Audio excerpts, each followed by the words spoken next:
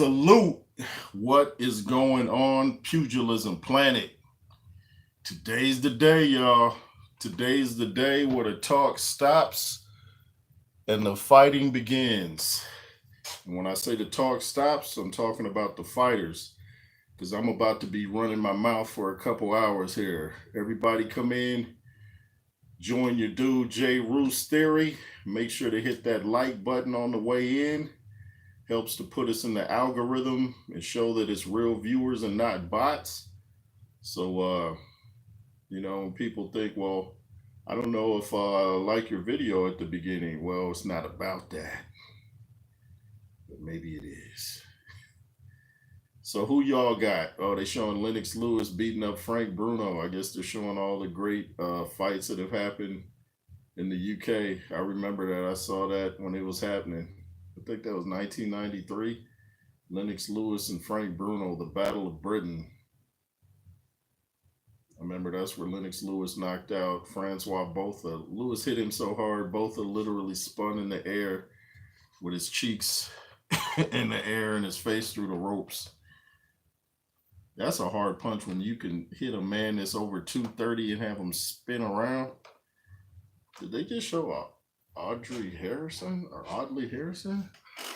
Jay Roos, the Blue Baron, the man with the plan. Well, shout out to the Blue Baron. Shout out to you, man. Hope everything's going good for you today. Today's the day. Oh, now they're showing Joshua Dillian. That was a great fight. I've watched that several times.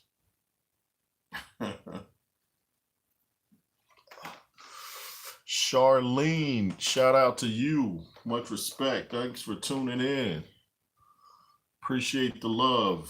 Hope everybody's having a great day from the UK to New Zealand and all areas in between.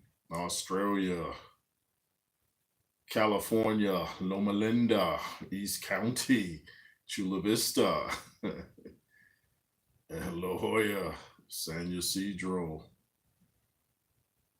Jamaica, Scotland. Thanks for tuning in, y'all. Around what time the main event? Yeah, it's gonna be a while, man. I don't think the main event is till in about probably 4 hours. So if you want to check out and come back in, hey, I don't blame you, man. That's a long night of fights. I just want to see the undercards. Who's that guy that does all that showboating? I wanted to check him out. I gotta have my water on deck. Not a lot of people giving Frazier Clarke much of a shot at beating Mr. Wardley.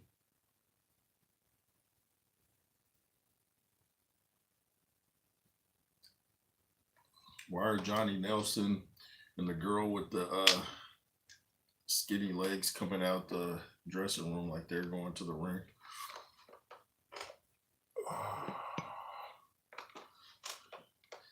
I don't know, but I just don't like skinny legs. That's just me. Sometimes the undercards can be better than the main event. Yeah, I've seen that happen a lot of times. And if you pay for the fight, you're really like, oh, really? Really? Especially when the main event is like a couple seconds. You're like, man, I paid close to $80 for a 30-second main event.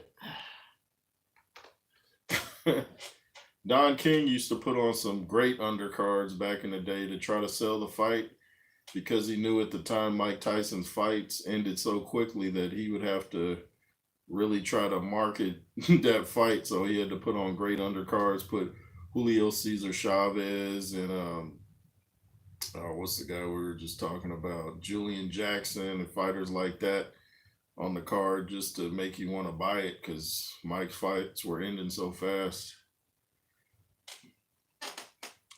Eddie Hearn puts together decent undercards. Yeah, Eddie, I like Eddie Hearn. A lot of people find him, I don't know, a bit dodgy, isn't it? But I like Eddie. Not so much a Frank Warren guy, though. I don't know. So I'll leave that alone. But I like Eddie Hearn. I have nothing against Frank Warren. I don't know. I just don't like when I see promoters. I feel like they step over their fighter for the next guy. Frank Warren undercards are terrible. Queensberry versus Matchroom coming soon, y'all. Fighters to be announced. I got a video coming back. I said coming back. I got a video coming out either tonight or tomorrow about an interview I saw on it's called FTTV Boxing. They did an interview with Ika Beabuchi, and he was going in on the current heavyweight division, talking about how they're not like the fighters in the 90s. And other than Joshua and a few others, I agree with that. So I got that video coming. I got a video coming about Jake Paul speeding up the footage so he can look better than a 57-year-old Mike Tyson. All y'all talking about Jake Paul's got the advantage because he's 27, a 30-year gap, yet he's the one that had to speed up the footage so he can look as fast or faster than Mike Tyson. Make it make sense.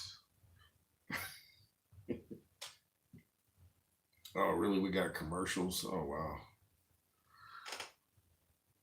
The 90s heavyweight boxing will never be repeated.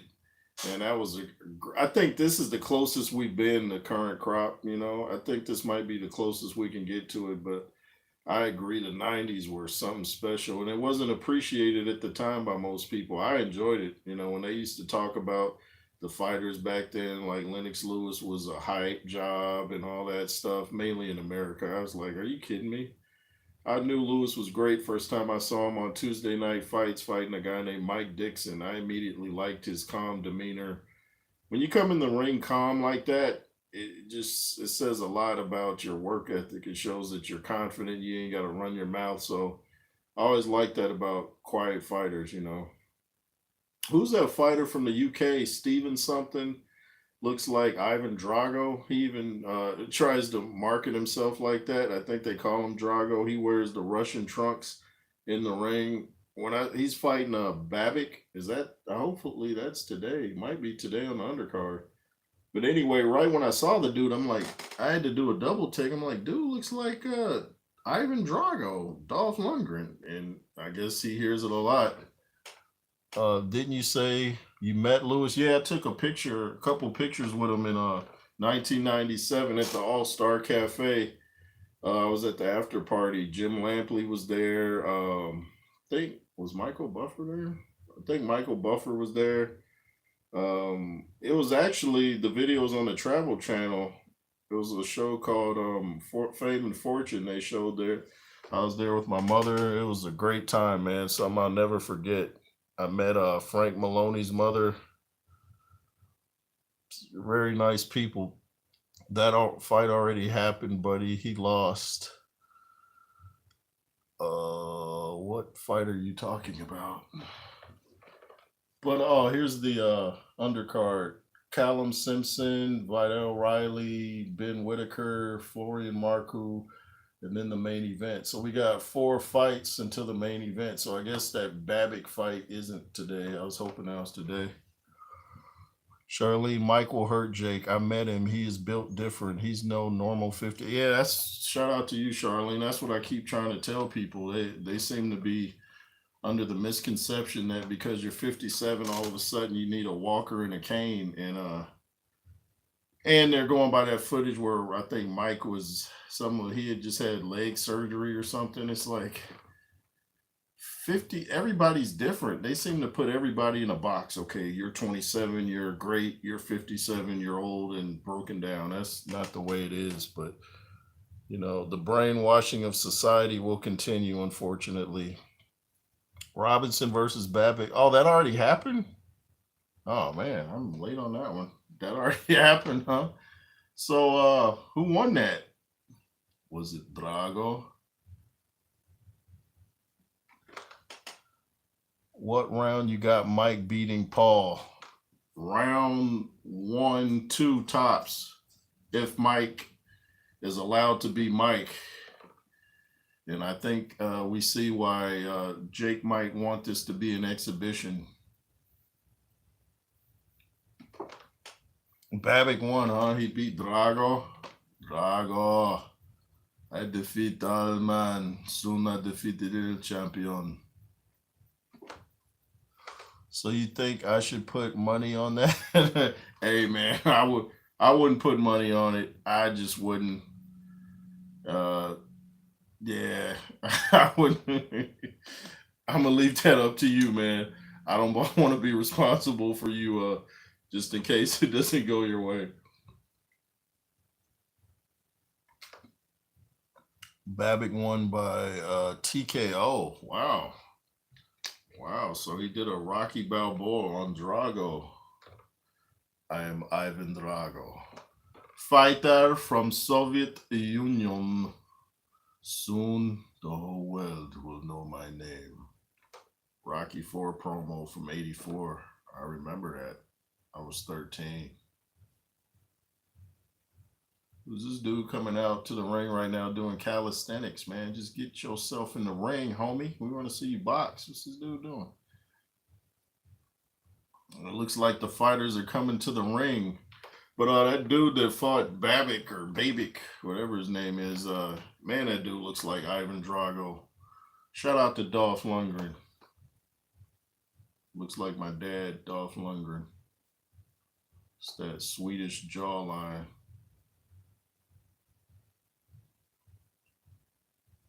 I've never seen this fighter before in my life, but it looks like he's got some dancing skills as he comes to the ring. Come on in, everybody. We're just doing a live stream of the Wardley versus Clarke fight going down in the UK. And I haven't seen anybody, I think, but Eddie Hearn picked Fraser Clarke. Why did you think of the Klitschko back? What did you think of Klitschko back? I thought he was a great fighter. I always liked the Klitschkos. A lot of people thought they were dull, but I liked them. Who you got winning in the Vidal Riley versus Laval fight? Personally, I'm repping the UK.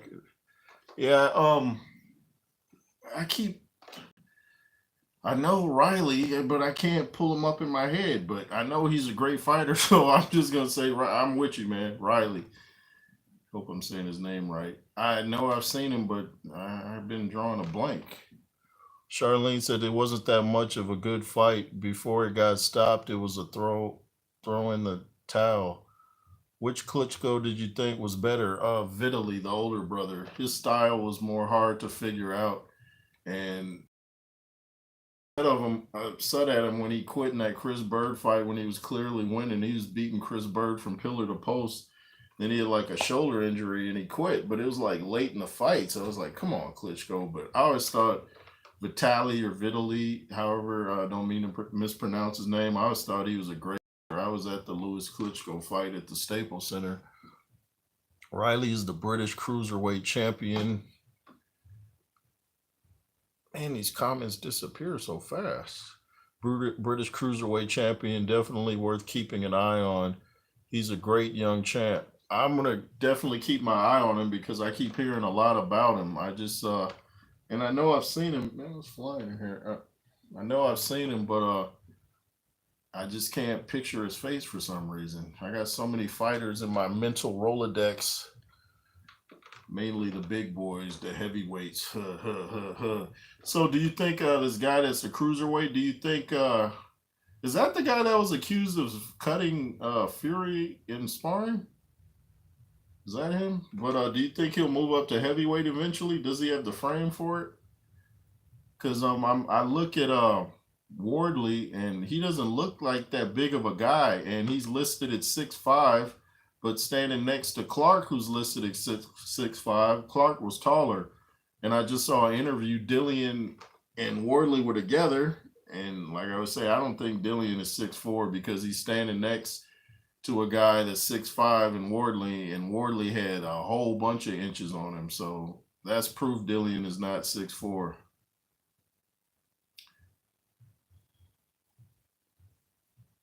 And if he's wearing a hat, you can't count the hat.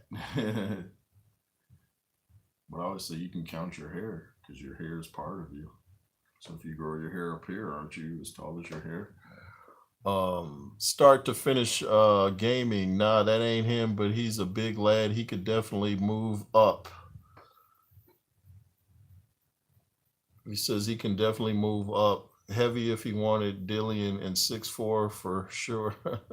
And Dillian ain't 6'4" for sure. Nah, Dillian's not 6'4". He's got the arm length of someone that's 6'4", but he's not 6'4". When you saw him next to Wardley, I was thinking maybe it's the angle because Wardley's closer to the camera. Dillian's a little back. That might be it. But I saw Wardley bend down and he was still like taller. So I'm like, Dillian is closer to like, I think Dillian's like around 6 feet, 6'2". I think, but hey. Once again, maybe it depends on the shoes, the sneakers, or as they say in the UK, the trainers. So what do you call boxing trainers over in the UK if you call shoes trainers? What are they? The trainers, sneakers, and the shoes trainers. I met Dillian before the Fury fight. I'm 6'2". We was the same height, give or take an inch. Okay. So he is around 6'2". Yeah, I think he's 6'2"-ish, 6'3", maybe 6'1".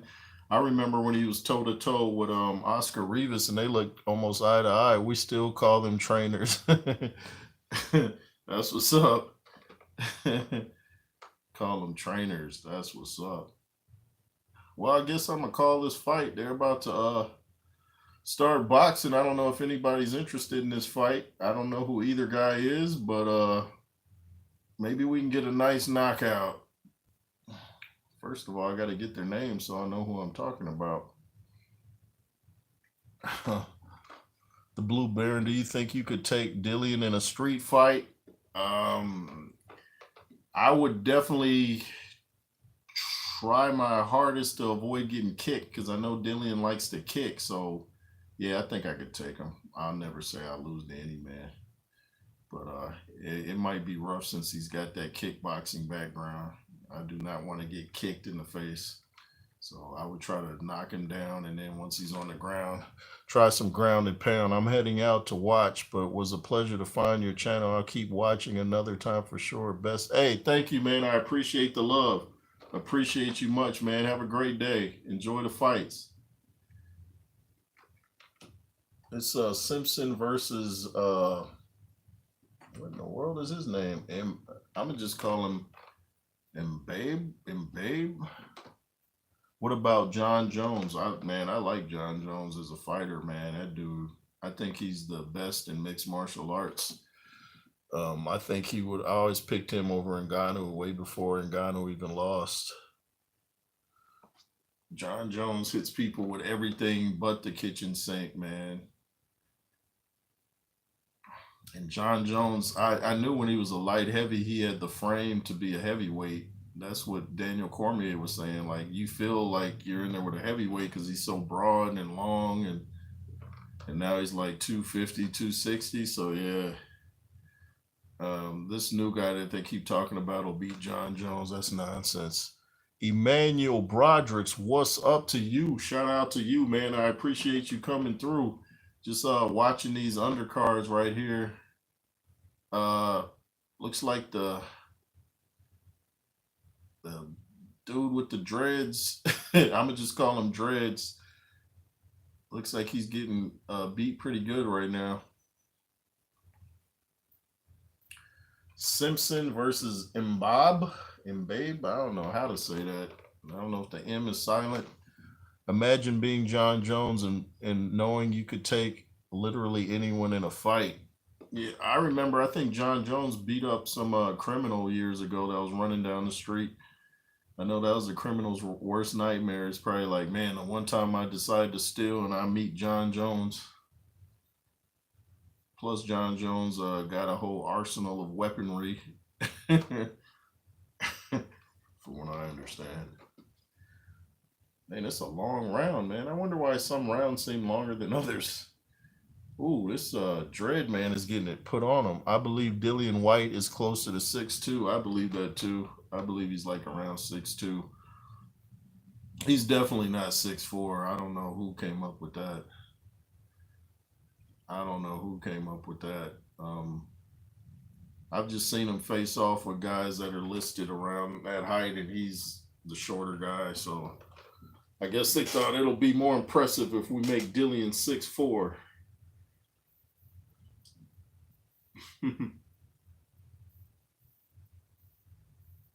I don't think The Rock is 6'5". When I saw him next to AJ, it looked like AJ was taller. I don't like calling him The Rock. I mean Dwayne Johnson. I renounce calling him The Rock. Dwayne Johnson. I don't think Dwayne Johnson is 6'5".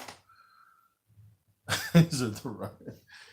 I don't like a lot of stuff Dwayne Johnson has done and said. Yeah, he's we're both the same age. Well, he's like a month older than me. I would definitely box Dwayne Johnson. Well, this is a pretty good fight. Looks like Dredd got Simpson with a nice shot. I'm guessing Simpson is the I'm guessing Mbabe is the guy with the dreads. I'm guessing. But he's getting touched up. He's a puppet of the New World Order. Absolutely 100% true. Absolutely. Yeah, I know. Hey, we both know. Absolutely. You seen him on SNL. That dude has said and done some stuff that I wouldn't be caught even playing around with. It's crazy too because I read his book years ago, like almost 20 years ago. I read his book and he talked about listening to gospel music and all that. I'm like, man, you sure got far away from that. But that's how Hollywood can take you. You can start off clean and then end up somewhere else. I know of other people that I won't call their names, but they started off in the church and then, you know, got to Hollywood and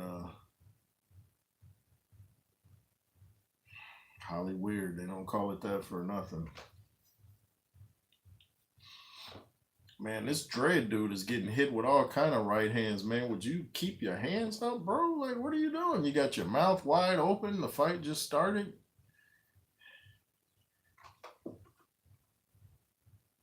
Just wait until the working man raises up, brother. Yeah, it's a dark world, man. It is a dark world. If someone had told me back in the 80s and 90s that it would be this crazy, I would have been like, stop playing. I mean, I knew it was coming because the scriptures tell you it was coming and it's been 100% accurate. Everything it says in the scriptures you see playing out. So that's why I trip out when people say, oh, the scriptures aren't real. It's like, oh, so it just happened to predict everything that they're doing with pinpoint accuracy. So I knew it was coming, but it's weird to actually live in it. Like you're seeing the book unfold and it's like, wow, man. Wow. They call evil good and good evil. Oh, nice uppercut from Simpson. Oh my goodness, dude. He hit Dreadman with like 4 consecutive uppercuts. Just Looked like he was doing a pad drill. Dude. Dude was just like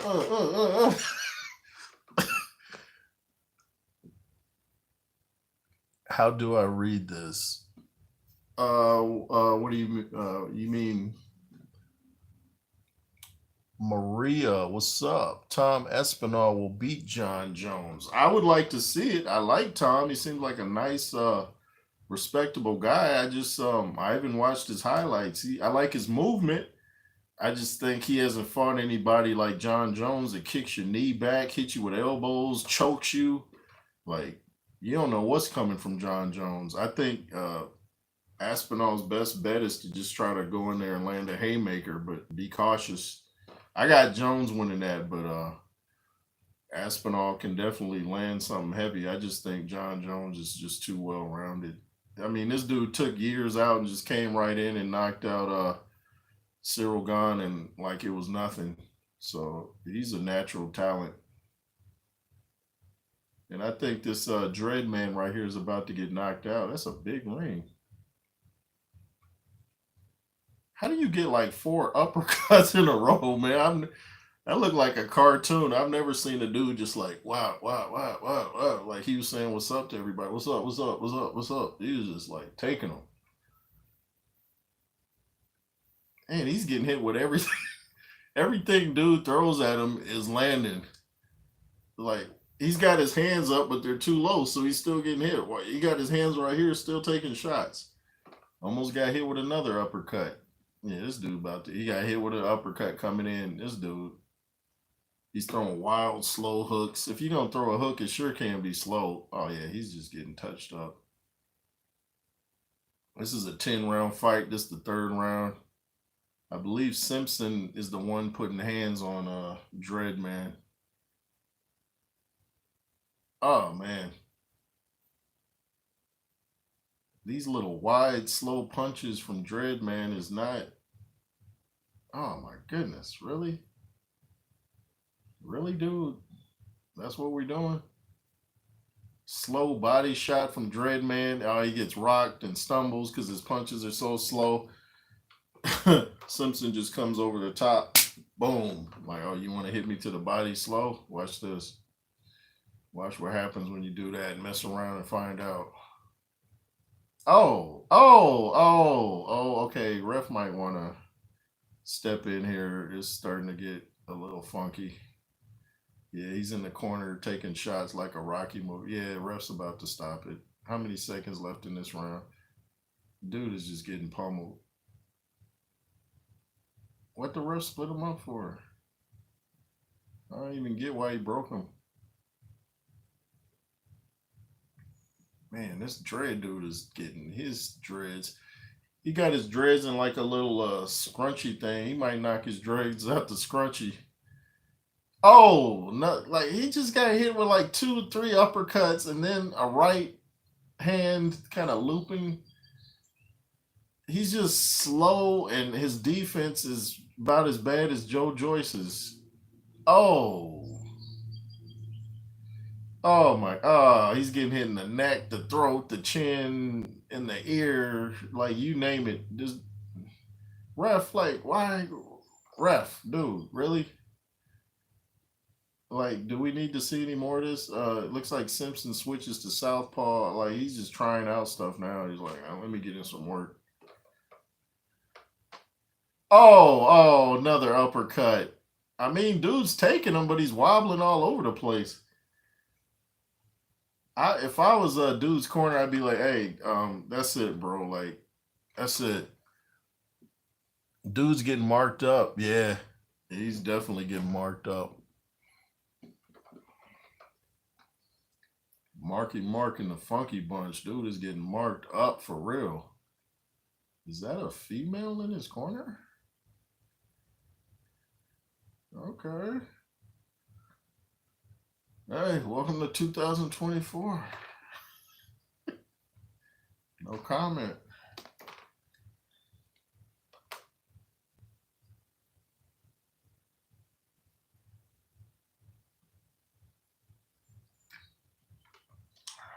Ooh. Make sure y'all hit that thumbs up on the way in or on the way out. A female coach. No wonder he's losing. Hey, what's up, man? Peace, Jay Roos. Peace to the chat. Shout out to you. Much respect. Oh my goodness, dude.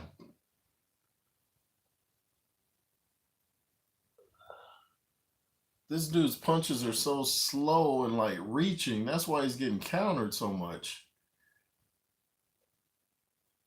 Oh man, this is basically target practice. He's basically just hitting a heavy bag with dreads right now. Man, this dude gonna have a headache like he won't believe tomorrow. He's gonna have to be in a dark room with the lights off and no loud music because that head's gonna be throbbing. Blue Baron says, look at his legs. Yeah, his legs are, yeah, dude. I don't know why they're still letting this go on because he's not gonna win the fight. He just got hit with another 2 uppercuts. Yeah, he's down. He's down. That's it. Don't even count. Don't count, ref. Don't count. Wave it off, dude. He's still counting, dude. He's not getting up, dude. He's not getting up. I don't even know what this ref, dude. You know, they say the UK refs stop fights early, throwing the towel. I agree. Charlene says throwing the towel. You know, they say sometimes the UK refs stop fights early. Well, this ref ain't one of them. Yeah, that dude had no business in the ring tonight. He looked like an amateur. His defense was non-existent. He was getting hit with uppercuts at will. I mean, he showed a pretty good chin. He shows a pretty good chin, but I mean, as we've seen from Joe Joyce, that can betray you at some point. You know, you want to have a strong chin, but you don't want to rely on that. That shouldn't be your first line of defense. And Simpson put it on, bro. He put it on him something vicious. I never, like I said, I've never seen a dude take like a 3 or 4 uppercuts in a row. It looked like the episode of Martin when he was fighting Tommy Hearns, man. He was just like, It's like after the first uppercut, don't you kind of move your head or try to block it? He was just like, nah, I'm gonna just, I'm gonna ride this one out. I'm gonna see where this takes me. Who just got KO'd? It was a Dreadman, Mbabe. I'm not sure how to pronounce it, but yeah, Simpson put it on that dude. I will look for this fight now. Yeah, yeah, man. He's gonna have a nice little headache tomorrow. It was a joke. Oh, you guys talking about the female in the corner? Yeah, he's just playing around. Man, that dude looked like he doing sit-ups when he got knocked down. He's on the canvas like this, like, oh, let me get some crunches in while I'm down here. Man, I'm surprised it actually took that long for him to drop because he was getting wobbled all over the place. So he has his chin is all right, but I keep saying you don't want your chin to be your first line of defense because that can betray you down the in the long run. I don't even know why the ref counted. I would have just waved it off. I wouldn't have even waited for him to fall. That's how one-sided this fight was. So Simpson closes the show. The first fight we get is a KO. Good to go for show. I mean, Mr. Dredd looks like he's in good shape. Who you got, Wardley or Clarke? I watched Clarke versus Joyce, and Clarke's corner threw in the towel. Oh, they threw in the towel. He kind of reminds me of a poor man's Joe Joyce when I watch him fight. I definitely got Wardley by knockout. I think around round 7 or 8 seems like those rounds are usually when something happens. Sometimes round 5, but I'm gonna stick with I'll say round 8. It's funny that Wardley's the smaller guy, but he's actually the harder puncher. You know, it's weird to hear the people are telling Clarke to do the boxing and move around. Usually the big guy is the one with the power, but not tonight. And I was watching Dominic Ingle. He was saying that the white collar boxing is actually closer to the pro game than the amateur game. He was comparing the difference in, how amateur boxing is not really like professional boxing because the rules, you can get a standing 8 count for a bloody nose. You can, it's more like tag. In the professional fights, it's like I'm gonna punch through the target, not at the target. So I thought Dominic Ingle made a lot of points that I made that Clarke just doesn't seem to have that it factor. He looks the part. He looks like he would be great just looking at him, but seeing him in the ring, he doesn't seem to really bring nothing to the table.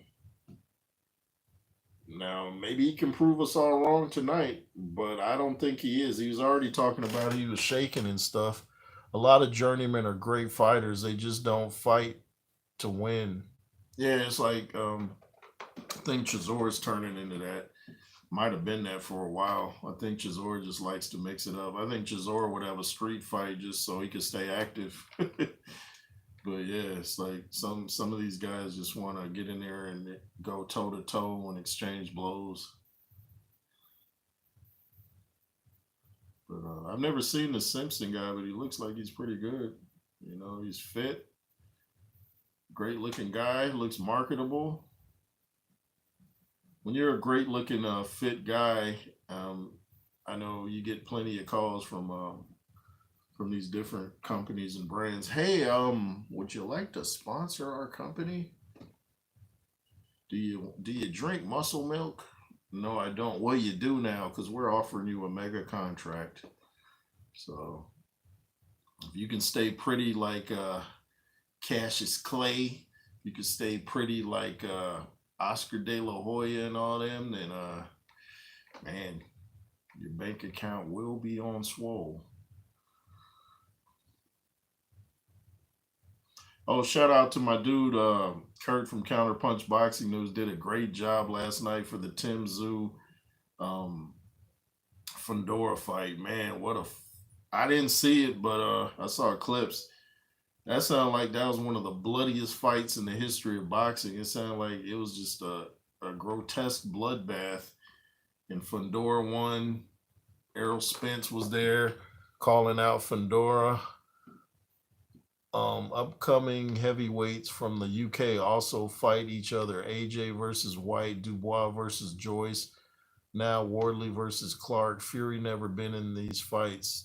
Yeah, that's a good point, Quan. Big guns in the building. That's a good point. Yeah, Fury's got to. That's what I say about Fury. Before we can put him in, the talk for an all-time great, he has to fight the greats of his time period. He's got to fight the Anthony Joshuas. He's got to fight Zhang, Parker. Fury fought Derek when they were coming up. Oh, that's when that. Yeah, that is. Yeah, didn't Fury have hair back then? I don't know why he had. Didn't he fight? Didn't he fight Chisora like 3 times or something like that? When they announced that last fight, I'm like, nah, dude. I'm like, nobody wants to see that. I don't think anybody gave Chisora any type of chance of beating Tyson Fury in that last fight. Fury, oh, that's the same. Yeah, I don't know. Yeah, that was crazy. It was a simpler fight to those fights at the time. Wow. I see Johnny Nelson on deck.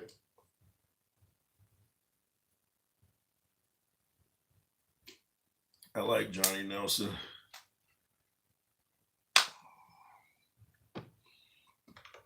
I'm gonna have to get an interview with David Tua and Ika Beabuchi, man.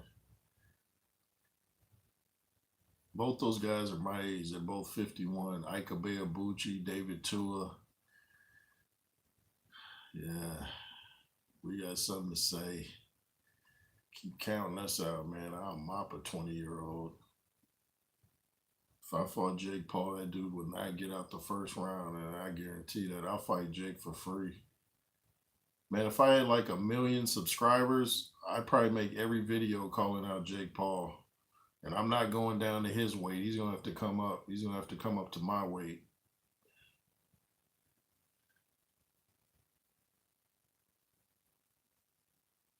Jake Paul, this dude's speeding up his footage so he can look faster than Mike Tyson. I was like, really, dude? Really?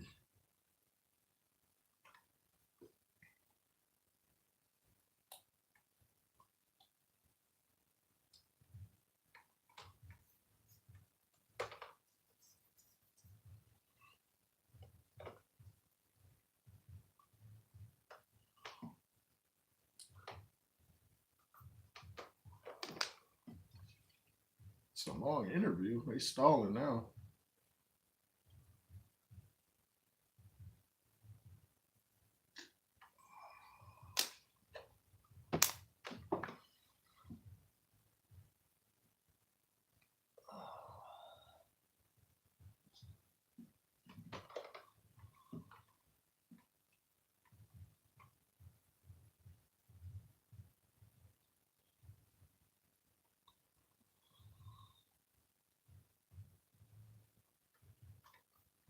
Looks like Simpson and some other guy. I don't know who it is. Like they're negotiating a fight with Johnny Nelson as the Mediator.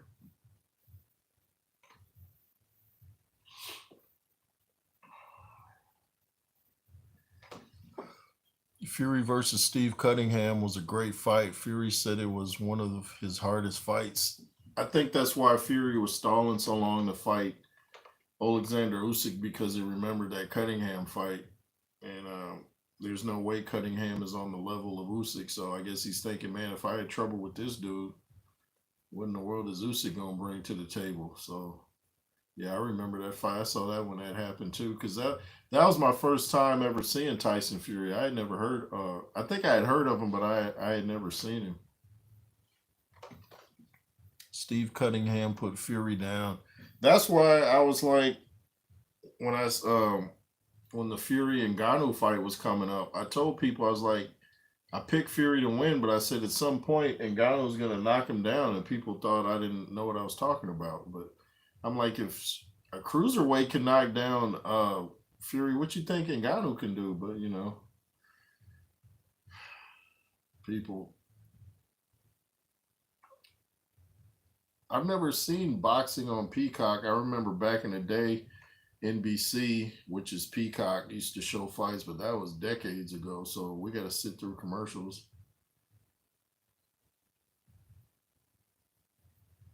Will somebody please bring back HBO? I miss Jim Lampley, hearing his voice. I think he's doing some work on the internet right now for different pay-per-view events. And Errol Spence was in the house last night to call out Fundora. I guess the Spence Crawford fight definitely ain't happening. So Spence wants the tall guy. That dude is tall, man. How you gonna be like 6'6", not a heavyweight? That's a trip. He definitely can move up some different divisions if he cares to, or he can just stay at that weight class and continue to bully people because he's so big or tall. I hate commercials. They waste so much time, and it's always stuff you don't care about.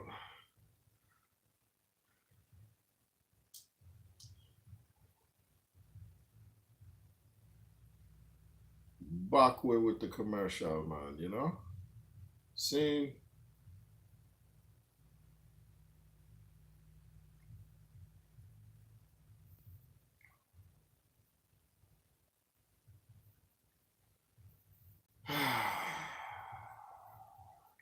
Anyway, come on in, y'all. Hit that like button on your way in, on your way out. Helps to put me in the algorithm, lets people know I'm live streaming, shows that you're real and not a bot, and things of that nature.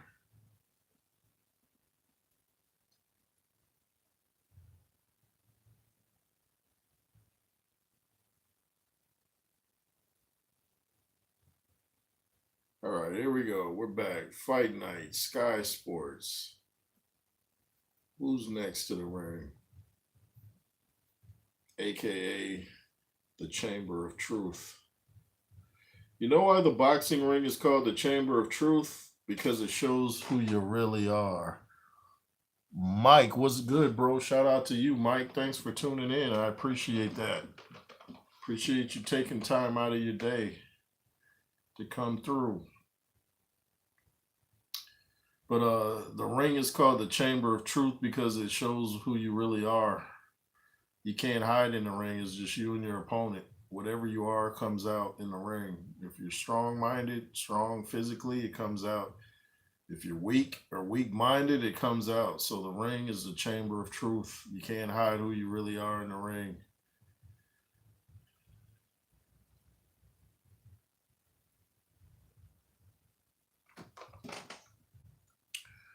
Good to see there's still boxing fans in America. Yeah, man, that's my number one sport. Where you from, Mike? The UK? Where are you from? Yeah, boxing's been my favorite sport for decades. I started off really liking football, but you know now it's I still like football, but nothing quite like boxing, especially heavyweight boxing. Heavyweight boxing is almost like a whole different sport than the lower divisions. Except for the welterweights, the welterweights be getting it cracking nowadays. Yo, you from England? Shout out to England. Love my UK peeps. I used to meet a lot of y'all when I go to the Lennox Lewis fights out here in Lake Tahoe in Vegas. I met a lot of even in Sacramento when Lewis fought Lionel Butler back in '95. So shout out to the UK and England and just some great boxing fans, man.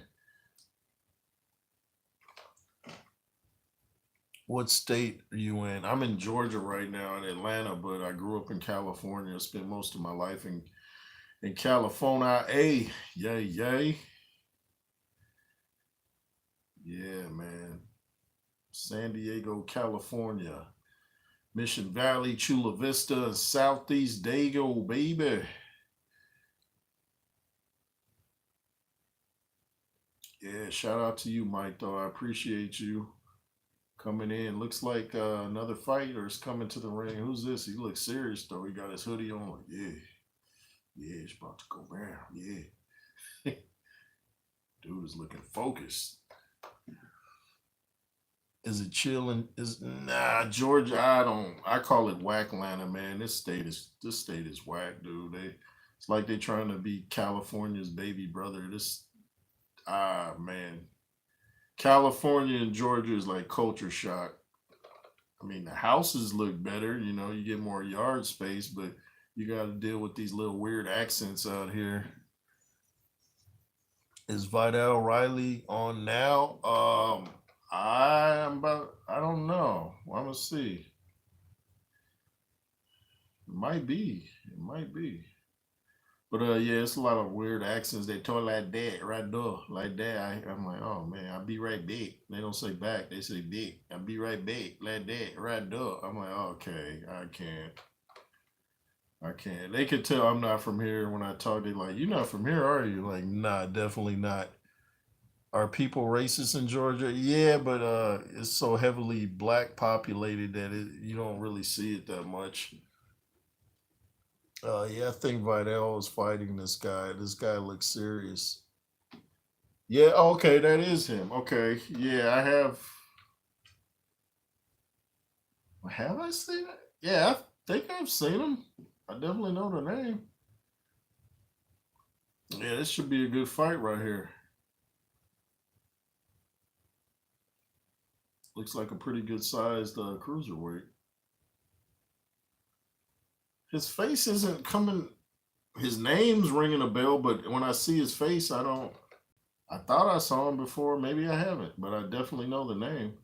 But yeah, it's not really racist out here. So like a lot of wannabe gang members and stuff like that, but they don't know gangs till they go to California. They like baby gangsters out here. That could be more dangerous though, because they trying to prove a point. Like we're tough, like the guys in California. Okay.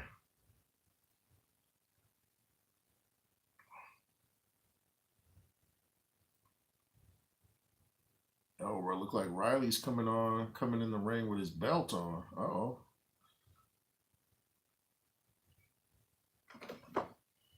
as a black Brit, I always worry I'd walk into a KKK area if I was in the South. Yeah, I think that stuff is so low key now. It's like it's brown chocolate city out here. It is chocolate city for real. Even the police are a lot of them are black. Vidal Riley is KSI's friend too. Oh, is he? I didn't know that. Oh, okay. He needs to teach KSI some technique. KSI be throwing them wild punches, man. Michael Lawal. I hope I'm saying his name right. Age 28, fight 18 fights, 117, 11 KOs with one loss. He looks the part. Looks like he's in great shape. Looks focused. Looks like real tall too. Wonder how tall he is. This might be a good little scrap we got here. But yeah, man, if you came to Georgia, man, you'd be all right. I don't know if you'd like it though. I'm not. The weather's crazy. The accents are crazy. The customer service out here is horrendous. Very not professional. Very non-professional. Riley has 10 fights, all 10 with 6 KOs, and he's 26. So he's only had 4 fights that weren't KOs. So it looks like he can crack a little bit. Are the police more chill nowadays? Oh yeah, because my job I used to have to call the police like constantly, So and they knew me on a first name basis. Every now and then you'll get a little crazy one, but for the most part, you know, I grew up in the 80s and 90s in California when the cops were basically a gang. The cops were worse than the gang. So yeah, I'd rather deal with the police here in Georgia any day over what I experienced back in the day in California. Them dudes was wilding back then. But yeah, the police, from what I've seen, they're pretty mellow out here. There's a former cop out here in Georgia that has a YouTube channel. I think he just moved to Japan as a black guy. He's real cool, real mellow. Great YouTube channel, by the way, too. Oh, here we go, y'all. I'm going to call this fight.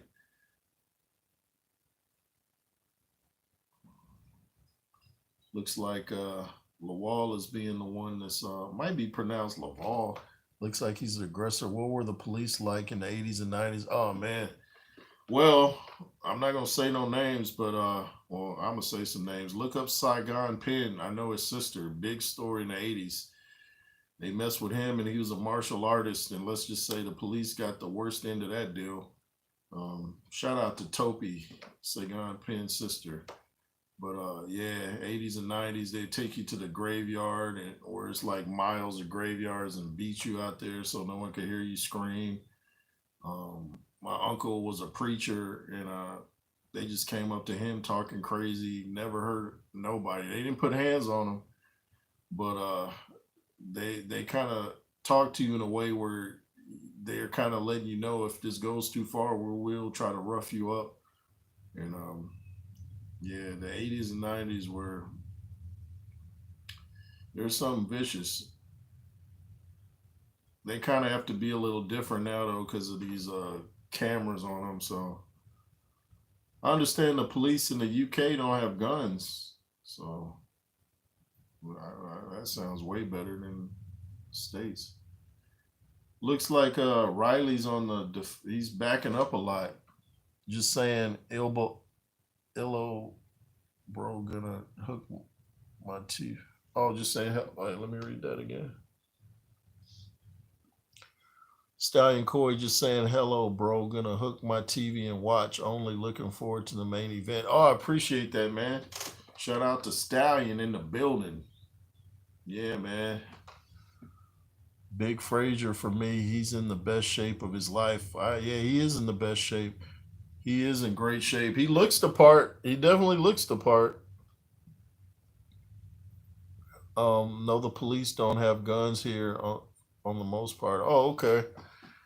So that's cool. So they can't accidentally shoot you 20 times and say their finger slipped. That's pretty cool. Out here, you pull out your wallet, they might shoot you 30 times and say, "I thought he's reaching for his." Like, nah, man, that was a wallet. But the cops in Georgia seem actually kind of timid. I've seen people talk crazy to the cops and they just be like, "Oh, okay." It's like, wow, these are some different kind of cops. It's hard to critique this first round. Neither man is really letting their hands go too much. Now they're at the center of the ring. Riley's trying to move around and establish some distance, real estate. He's backing up a lot, though. I don't understand that. I I might give that first round to what's the name? Levon. Maybe Riley's gonna pick up the pace in the second round. But yeah, I wouldn't recommend. Nothing will happen to you in Georgia as far as the police go, but I just don't. Growing up in California is just so much better. So much better. Mike, I've met some terrible police and some decent ones, to be fair. Um, over there, like what parts of the world are you talking about over there? Yeah, it can depend on the individual, you know. I just think you should be professional at all times. You shouldn't base what you do on your mood for the day. Like they had an argument with their wife, so they're gonna go beat somebody up or something. Oh, in London, oh, okay. Yeah, shout out to London, man. I'd like to visit over there. We have police called armed response here, call for bank robberies or if weapons involved. Oh, I wondered about that. So they do have people on deck just in case somebody comes out with the Rambo gear, huh? Well, that's good to know. Quan says Vidal has it hype in the UK. If this is how he fights, I don't see it. Yeah, it's like yeah, he's coming out real timid. Laval is a dangerous puncher, so I'm not surprised Vidal is backing up. Yeah, he's fighting. If you're just looking at their physiques, um, it looks like yeah, it looks like Laval or Laval, however you pronounce it. Looks like he's the stronger guy. Just looking at him physically, you know, can't always go by that. But oh, nice 1-2 from Riley. It looked like it landed too. Maybe he's gonna let his hands go. Nice double or triple jab from Riley.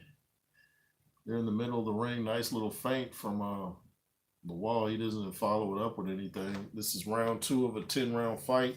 We got about a minute 15 left in this round. Nice jab to the body from Riley. He's still moving backwards though.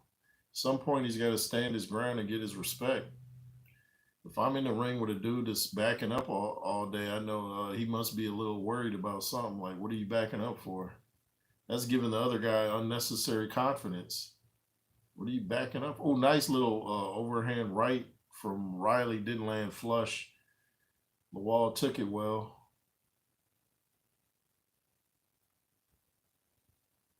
Wish I just get some normal name on both fighters so I know I'm pronouncing it right. I guess Riley is a normal name. Still bouncing around, moving around. We're going to see if he's a hype job or if he's the right man for the job. You know what I mean? Still backing up. Neither man's really letting their hands go too much. Missed uppercut from Riley. Right when I say they're not throwing something, he throws an uppercut. Missed hook from Riley. 1-2 from Riley. But he's so busy backing up, he didn't really put his body weight into it. I might give that round to Riley right there. I think he'd let his hands go a little bit more. But, you know, it's only round 2, but so far I'm not really impressed from what I'm saying. Maybe he's got a strategy to take it to the late rounds. Riley took too much time off boxing to train these YouTubers, but heard he's the real. Oh, he was training some YouTubers? Oh, KSI, like you were saying. But heard he's the real. Time will tell. Also, he was training KSI probably for that Tommy Fury fight, huh? Yeah, just looking at him, like I said, it looks like Laval or Laval. It's probably Laval. But looks like he's a little bit more fit. Just looking at him, could be wrong. Nice crowd in the house. Oh, shout out to Boxing Wave. He's over there at the event, man. I know he's gonna have a good old time. Shout out to Boxing Wave. I've been on his platform several times, man, and always respectful. Always shows love to the J Roos theory. So shout out to Boxing Wave. And if you haven't subscribed to my backup platform in WJ, go subscribe to it. You might have to type in WJ Boxing because there's a couple other in WJs, but I'm the OG. Vidal only trained KSI for the Logan Paul fight. Oh, for the Logan Paul? Oh, okay, I got you. Maybe that's where I saw him then. he's just wasting a lot of energy doing an unnecessary movement, in my opinion. And it looks like Laval is conserving, kind of holding back his energy to load up on something. It's like he's just moving just to be moving. Like you can kind of move in a way where you're not burning your legs out. Like do some head movement, some bob and weave. You ain't got to constantly be moving around like a featherweight, man. He's still backing up.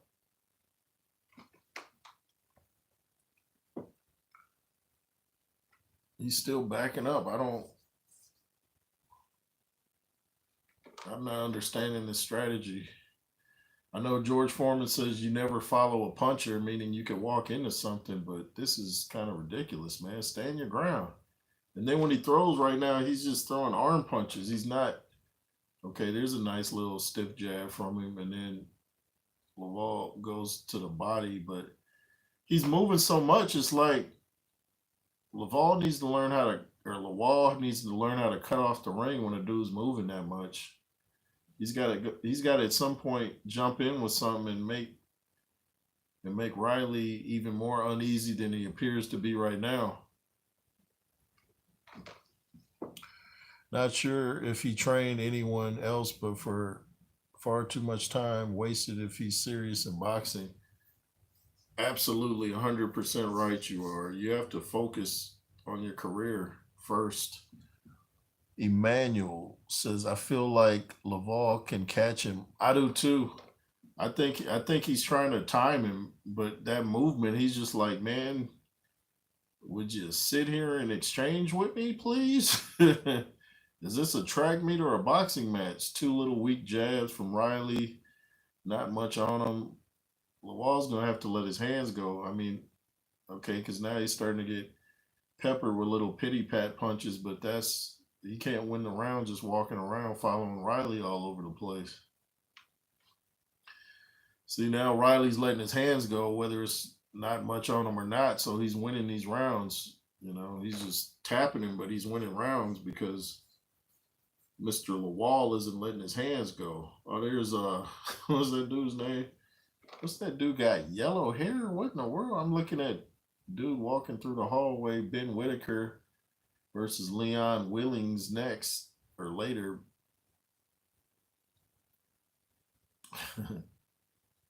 Whitaker kind of looks like my son. But he's walking with some dude with like some yellow blonde hair. Shout out to Lennox Roos, too, my son, named after the great Lennox Lewis. That was deliberate and named him after Lennox Lewis. Lennox Roos, go subscribe to his gaming channel. He needs to do a sports channel like I keep telling him because he keeps up with all the sports, lets me know when the Chargers make a trade out here in the NFL. Keeps me posted when Tyson Fury posted a picture of his cut. So he knows a lot of sports. Here we go. What round is this? Is this round 4 or 3?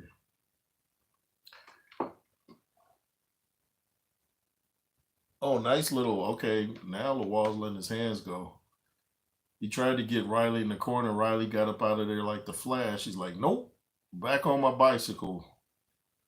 Not about to clubber lang me. Riley's throwing these little rangefinder jabs out with nothing on them. And I think Laval's had it with all this. He's like, man, I'm about to get you in this corner and let you know what it is. A lot of judges don't like all this running around. They consider that like kind of weak, like bad ring generalship. Even though he's throwing more punches, it's not a very crowd pleasing strategy. But I guess Riley's like, I just want the win, which is important.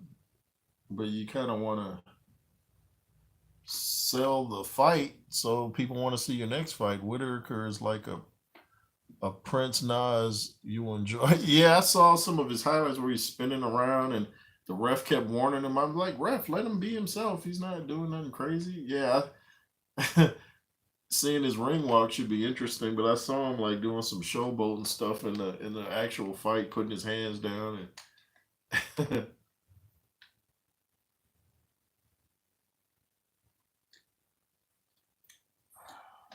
oh, it looks like Riley stumbled back. I don't think he was. I think he was just off balance a little bit.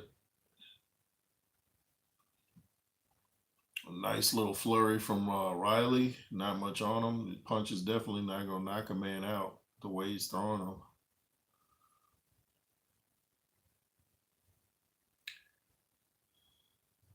This is a 10 round fight though, so maybe he can have the endurance to keep doing this. 12 round fight is only 2 round difference, but it does play a part because that's 6 extra minutes. So he just has nothing on his punches. It's just this little stuff. It's like, come on, man. Even his jabs are just like, there's nothing on him. Yeah, he's just doing. Oh gosh, I hate these kind of fights. He lands a 1-2, but it's still not really. I think Laval kind of blocked it anyway. Laval needs to go to his body. That'll slow some of that movement down. I don't like those fighters that say I'm going to destroy this opponent let's see, and end up doing nothing. Yeah, I don't like that either. Yeah, I'm gonna do this and that, and then they just run around. It looks like they're interviewing Fabio Wardley. Looked like he just stepped in the building, got the little G stroll. He's just walking like, yeah, I got this. I like the confidence of Wardley. Fraser Clarke was talking about. I said this in the other video live that I did that Clarke was talking about nerves and being nervous and shaking. I was like, don't say that, dude. You know how much confidence you just gave the next man talking about shaking? Like, why would you give him extra confidence when he's already more skilled than you or hits harder anyway? I don't know if he's more skilled, but he throws more punches and he's a harder puncher. So don't give him no extra help. You can talk about that once you retire. Don't ever admit fear and don't ever admit, to being timid. That's not going to do anything for you. And we're in round 5 of Riley versus Laval. I got Riley winning so far, but it's only because what was that? A little roughhouse tactics from Riley. But he's not throwing anything with conviction. He's just doing this little pity pat stuff. He's obviously not trying to get a KO. He's just trying to secure the win. But don't you want to impress so people want to see your next fight? Because based off this, I don't want to see his next fight. I've heard great things about the dude. I'm just not seeing it. I don't know if he's intimidated by the muscles of Laval or what, but he's running for his life sometimes, man. Fight. See, this is what I think Jake Paul's going to do against Mike Tyson, but not throw as many punches. He's just going to be running around trying not to get his head rung, his bell rung. Fights like this are just not crowd pleasing. Laval throws a right, is blocked by Riley. Laval tries to go to the body with a jab. He's got to do more than throw a jab to the body every 40 seconds. He's got to throw some hooks to the rib cage, move around, try to cut off the ring. Don't just keep following this guy all the way around, man. I don't understand Vidal Riley's fights. His opponents don't even come to win. They just stand there like a punching bag. Yeah, that's exactly what Laval's doing. He's just standing there like he can win a fight by just walking around like this. Yeah, don't I get points for this? No, you don't. Let your hands go. He finally throws a right to the body, but it's so slow that Riley just gets out the way. Come on, man. Oh, Riley tried to land a strong right there. He put his body into that, but he missed. But at least he threw it. It's good to see somebody trying to close the show. Man, we got 5 more rounds of this. This fight got decision written all over it. I don't think either guy's going to get knocked out. There's too much movement going on Riley's behalf. And Poor Laval doesn't know how to cut off the ring.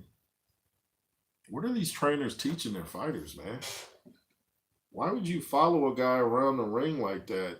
That's what people tend to do with Usyk. They fall into his fight and they end up losing. Bruce Gas in the building. What's up to you, Bruce? You going live for the main event today? I just thought I'd call these undercards, even though this one is this fight right here is straight whack. Oh, looks like Frazier Clarke's in the building.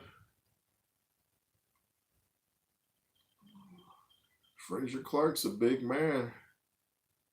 You would think he'd be the harder puncher just based off size, but nah. Nah, I'm just watching today. Oh, I appreciate that, man. I appreciate that. Much respect to you. The fights, if you got Peacock, it's on there. It's free. I think it's free on my end anyway. I think Peacock is free. It's NBC.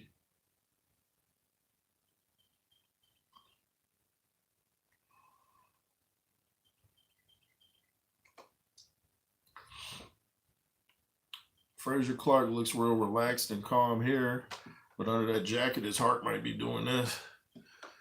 Free on my end as always. I got you.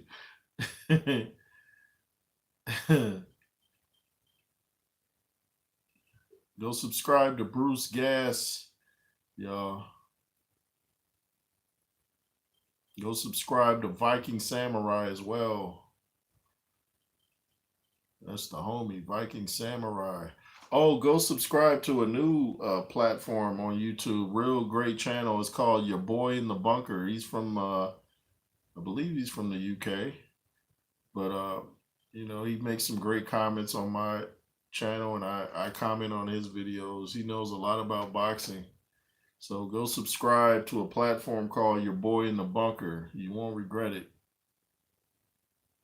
Boxing on the Edge, Counterpunch Boxing News, Bruce Gas, Boxing Wave, Mr. Boxing Today 2.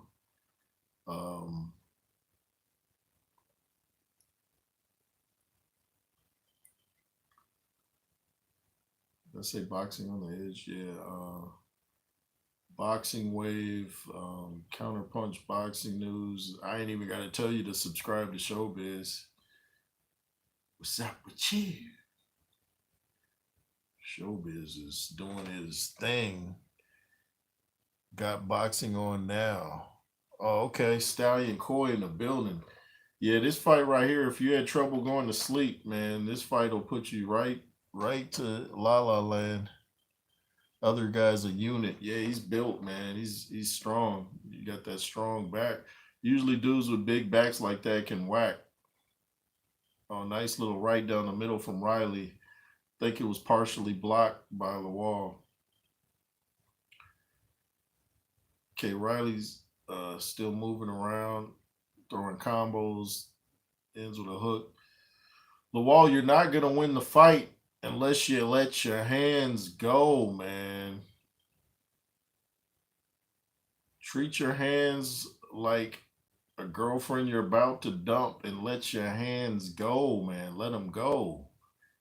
Remember what Duke told Apollo Creed in Rocky 2? Let it go. Let it go.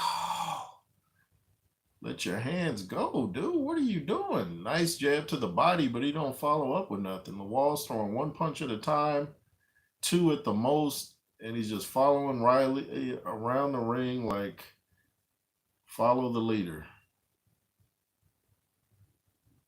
And I'm not talking about Eric B.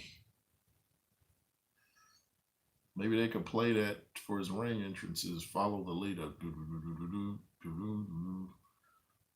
Follow the leader. Like, dude, you're just walking around doing the F.A. Jagba impersonation. Like, let your hands go, man. Do you do that in the gym? You know, when you have a heavy bag in front of you or the pads, do you just do this? Or do you throw punches? It's almost like dudes fall into a trance. Like, they're just like, okay, he's over here. Oh, he's right. Oh, where is he? Oh, he's right. You're falling into a trance. Let your shots go. Let them go. That's the thing for your fight. Let them go. Don't want to have to tell you again. If I have to tell you again, it's going to be problems.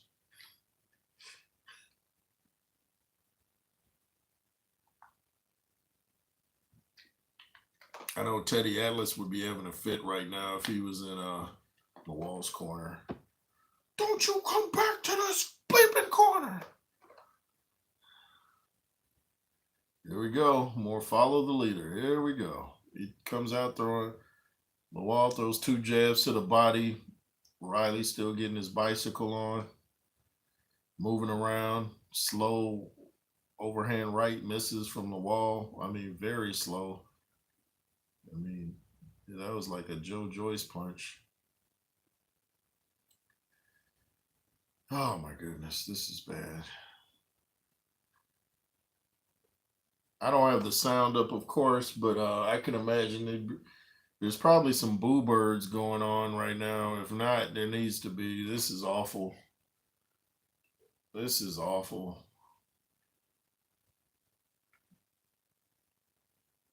You're trying to market yourself, not just win the fight.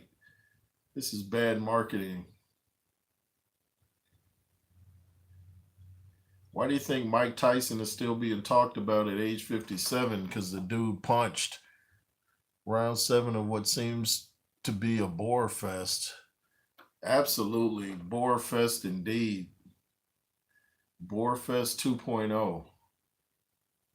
Oh, this is awful, man. 1-2 from Mr. Riley with nothing on it. Nice stiff jab from Riley. Is he going to follow up with something, though? I don't blame Vidal Riley will ever become, I don't think will ever become Cruiserweight champion. Not based off this. Yeah, he said it's quite a boring fight. We almost get more action from the referee. Like everybody's walking around, the referee, the fighters, man. It's like, what is this, man?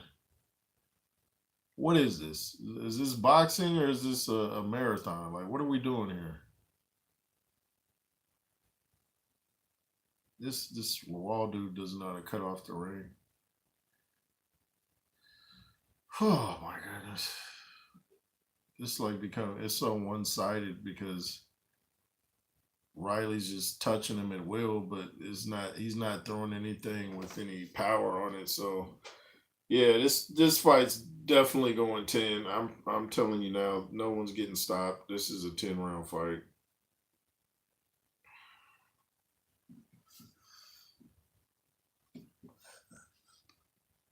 Definitely a 10-round fight. 2 people in this condition giving you a fight like this, I'd rather see 2 fat people at what does that say? I'd rather see 2 fat people at Wimpy's go at it. Yeah, exactly, man. Where's Butterbean at when you need him? This is garbage. This is garbage. Hefty should be one of the sponsors, the Hefty bags. This is trash, bro. What are we watching here? Dude, we better get well, we know Wardley ain't going to. Frazier Clarke may not want to let his hands go, but you know Wardley's not going to have it. Wardley wants to excite. He said he's going to KO Frazier Clarke, and I believe he's going to attempt to too. You know, he's not going to just sit there and do one of these. They always say if you look for the knockout, you don't get it, but that's not always true. Sometimes you look for the knockout and you get it. So it depends on the fighters in the ring. Now back to this boring fight. Wow. AJ is the most exciting boxer to watch in boxing now, in my opinion. Mine too. Because you know what, AJ, you're going to get a knockout. If not a knockout, you're going to get at least a knockdown. AJ's on a mission, and he's a big unit, isn't it? Isn't it? Yeah. And if AJ stays active like he's been doing, heavyweight division's in trouble. Haha, this fight's shocking, and they called influencers. Yeah. Yeah, they're influencing me to turn the channel. Man, dude, this is trash. Whoa, jab to the body from Laval, man. Whoa, great game plan. Nice combo from Riley. Ooh, little sneaky uppercut from Laval. Ooh, great stuff. Oh boy.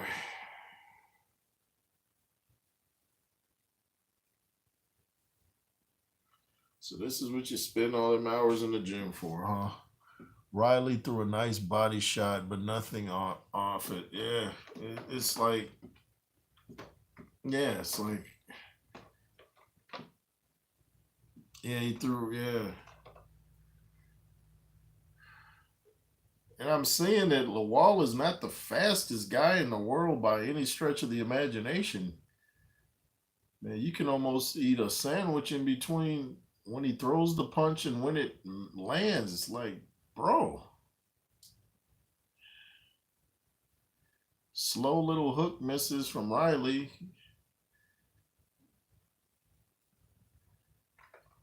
Sorry, y'all. This is bad. This is bad. Vidal is very beatable to me. Yeah, he's definitely beatable. Yeah, he's yeah. Man, shoot, Jake Paul could probably beat this dude. And you know how I feel about Mr. Jake. At least Jake's gonna try to throw something with conviction.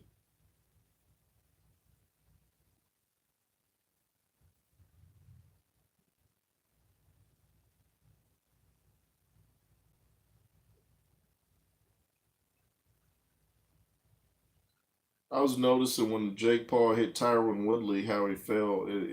I just noticed it too. You know, he kind of fell like Apollo Creed, but Apollo put his hands out. I noticed Jake Paul fell. I mean, Tyron Woodley fell on his face, but he kind of put his shoulder out like this so he wouldn't get the brunt force of hitting the canvas. So I was like, I don't know, that fight looked a bit iffy. All right. The most positive thing I can get about this Riley fight right here is that we're closer to the 10th, which means it will be over eventually, man. This is a good mental test for me and all the listeners and viewers. See if we have the endurance to sit here through this garbage fight right here. This is trash.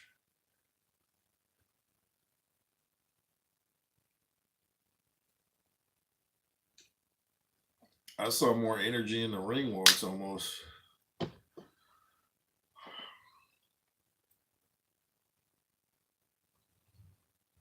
What's going on outside? You can probably watch some birds walking around. I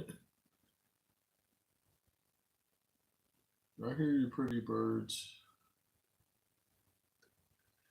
Here we go. What round is this? Is this round 7? More movement from Riley. Nice little weak hook from Riley. That's blocked by Laval. Oh, this is round 9. Oh, we're closer than I thought. I can imagine what Richard would do to Vidal. I don't know him, but if he can stop this guy from moving around, he's got a shot. Ooh, nice right from Vidal. Yeah, nice right there. But then he follows it up with a pity pat. Every now and then Vidal throws a hard shot, but he doesn't really follow it up. So he's not. This fight is not. No one's getting KO'd here. This fight's no more than no contest. Yeah, it is, man. This is trash.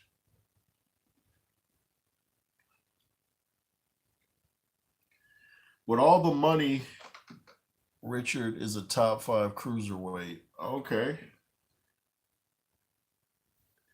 Yeah, I mean, with all the money that the Saudis are putting into boxing, you would think you would try to fight impressive so maybe you can get on one of those cards. Now, Riley's got Laval on the ropes and he's letting his hands go. He's putting a little more power into it. I guess he's realizing that Laval just ain't letting his hands go, and then when he does, it's a slow punch. There's no speed whatsoever. Makes you wonder who these dudes be fighting to get their records where they are. Like, this dude fight Logan Paul a couple times. Like, what's going on?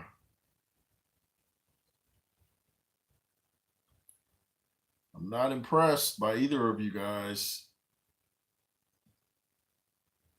Nobody wants to take command of the fight. It's like they're content with just doing this for 10 rounds. Oh my goodness gracious. Pick up this water bottle and throw it at the screen. I meant to contact to the head part and strange fight for sure. I would kill both of these dudes. Yeah, this is terrible. I know I keep saying it, but I'm just trying to emphasize how bad this is. Whoever's running Peacock is probably like, do not have these guys on another card on our network. We like to have viewers.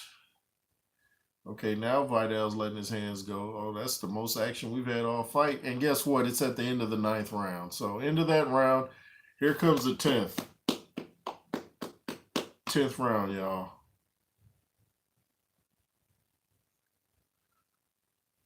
Oh my goodness.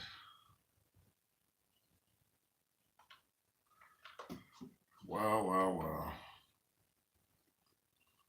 Shout out to all the subscribers, though, the OG subscribers, the new subscribers, people that just watch. Shout out to all the future subscribers, and I appreciate it. I got a couple playlists y'all could check out. You could even see my taste in music. Got West Coast stories, got a Rocky playlist. Even Married at First Sight, when I used to review those shows, little 90 Day Fiance stuff in there. So check me out. Check it out. Jab to the body from Laval, man. Jab to the body. You go, Laval. You go, boy. It's hard for someone doing a watch along unless you're talking about the footwork in this fight. You have no, there's like nothing to even talk about. Like, two guys moving around. Wow, they must have some strong legs. Legs built for a marathon. Trouble is, we didn't come for a marathon. We came for a fight.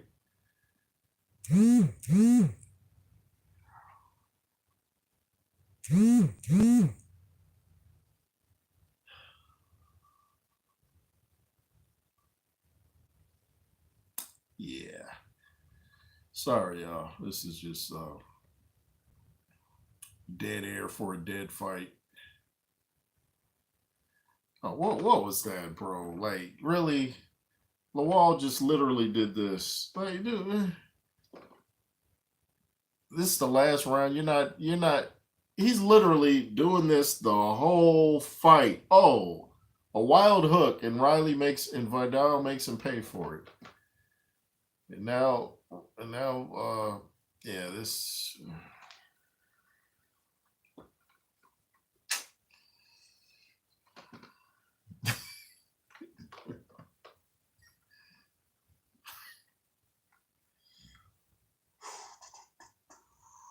I've heard a lot of this Riley guy too.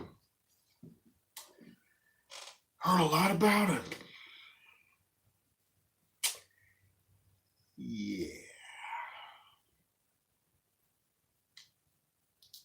As Jim says from The Office.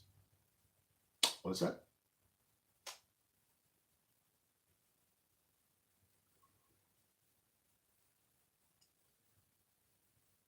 Yep. I should have done the Tim Zoo fight last night. Instead, I'm doing this. Yep.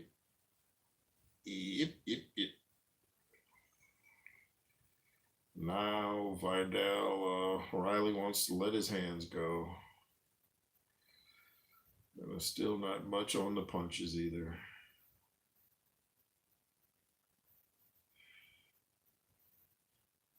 You know, for all the mixed martial arts people out there that say boxing is boring, this doesn't help our argument any. And, you know, I'm not the biggest Dana White guy, but he tries to not put fighters together that are going to do this all night. They already don't get paid much in the UFC, so when they do fight, they got to make the most of it. Oh, I see that dude in the corner. He's got a YouTube channel. The guy with the hat on backwards, he's got a boxing channel. He's in the corner of Mr. Vidal. I'm going to have to go on his platform and be like, dude, what was that? What was that, dude?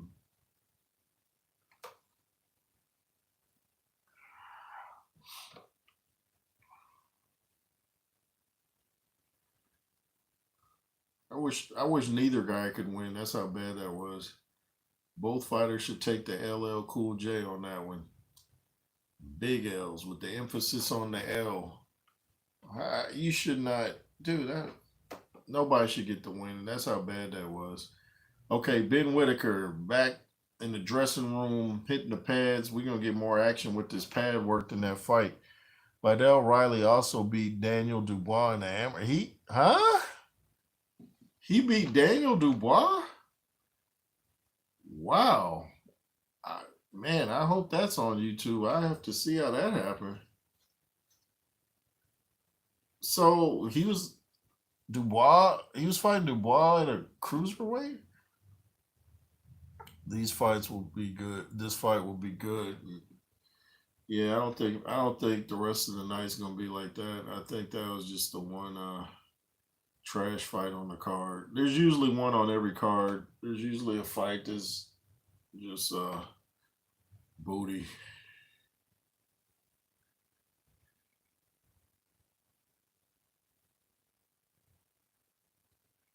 Okay, just tell us who won and let's get these dudes up out the ring.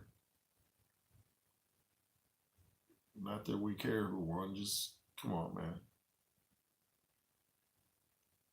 Come on, son.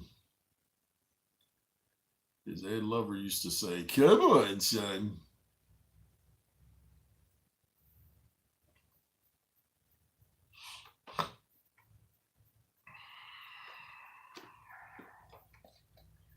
They taking long to tell us who won, like it was a close fight.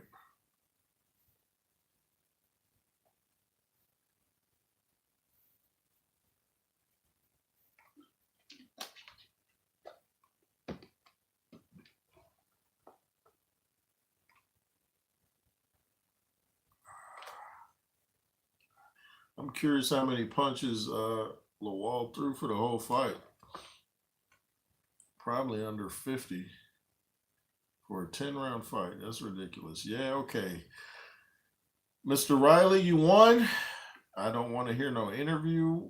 I just want to see you take it to the dressing room and go study how boring your fight was and try not to repeat that performance. Take your little belt with you. If I was betting Frazier Clarke round 5. Oh, so you think that's interesting. While they immediately went to the Ben Whitaker highlights, they know that fight was a snoozer. They're like, okay, let's show some Ben Whitaker. Yeah, it looks like he can punch.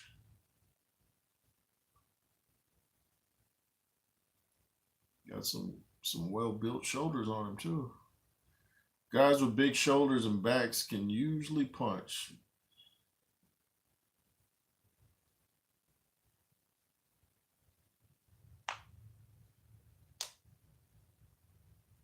But how in the world did that dude beat Daniel Dubois in the amateurs?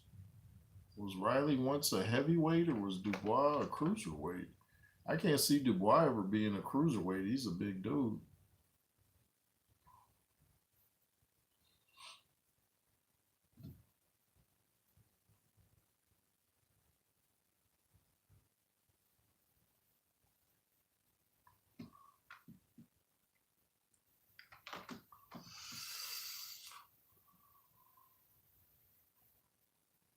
Why don't you do boxing prediction league? I had a friend who used to do it. I've never heard of that. What is that? It was a box. It was a boxer weight, but not sure. Let's see. It was a lower weight, but not sure what weight. Oh, okay. I am gonna have to find that.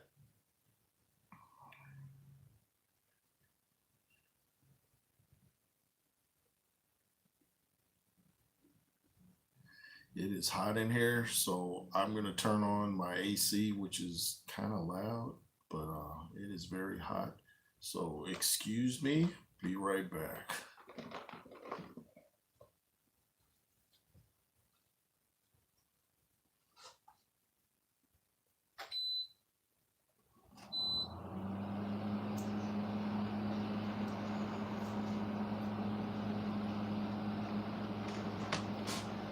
And I am back. We can check out the comments while they interview Mr. Riley. I'd be like, Mr. Riley, why did you suck in this fight? You pick the fights in week and say who will win by what method and do a point scoring system. That sounds interesting. I might have to check that out, but it's not on YouTube though. Okay. Donate a prize at the end of the month. Oh, okay. I have to check all that out. Sounds interesting. Because I usually get my predictions right. I know I'm well over 95% on my predictions. Ain't no telling how much money I'd have if I put money on it. Money on them fights. Okay, they're wasting time with interviews that we don't care about.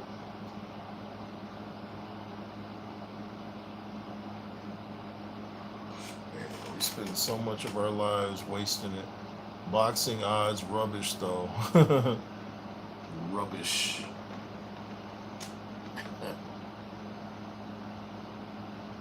This fight was rubbish.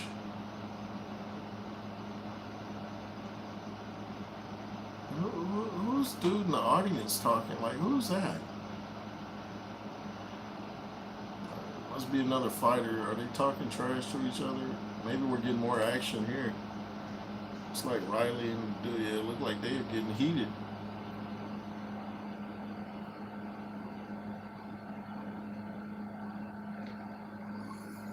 This is better than the fight. That's, yep. Yeah, we get more action after the fight than the fight. I bet he has no fear of Riley after watching that fight. He's like, please make this happen. And now, what, is something else going on? Some ruckus about to pop off? Look like a little bit of a skirmish going on. Uh-oh. Somebody fighting in the crowd? What's up? Who's fighting? Oh, somebody, they want to see action over there. It's like that fight was boring, so we're going to make it happen outside the ring. What was going on? Why not get Bluetooth?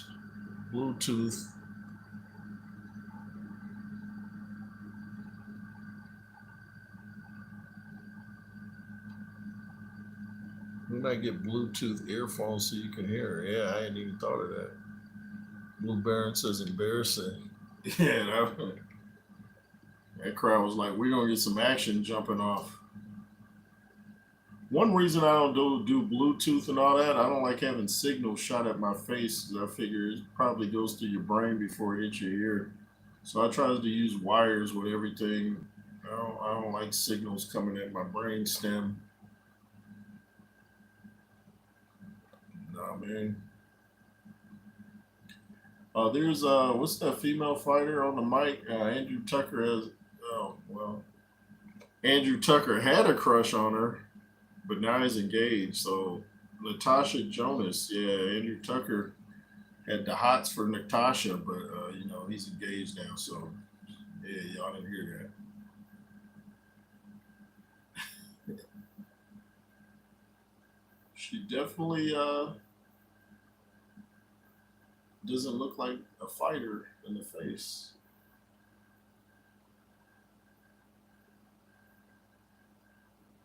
$100%. 100%. And that,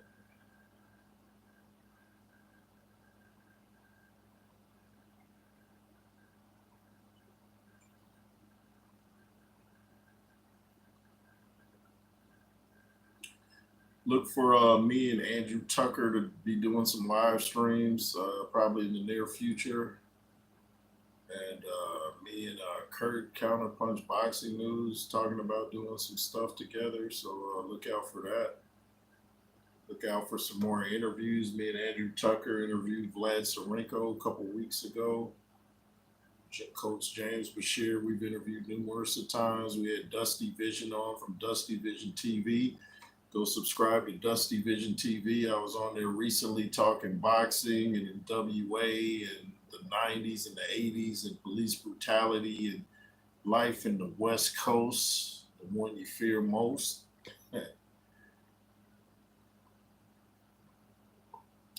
Okay, now Ben Whitaker looking like a G. You see that dude that came out on the press conference the other day when Ben Whitaker was on the mic? Some dude came in there talking trash, and Ben Whitaker said, "Where'd you get that chain, man? Amazon?" I lost it. I was like, "Oh, that was hilarious." Who said, "Did he get his chain from Amazon?"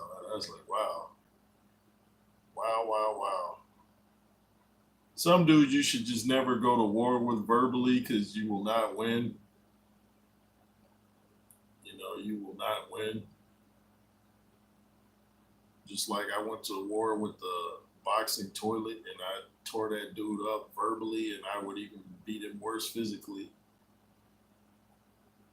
I would have the man boobs flopping all around the ring. His pork belly.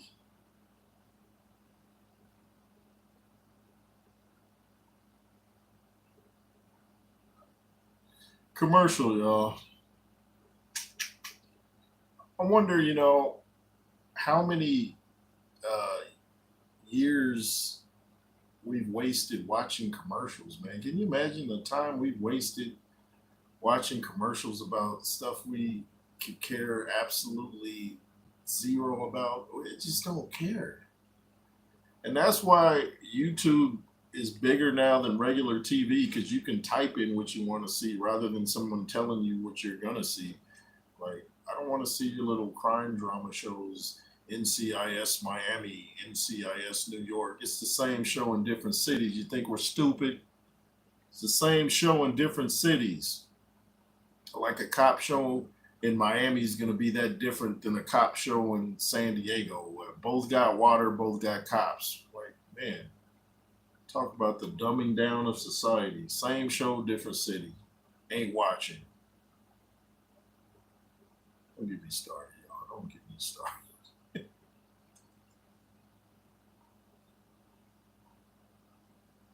Then not only is it bad that you got to sit through commercials, but then you got to sit through repetitive commercials. Like, man, I just saw this. Now you're showing it again.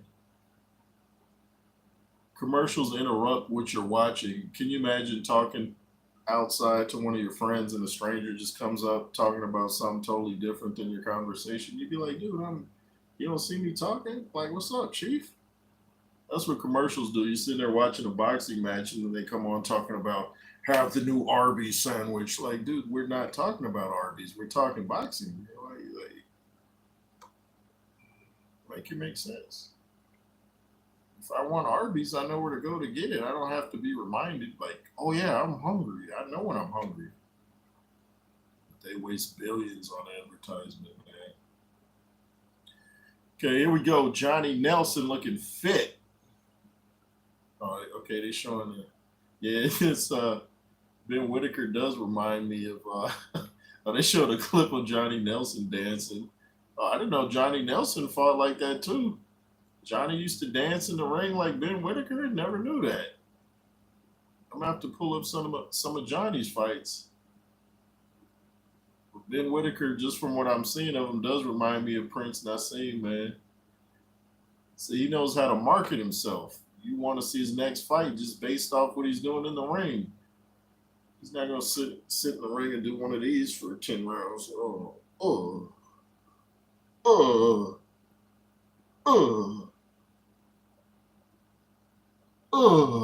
bro. Can you imagine these dudes trying to sell a fight on pay-per-view fighting like that? Now Johnny Nelson's holding the pass for Whitaker. I'm gonna have to follow this Whitaker dude. He has a good presence about him. Some people just have it, and some people don't. Whitaker's got it. You know, he's got the look. He looks like he's got a good sense of humor. He smiles a lot. Good looking guy. So, you know, you mix that in with boxing skill, you really got something.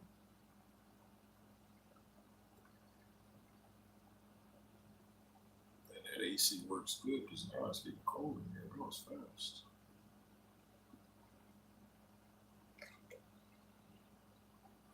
Starting to get fights on Sundays. The Dillian White Christian Hammer fight was on a Sunday. So is this going to be a regular thing now? Sunday night fights?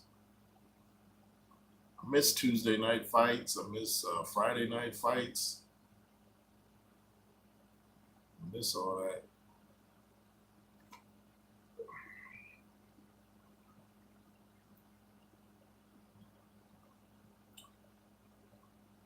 They're talking to somebody ringside. Not sure who that is. Looks like he might be a fighter. But, let's hold off on the interviews, y'all. Let's get the fights going. Let's get the fights crack-a-lacking, y'all. Please.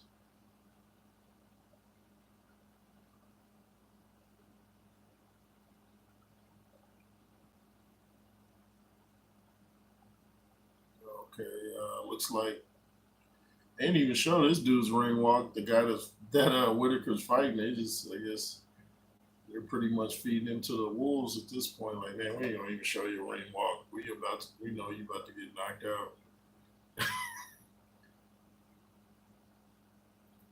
It's like Ben Whitaker's about to make his way to the ring.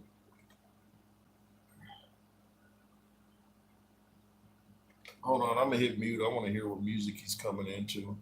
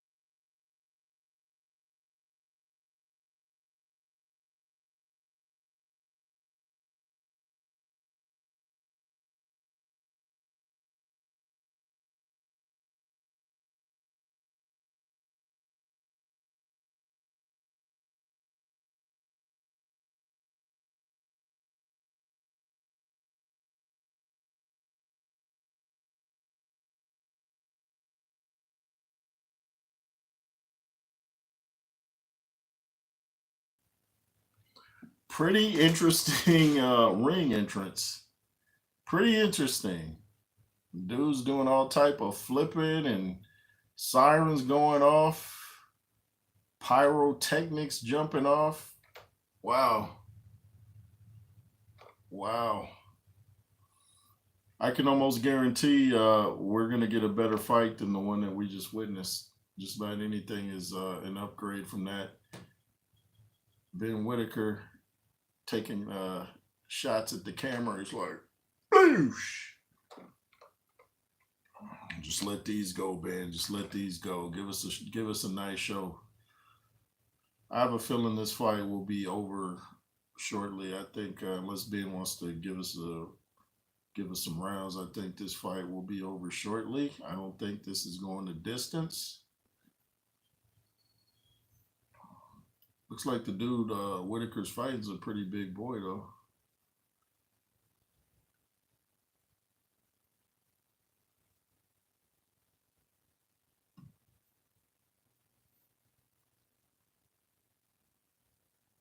Let me see that guy's record, y'all.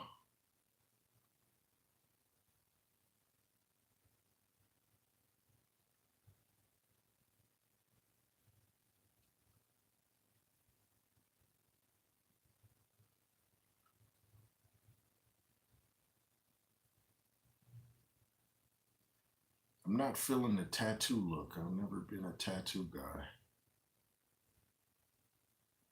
Why would I want my arm to be green? I'm not, hit with gamma radiation. Yeah, the guy, Mr. Whitaker, fighting is a big dude.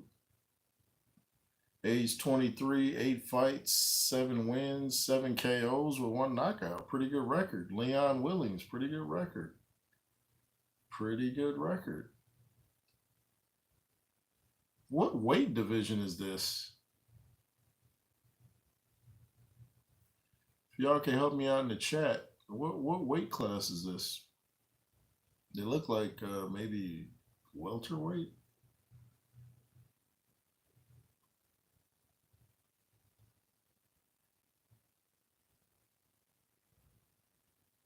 Ben Whitaker, age 26, 6 fights, 6 wins, 5 KOs. So, okay, they're pretty evenly matched as far as the records. Let's see if Mr. Leon Willings can upset the favorite. Like I said, I have a feeling this one's going to get stopped quickly. And I do believe Whitaker will probably win this. Could be wrong.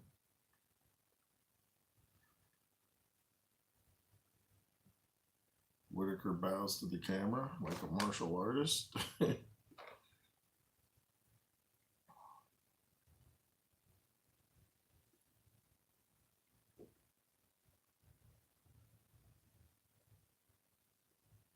Ben doesn't really look at him at the face off. I don't like when fighters do that. I think you should look your opponent right in the eye to show him you're fearless. Here we go. Round 1, y'all. Ride with me. It looks like Willings is a little taller than Whitaker, I do believe.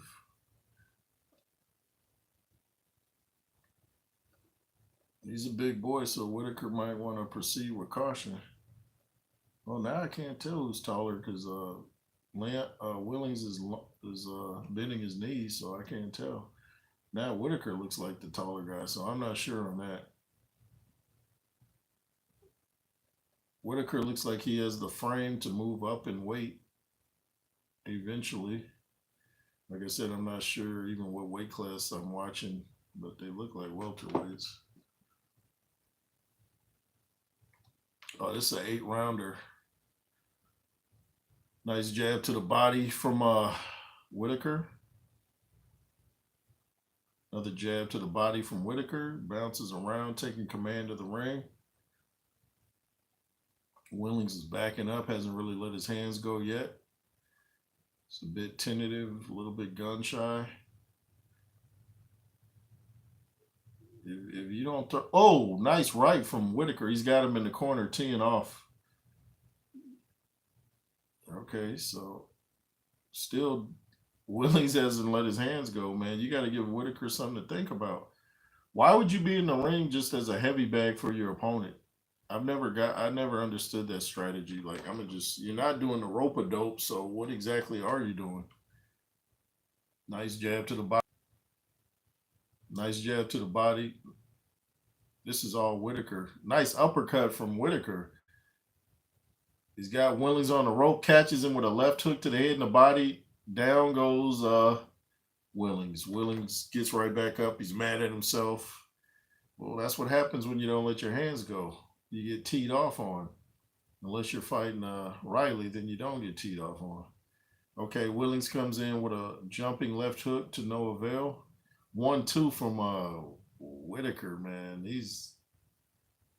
Oh, nice little sneaky uppercut from Whitaker. Oh, he kept. What just happened? Looked like Willings caught Whitaker with a little sneaky left hook, but refs warning both guys about something. I like this Whitaker dude. He's letting his hands go. He's putting on a good show. And this is only round one. Nice right hook to the body from Whitaker. Get up out that corner, Mr. Willings. You're about to get laid out. Nice overhand right from Whitaker. He's just teeing off on this dude. This guy's not letting his hands go. It's like he's afraid if he throws something, he's going to get counterpunched. Oh, man. Whitaker's dancing, getting out the way of punches, putting his hands down. Y'all see how Whitaker moved back to the center? He kept doing this, going back to his corner. So he's a dance machine, and he's putting on a clinic. I like this guy.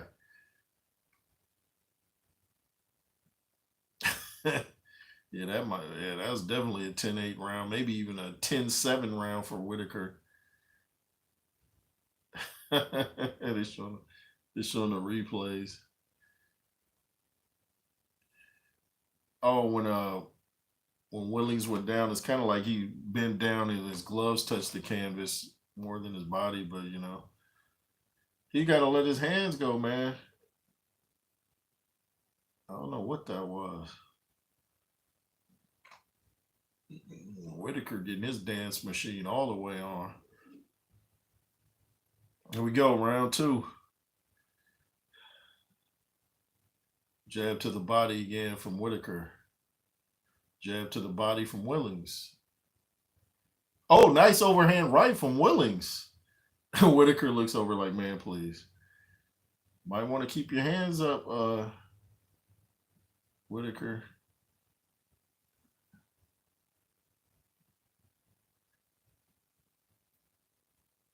I wouldn't really start showboat until I absolutely know I got the fight in the bag.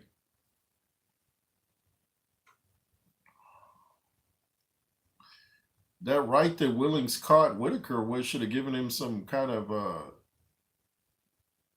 courage to keep throwing. He should have followed it up with somebody. He's kind of admiring his work. Oh, nice 1-2 uppercut from Willings. I like that. He did a little bit of showboat and put his hands down, landed 2 uppercuts on Whitaker. Okay, we got us a little fight now. This fight's already light years better than the last one we just saw. Oh, nice overhand right. 1, 2, 3 landed for Whitaker. Oh, nice. Nice fight, y'all. I like this. This is good. Little mix-up. Willings has some little sneaky uppercuts. Both guys clinch. But Willings has to get off them ropes. Oh, nice combo from Willings. Tries to land that uppercut again. He's a sneaky dude. Oh, nice right from Willings. Okay. That's what I'm talking. Oh, nice right from Whitaker. 2, 3, 4, 5. 5 overhand rights from Whitaker. I think he missed maybe 2, but like Willings is taking him. This is a nice fight, y'all. Oh, two jabs to the body from Whitaker. Ooh, oh, get off the ropes, man.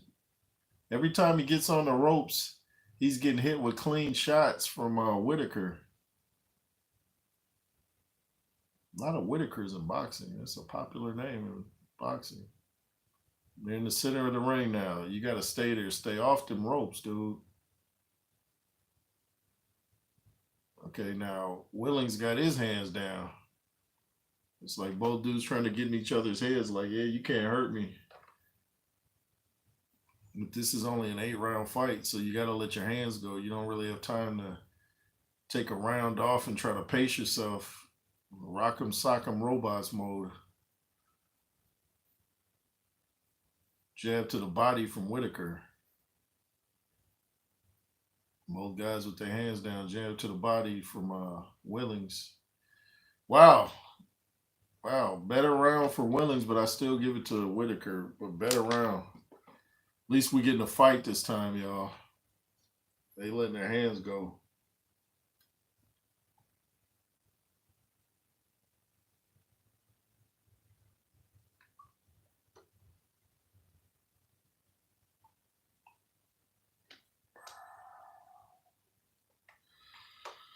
Yeah, man. It's a pretty good little mix-up. Where did the term brouhaha come from when referring to fighting? Nice little brouhaha. Is that a bar fight? Coverage will resume shortly. Here we go. No mark on Whitaker's face. I'm trying to see if Willings has any marks or swelling. Can't tell so far. Here we go. Are they light heavyweights? Wow. I thought they were like welterweight. This is light heavy, huh? Guess they're bigger than I thought. A nice jab to the body from Whitaker. Nice right to the body from Whitaker. Get off the ropes. Willings, you are not successful on them ropes. He's getting out the way, though. He's giving head movement, but get off the ropes, dude. He comes in with two, Willings comes in with two lunging left hooks. This is round 3 of an 8-round fight. Oh, nice overhand right. Partially lands for, man, when he puts his hands down, Willings, why aren't you throwing? Like, he's got his hands all the way down. I've seen dudes get knocked out trying to showboat like that. They put their hands down and then pow. Next thing you know, they're down. Man, Whitaker, man, I know he's trying to play to the crowd, but bro, you get, oh, nice right from, I think that, yeah, them punches are starting to hurt Willings. He's too willing to take punches. Whitaker just clowning around, landing shots. Oh, nice overhand right in the center of the ring from Whitaker.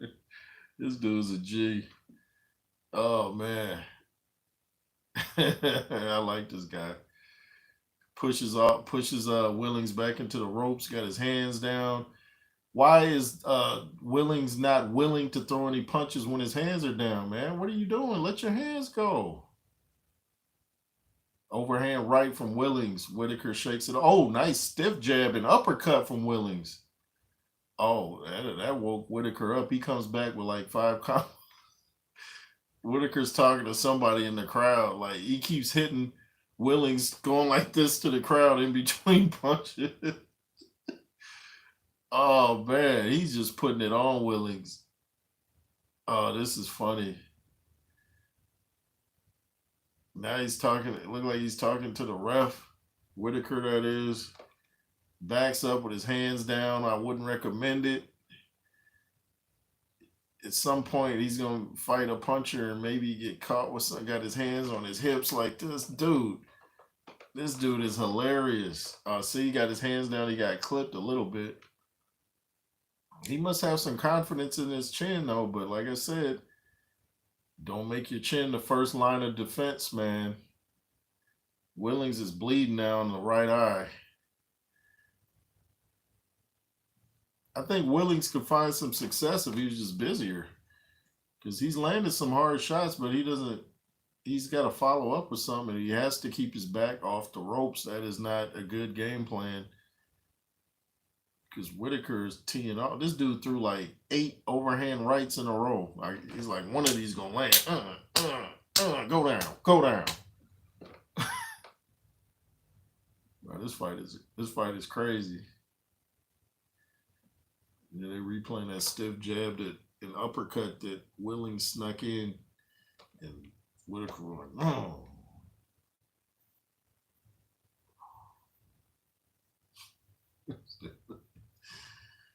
Yeah, this dude is like Prince Nas 2024 with a better chin, I think, than Nas had, at least so far. We'll see if that chin holds up when he starts moving up in competition.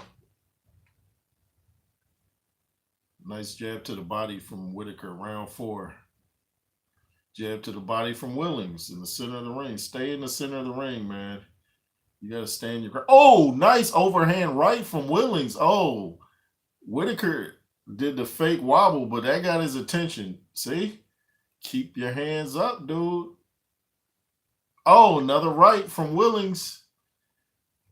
Keep your hands up, dude. I'm telling you. I'm telling you. And Willings, get off the ropes, man. Get off the ropes. Okay, he's off the ropes. Man, there was some hard shots from Willings, man. I know Whitaker might be trying to play it off and do what he does, but that got his attention. You know, Muhammad Ali used to do that. He'd get hurt and then do the exaggerated wobble when he was really hurt. So people were like, is he hurt or is he playing? He was hurt. He's just trying to throw you off, meaning the opponent when I say you. Nice jab to the body from Whitaker. Nice jab up top, up jab from Whitaker. Nice jab from Whitaker. Two jabs, one to the head, one to the body from Whitaker. Willings has success when he lets his hands go. He's just not doing enough of it. And why that is, I guess he doesn't want to get countered. He's got some good little sneaky speed himself. I think Whitaker's slightly faster, but Willings seems to have some little sneaky speed. And he's got a pretty good chin because Whitaker's landed on both guys showing good chins. I can see why these guys have some knockouts on their record for sure. Ooh, nice right from the camera was just adjusting when Whitaker threw that, so I'm not sure if it landed, but he threw a right. I think it partially landed on Willings.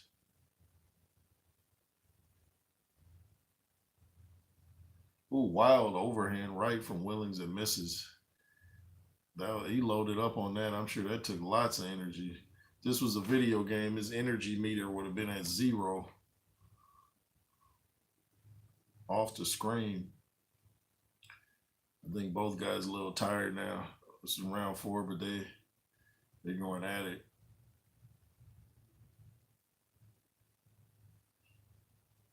Oh, nice overhand right from Whitaker. Now, oh yeah, Whitaker's teeing off on him. At least Willings is staying in the center of the ring. He pushes off, but he's getting hit. It's a big round for Whitaker. Yeah, Whitaker won that round. So I said it would be over quick, and it's about to be round 5. It's only an 8-round fight, so looks like I was wrong about it being over quickly. But I've never seen either of these guys fight before. I'm better at predictions when I know the fighters that I'm talking about. Florian Marcoux next versus Chris Congo later. 10-round welterweight fight later tonight. This is a good fight though. It's entertaining, and these are the type of fights you like to see. Makes you want to see more of both guys. You're not only trying to win, but you're trying to market yourself. You know, that's what a lot of people don't realize. That's what a lot of fighters don't realize. That you're trying to market yourself.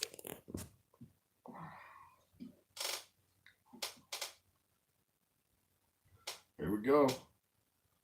Round 5 of 8. So 3 more rounds after this. Whitaker got the knockdown against Willings earlier, but it was mainly his gloves touching the canvas. Lunging right hand misses for Willings. Whitaker getting his bob and weave on. Jab misses from Whitaker.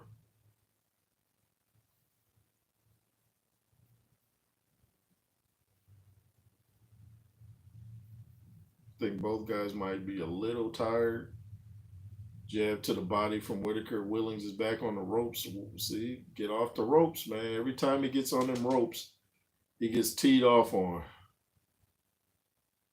Every time. Whitaker goes to the body with a jab. Willings back up near them ropes, and he's getting teed off on. Nice overhand right from Whitaker. And then an uppercut and a hook. Come on, Willings, what are you doing, dude? You got hands, but you got to use them. Whitaker just landed 2 big shots. Like Whitaker's starting to take over. I think Willings is tired, and some of them body shots got him breathing heavy. Yeah, he looks like he's on his last leg. Willings, that is. I think a couple more body shots, Whitaker could end this. Yeah, because nice sneaky uppercut from Willings. He's got a good uppercut. Whitaker gets hit with a hook, puts his hands down again. Get your hands up, Whitaker. Put your hands down after the fight. Oh, what was that? Whitaker did a hammer fist on the back of Willings' neck. Remember Deontay Wilder tried that against Parker? Like, go down. Nice little punch to the chest from Whitaker. Yeah, he's trying to get Willings tired by going to the midsection. Willings let his hands go a little bit. He's just not doing enough of it, and his mouth looks like it's kind of open. Oh, nice hook from Willings, but Whitaker's just kind of playing with him now. Uppercut and hook from Whitaker.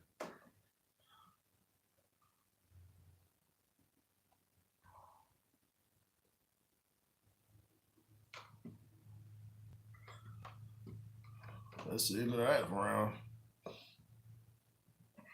1 second, be right back, y'all.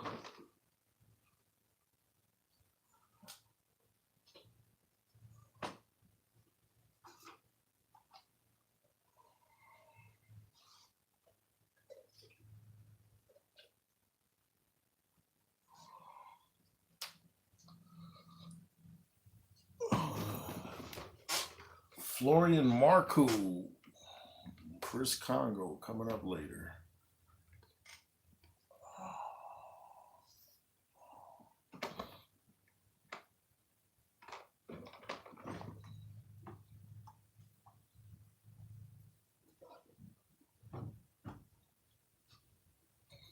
Here we go, round 6.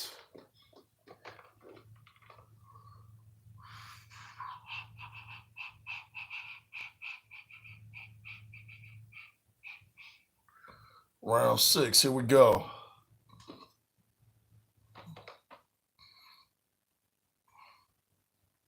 Willings comes out jabbing. He's got to keep this fight at the center of the ring. He just has to. He's got to stand his ground. Whether he wants to or not, that's what he has to do. Sometimes you got to do what you don't want to do in order to get the results you want.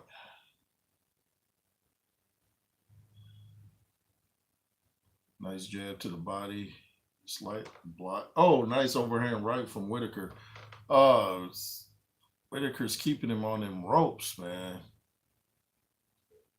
I see that Willings is trying to time him and counter him, but you're taking shots in the meantime from a dude that can punch. I wouldn't recommend that strategy. You're not Ali, bro. You can't do the roper dope on Whitaker. It's not happening.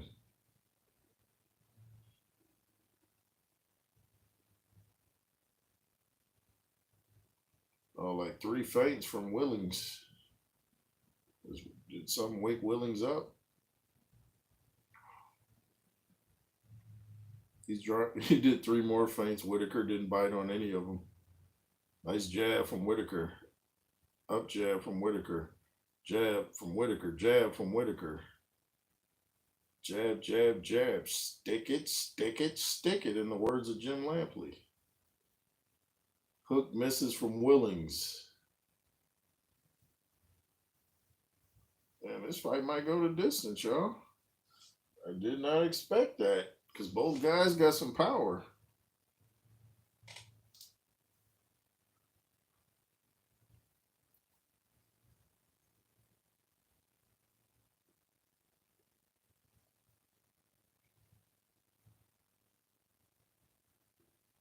A wild hook from Willings.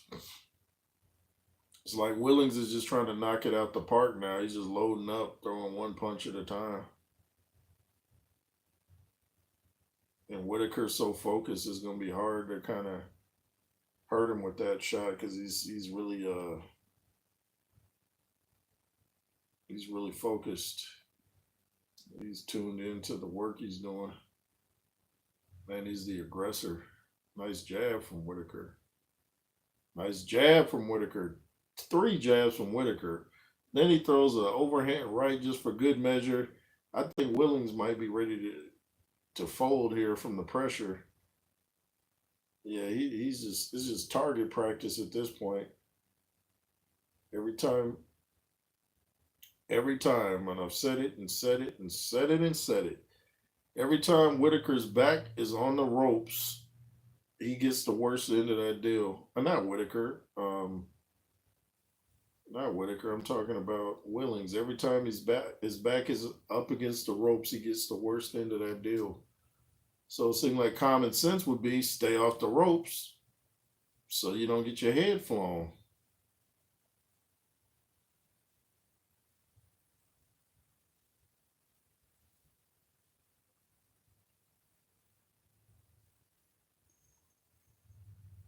And Whitaker's putting his body weight into these shots. They're power shots because he's putting his full weight into them, and you like to see that. It looked like Willings winked at Whitaker at the end of the round, like, good job, man. Willings has a chin on him, though, because he's taking some powerful shots.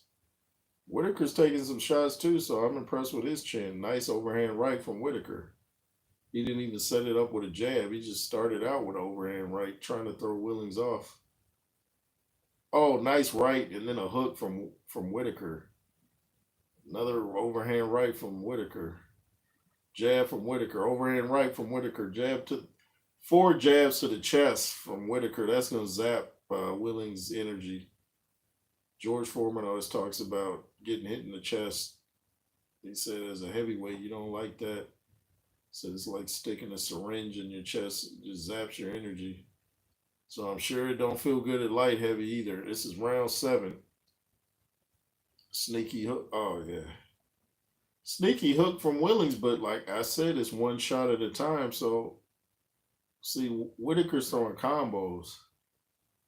And they're hard combos, too. Oh, nice left hook from Whitaker. Oh, he's got Willings in the corner. Oh, my goodness. He's teeing off. Whitaker is putting it on him. It's almost a 10-8 round. Oh, Whitaker's talking to somebody now in the crowd. It's like Whitaker's gotten a little more serious now. I think one of them uppercuts earlier got his attention, one of them overhand rights. You got to know when to play around and when not to. Some dudes you can't play around with, you get caught. Why is Willings' hands down? Come on, dude. I know you're trying to give your arms a rest. Ooh, nice overhand. Tried to land the overhand right, Willings, but Whitaker, rolled with it. So I think it just grazed him. Oh, nice overhand right from Whitaker, man. 2 body jabs, 3 from Whitaker. Both guys going to each other's body.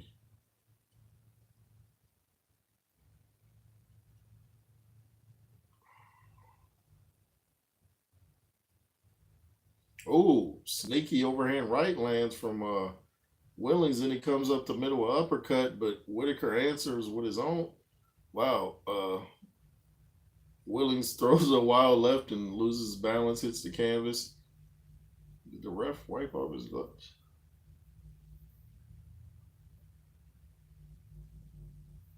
He's back on the ropes, and Whitaker's teeing off. And that is the end of round. Isn't that round 9? So this is the last round, y'all. There's no way I thought this was going the distance, but I should have known when I saw Willings' record that he could handle himself pretty well.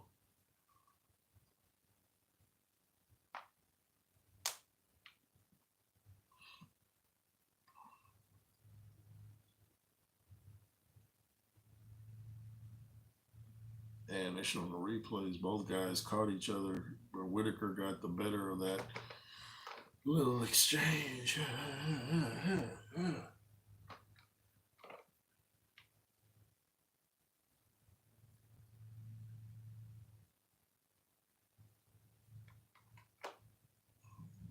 Whitaker talking to somebody in the crowd. Last round. Who's going to close the show? Is Whitaker going to move around and protect his lead, or try to put Willings to the mat? We'll see. Missed jab to the body from Willings.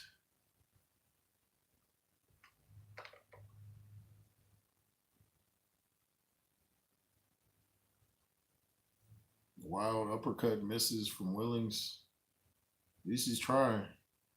And he's in the center of the ring. Double jab from Willings. Misses again with a hook. Whitaker hasn't really let his hands go. Maybe he's content on just getting a victory. I don't know.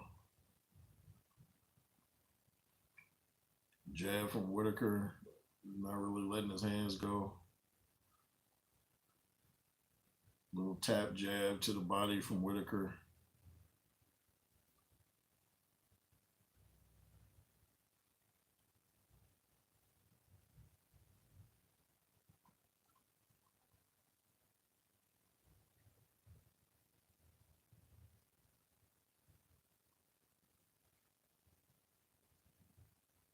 Yeah, Whitaker seems to be just trying to go home with the dub. Unless he's trying to set, maybe he's trying to set Willings up. Yeah, there he let his overhand right go. I think he was trying to give the impression that he was just going to pity pat, take the victory. Then he throws a serious overhand right that seemed to hurt Willings. Nice little strategy. That was pretty, I like that. That's kind of a little veteran trick right there. Oh, nice right from Whitaker. He caught Willings coming in with it. Willings came forward right when he landed that right. Oh, man, they both landed. I don't know who got the better end of that one. I'd like to see both guys again. I think Willings might have a future. He's just got to let his hands go. He seems to have a durable chin. Both guys posing with their arms down. Nice little body shot from Willings. Throws a 1-2. Now Whitaker's back, so on the ropes in the corner.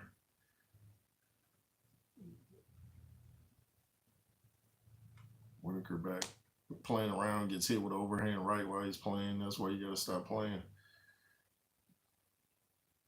It's not a bad round for Willings, but this is the last round. So at least he's trying, though. Got to give him credit for that. He might be winning this round, but to no avail. And that's the fight, y'all. That was a great fight. Great fight. That's what you want to see. An entertaining fight. Y'all were right about Whitaker. I like this kid. Looks like he has a bright future. I should have put on my shades when he said it. So bright. Nah, man. I imagine that is going to go to Whitaker unless we get some funny business with the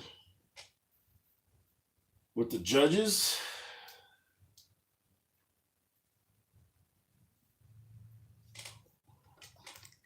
Pretty day outside.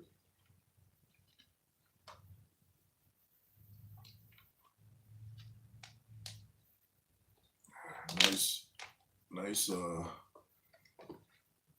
yard out there. I should put a boxing ring back there.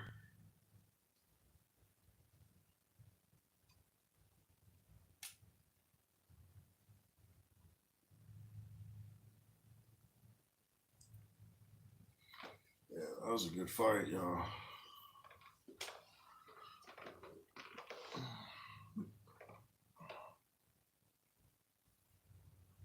When a fighter sees that something isn't working for him, even if that's what they worked on in camp, You know, even if that was your game plan, if you get in the actual fight and you see it's not working, you have to adapt. You have to see what works and what doesn't. It's like, okay, we thought that was going to work, but it's not working.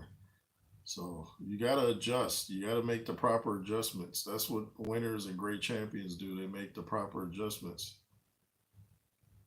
Whitaker got some big traps, man, doing that trap work.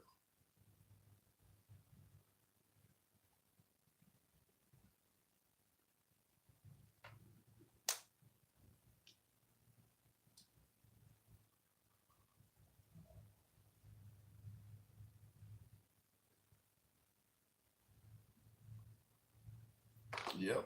Whitaker won. Didn't get to hear the cards, but I'm sure it was unanimous for Mr. Whitaker. Looks like a great fighter, man, bringing entertainment to the sport. You can market. You can definitely market a guy like this. Shout out to Willings, nothing to be embarrassed about.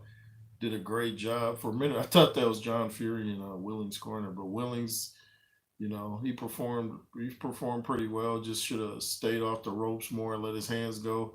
Looks like both guys definitely have power. So Whitaker though with a bright future ahead. I'm sure Willings has a bright future ahead as well. So that was a great fight.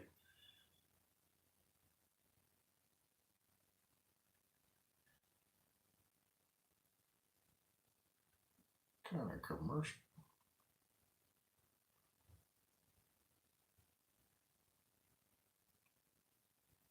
I know you all didn't get that commercial over in the UK. We just got a Marines commercial where they showed some birds turning into drones getting shot out the sky. Like, what is this? It's a new Star Wars movie. This where our tax money's going to the military making Star Wars commercials?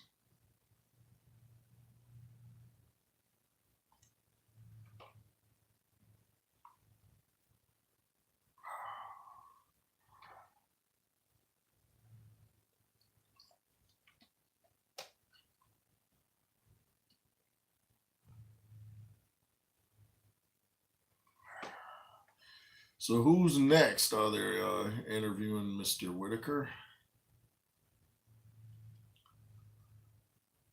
Looks very marketable, man. Entertaining, good looking guy. He's fit, punching power. Age 26. Has a good frame.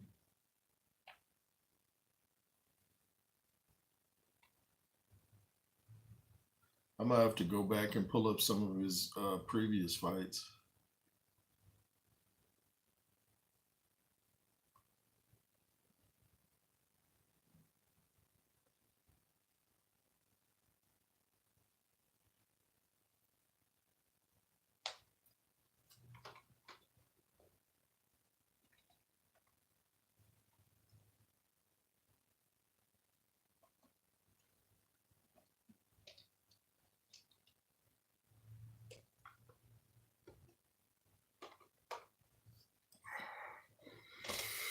Okay, so what's next? I see Johnny Nelson is back on the mic.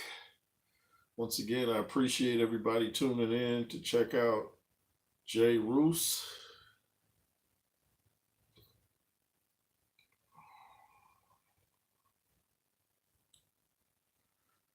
If you wish to follow me on IG, my Instagram is Jonathan Roos 619. The J's for Jonathan, if you didn't know. JONOH, spelled like the Jonathan in the scriptures. My middle name is David. Jonathan and David, best friends in the scriptures.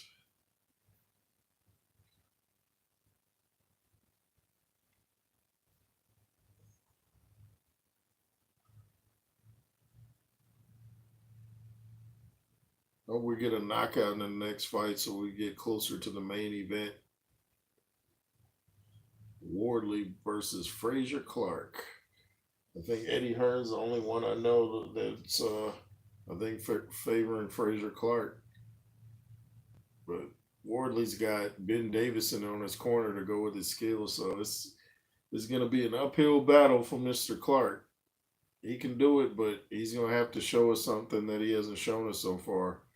So it would be crazy for me to pick Clarke to win when he hasn't shown what it takes to beat someone like Wardley. I haven't seen it. So if he does it, he's going to have to do it tonight. He's going to have to make a statement. He's going to have to make Wardley feel something quick, too. I don't think he can let Wardley just come out and start dictating the pace and stuff like that.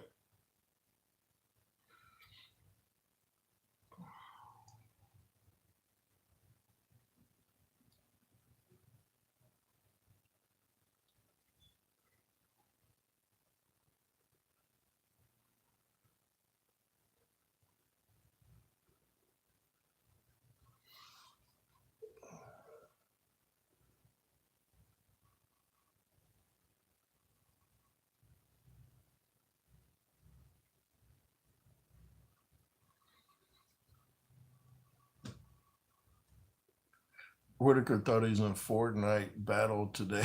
What is that? Whitaker thought he was a Fortnite battle today. Wasn't overly impressed. I like this showmanship though. I like this showmanship. If I were him, I would do less playing around though, because the more he moves up and the competition gets tougher, you can't be doing all that. If you're gonna play around, wait till you've knocked the guy down several times and you know the fight is seconds away from being over. Because I've seen tons of YouTube videos and clips on Instagram where somebody's clowning around, they get knocked out. So I wouldn't recommend that. If you're gonna play, like I said, you gotta know when to play.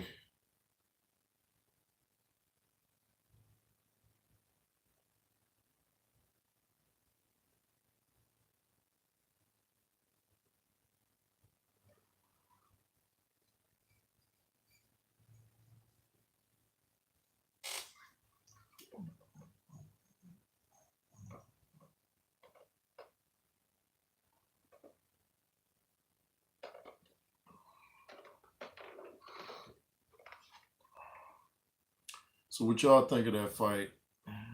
There's a lot of action, that's for sure.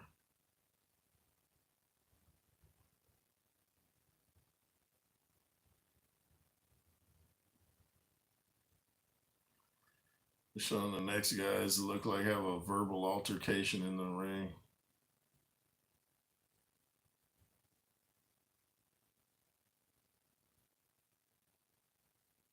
Dude crossed out his name. Marco got his name crossed out. I haven't seen either of these guys fighting either. Haven't seen them fight before.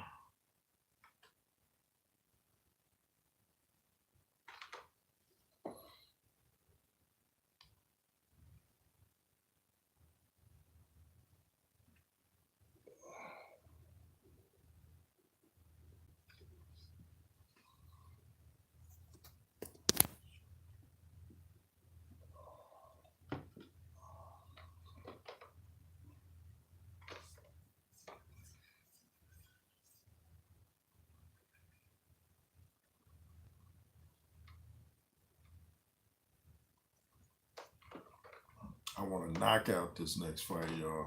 I want to knock out. Somebody got to sit down on their punches. Put your weight into your punches. Why make the fight harder than it has to be? Why sit there and take punches and move around for 10 rounds unless you just want to get some rounds in? Why do all that when you can close the show in a matter of seconds? You put the work in the gym, close the show quickly. Let's just say Congo. So here comes Marku. He's strolling out like, yeah. But you know what it is. You know what it is.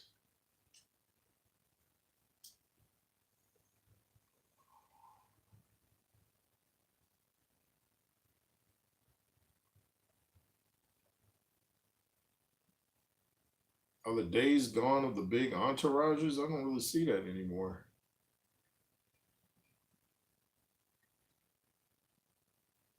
Congo. So is that his nickname?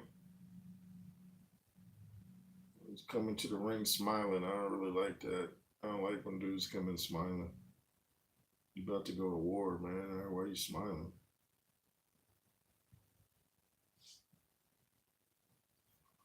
Maybe he's like, ain't gonna be a war. It's gonna be over in 5 seconds.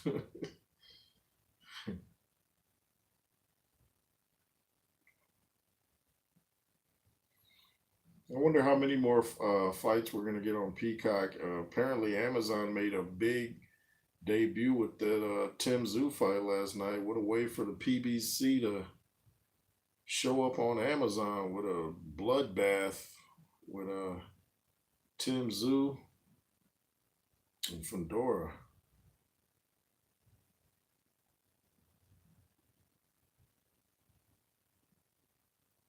I thought he was Marku. I'm getting my fighters mixed up. This is Marku.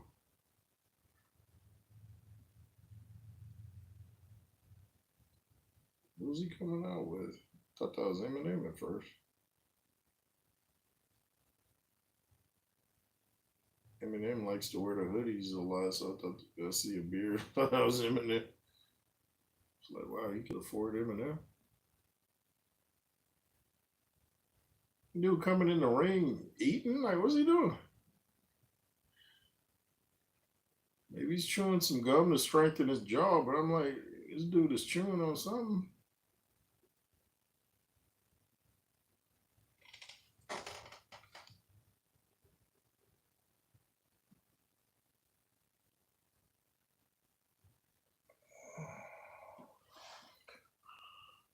Wonder why I wasn't seeing my chats. Is Wardley fight after this? I'm not sure. Mike says, yo, yo. I wonder why I'm not seeing my chats. What's going on? I was like, it's kind of silent in the chats. What's going on?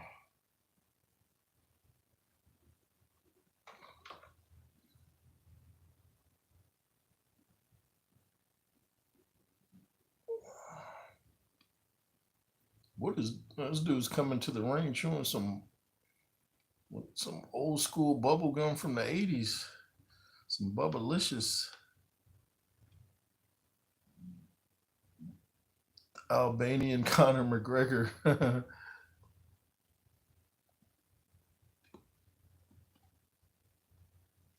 Yeah, I'm not sure. Let's see. I'm not sure if the main event is next or not. I forgot the lineup.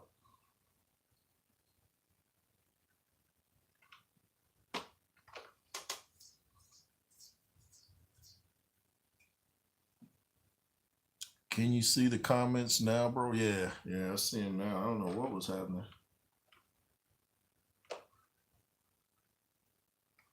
It's like, where my people's at?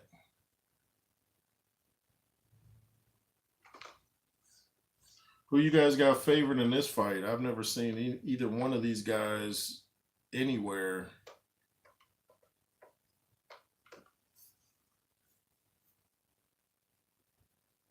You missed loads. Oh yeah, I don't know what was going on. They just vanished out of nowhere. Sorry about that, y'all. I wasn't ignoring you guys.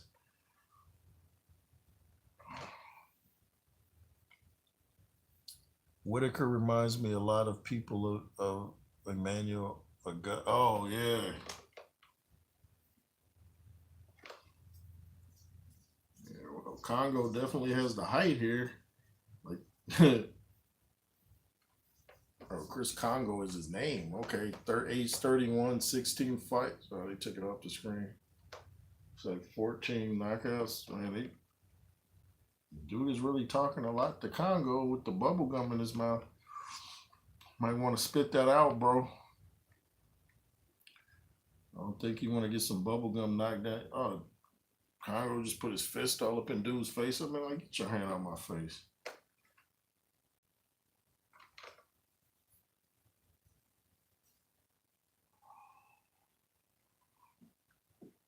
Should be a great fight. Congo's last fight against Assanman was a firecracker. Okay. Age 31, 14 fights, 113, 8 KOs. Okay. Florian Marcoux. Okay. Marcoux versus Congo. Beat you like a bongo. Roll you over like a bronco. And then take it to the condo.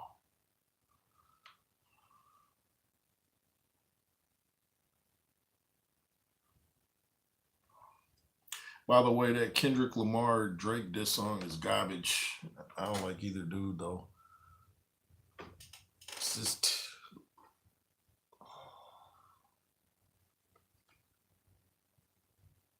Teddy in the building. What it do, Jay Roos? Missed a lot last night. Was that Cool G Rap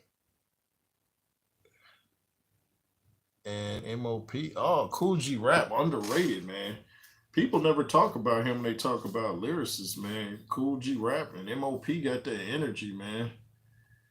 What's that dude from MOP, the short dude? They said dude's teeth looked like he could bite through a banana with the peel on. And got long about to get on NBA 2K. Oh, for sure, man. Wow, Cool G Rap. You know, that was his voice sampled in that song Poison. He kind of got that list. Poison. Lord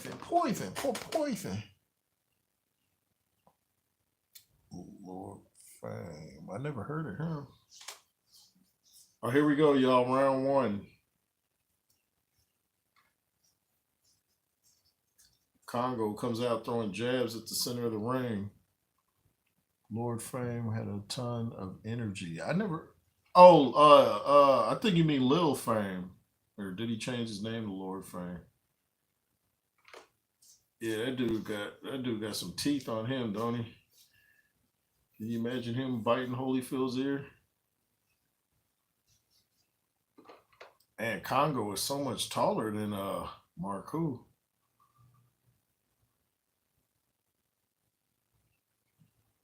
It only works if he knows how to use his height. Oh, nice overhand right from Congo.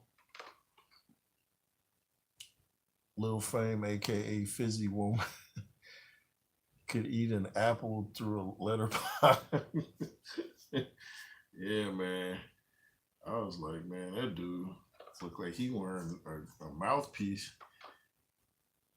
Them as dentures. I thought they were, man. It was like, bro. Like, can you imagine him putting a mouthpiece over them joints? Oh, Marcou's getting warned for look like hitting in the back of the head. Man, this is a big height difference. Marcou's going to have to double and triple up his jab just to work his way in. Because he's got the shorter arms, too. Shorter doesn't always mean you have the shorter arms, but in this case, he's got the shorter arms. So he's going to have to double up and triple up that jab. He lost his grill in a motorcycle accident and got his grill the next day, literally. Oh, man. I think that's back before they really knew how to make teeth look like real teeth. Like, they need to shape those joints to fit the size of his skull. They just like here, put these in your mouth. These was made for Shaquille O'Neal, but you could wear them. Yeah, them teeth is looking strong. Like Marcoux trying to do the old hammer fist. Why do I feel this fight is going to go the distance? Marcoux's reaching. Like, I just think this has distance written all over it. Hopefully this is 10 and not 12. I think he was buck teeth originally. Oh, wow. Wow. Bucking him down. Remember that song from LL?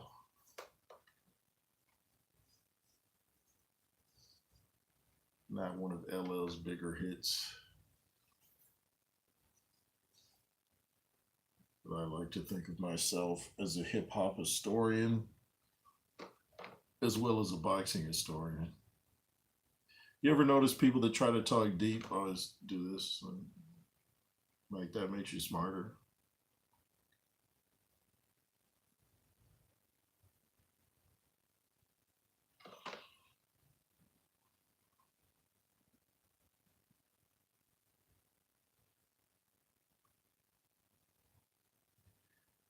Marco's gonna have trouble getting in on Congo. I see that right now. No sense having a perfect smile after your grill been messed up.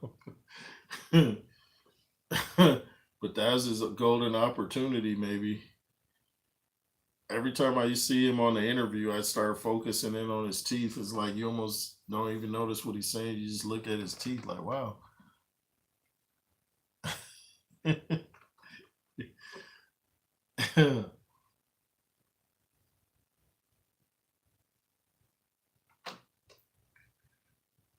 No sound. You mean for the fight? Nah, we're not allowed to turn up the sound. Coolgy, yeah, we're not allowed to turn up the sound. Coolgy's mouth looks like it's throwing up gang signs. The chat going crazy on y'all rappers. I don't know, but I know that my worst nightmare is losing. Yeah, man, I try to protect the grill at all costs, man. Yeah, I feel you on that. Round two.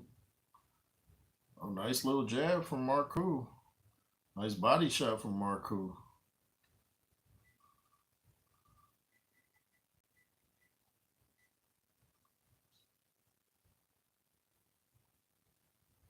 Nice jab from Marcoux.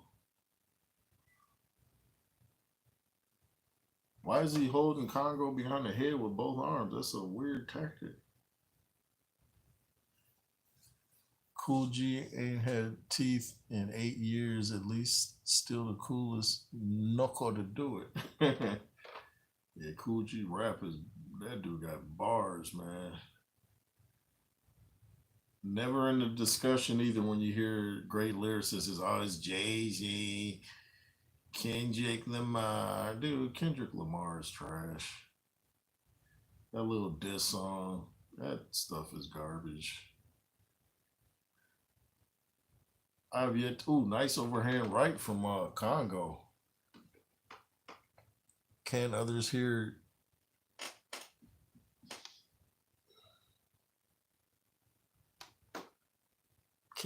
hear Jay or is it just me? Can y'all hear me? Can y'all hear me out there?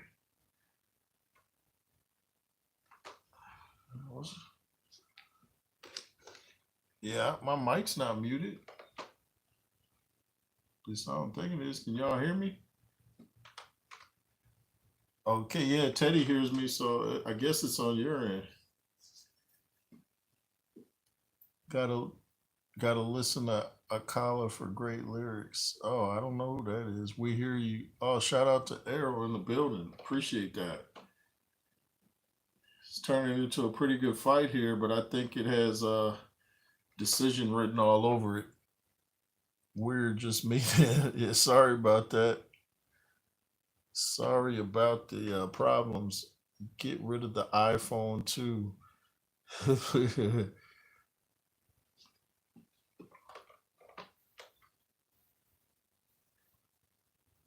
Certain fights you can almost just tell this going the distance. You can just tell.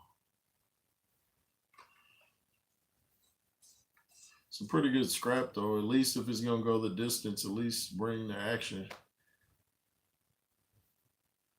Bring the noise. But yeah, I think Kendrick Lamar and Drake are both trash. I can't listen to either. I've never heard a line from either of them where like, oh man, that was a bar.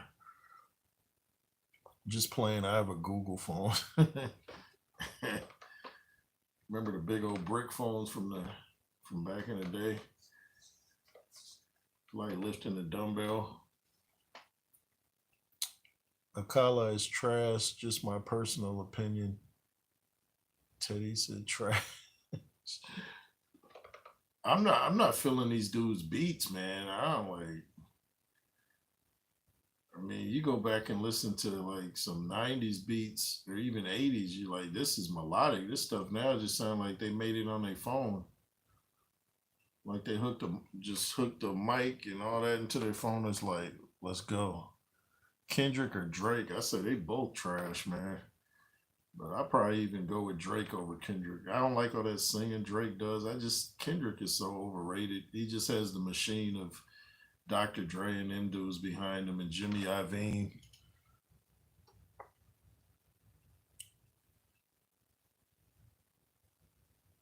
It's watered down. Yeah, man. When people talk about Kendrick, I'm like, nah. You can hear now? Okay. Shout out to you. Appreciate that. Thanks for letting me know. What's the referee warning in Congo about now? Warning about holding? Nah, I don't ask. What was that say?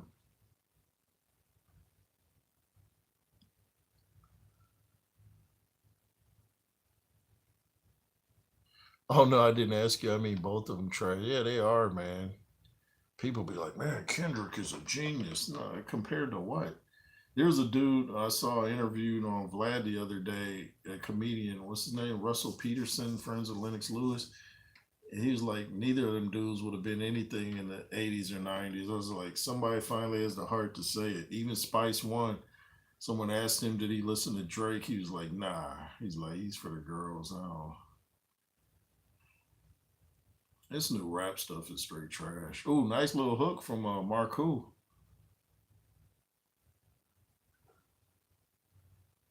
Looks like Congo's the taller guy, but slightly bigger too. But he's doing more of the moving.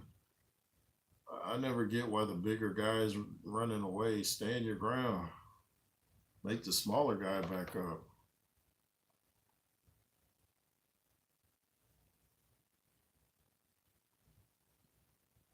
Congo misses with a wild overhand right. Is Congo bleeding or is Congo's eye bleed? I'm kind of in and out of this fight, y'all. Who's winning this?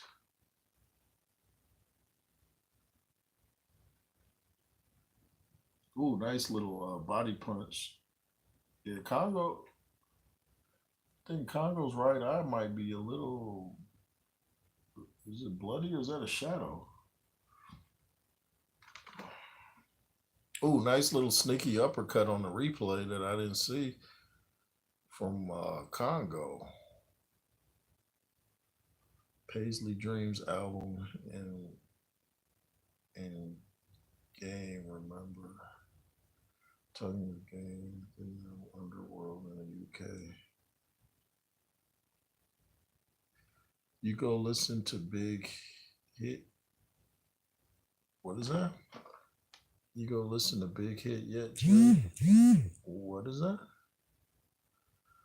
The guy with the longer arms can have themselves open to hooks, so they always normally get backed up, right? Yeah, they do. I don't fudge with UFC. I'm out. Just came for support. Hey, appreciate that, Teddy. I appreciate that. Hope you have a great day, man. And Arrow, yeah, these long arm guys got to be careful. Yeah, especially because Marcoux trying to lunge in with some Joe Frazier type of hooks. And he has to be careful lunging in too, that he don't get caught in the air. You know, lunging in, you kind of off your feet a little bit, so you don't want to get caught while you're off your feet or on your tiptoes.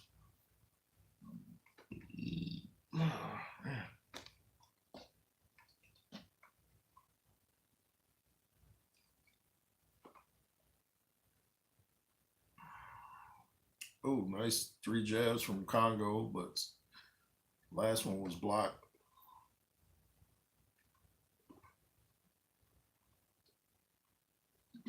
Oh, that was dirty from Marku, rubbing the inside of his glove onto Congo's face. I didn't think the ref caught that.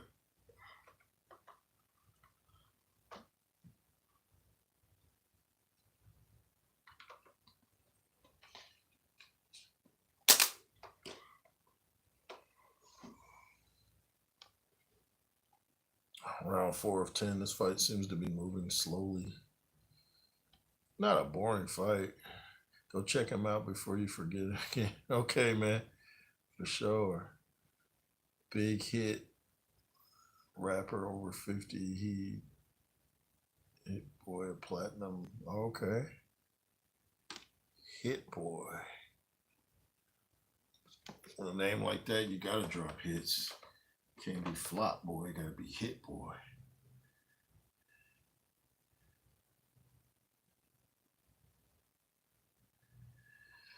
Man, here we go. Oh, nice little uppercut from Congo, but he's doing a lot of running, man. Come on, stand your ground, dude. Stand your ground.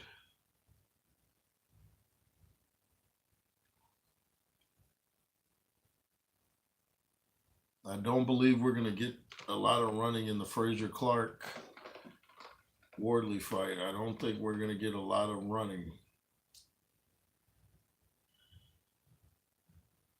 But see, the thing that I like about Congo, he's moving, but he's throwing, he's throwing hard shots while he's doing it. And then Marco's trying to do the roughhouse tactics, rubbing his forearm on the throat of Congo. Like, what are you doing, man?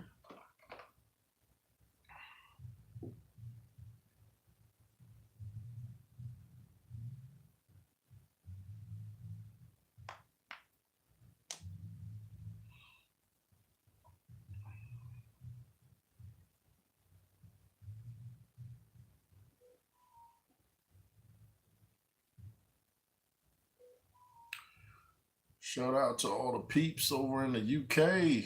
I'll see the crowd.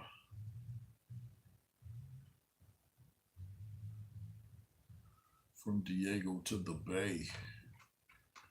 From Diego to the UK.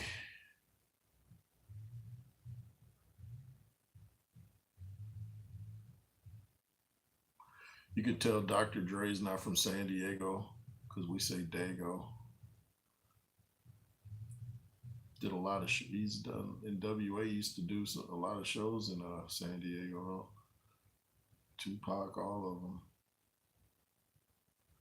Here we go, round 5.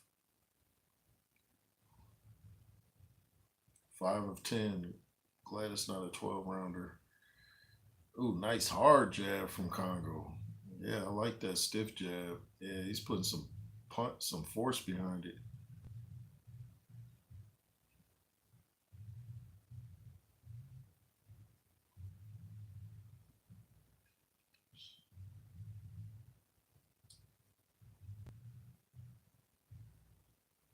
Nice overhand right from Congo.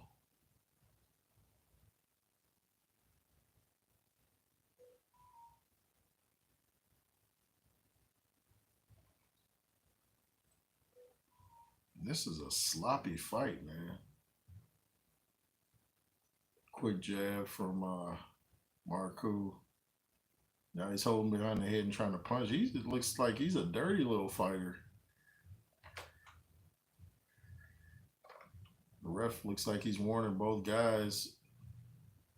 Marcoux's the one fighting dirty, not Congo. He's trying these little roughhouse tactics.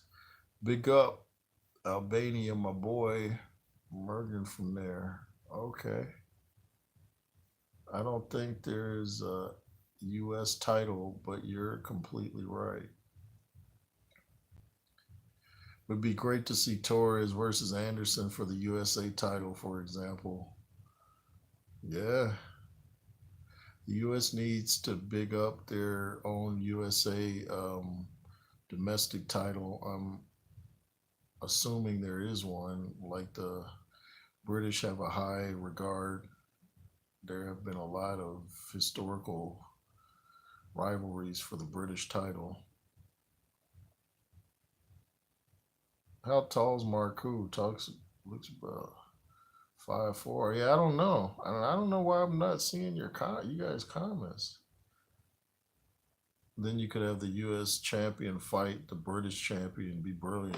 Yeah. I don't know why I'm not seeing the comments until I touch the screen. I don't know what that's about. I haven't altered my settings or anything. Yeah, Marcoux is really short.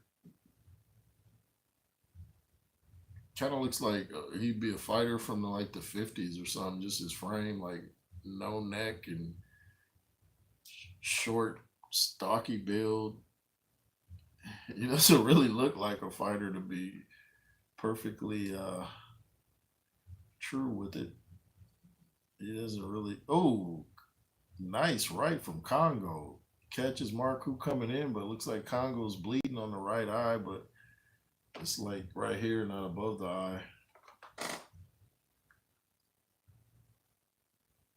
Maybe your settings. Now I see your comments. See, it must be a glitch because I haven't touched anything.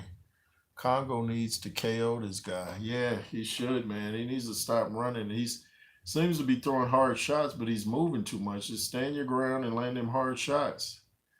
Because when you see your opponent is trying dirty tactics, he's pretty much out of ideas at that point. He's just like trying to fight dirty, hoping something works. I mean, that's not a real strategy. That's desperation. Desperation.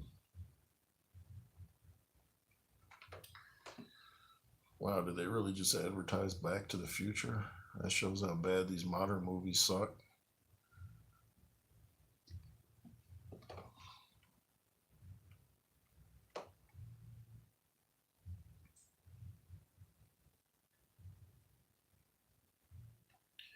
Here we go, round 6.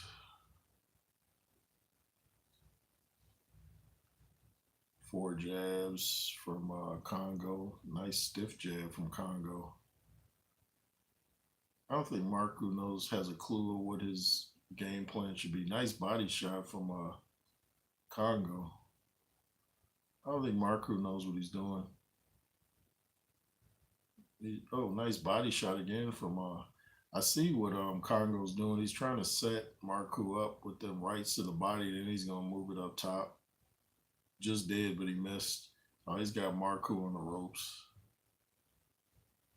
Marcoux's trying these lunging left hooks, but it was blocked. It's like it's action, but it's not that great of a fight.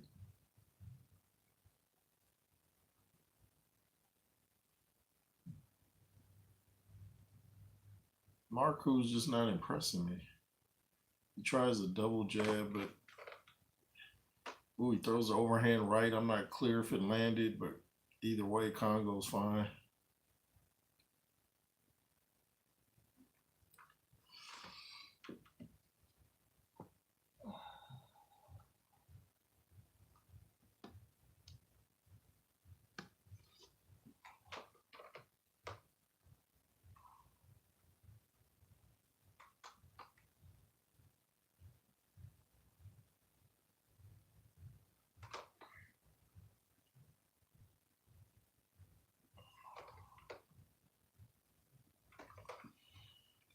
Looks like Congo tried to intimidate Marcoux pre-fight, which is stupid, as Albanians are crazy. Yeah, some guys you try to talk trash to, and you actually motivate them to fight harder than they ordinarily would have. Trash talk don't work on everybody. Albania, Albania. Oh, nice overhand from Congo, but Marcoux eats it up like breakfast. Like it didn't even bother him slightly. Still coming forward. I think Marcoux just doesn't have a solid game plan. He just seems to be winging shots, occasionally hoping something lands. He doesn't know how to set anything up. And I guess it is hard to do when you shorter and you don't have the reach. So he has to find his way inside and stay there. Oh, he lands a hook and an uppercut, but It just didn't look like he had much on it. Wow, Congo just flinched and Marco's like, oh. Talk about an effective feint.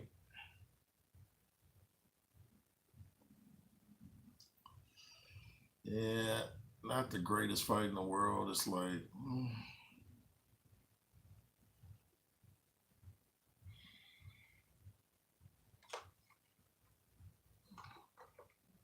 oh yeah, I guess the main event is next, y'all. I see Fraser Clarke in the dressing room. Looks like he's in great shape. He put in the work for this fight.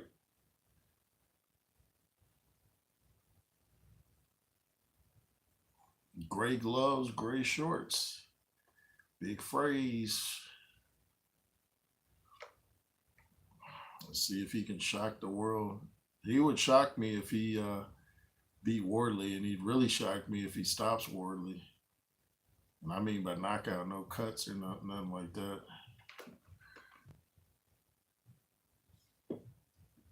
I'm getting the impression Joshua will go back to fighting only twice this year. Talks of his next fight being September. I hope not. I hope he at least has 3 fights. You know, Joshua likes to stay in the gym and active. So I'm hoping he doesn't have to play the waiting game.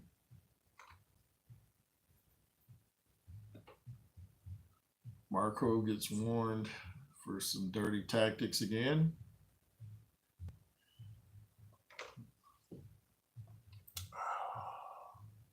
King Slender in the building. What's up, man? Did Babbitt fight? I just got on. If so, I go up, get check it out and rewatch it. And nah, Babbitt didn't fight tonight. I thought he was, but he already fought that dude that looked like Drago. Heard he got a TKO, but I heard it wasn't really a great fight to watch. King Slender in the building, y'all.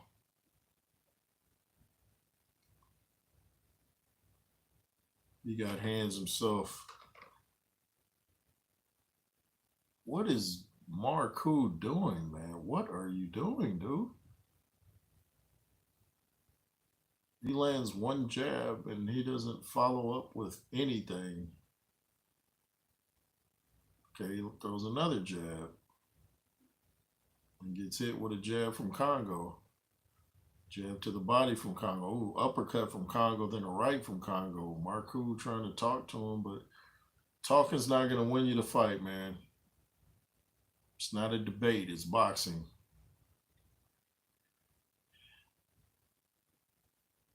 Man. See, Congo's kind of fighting like Riley was fighting earlier, except he's putting more on his punches than Riley was doing.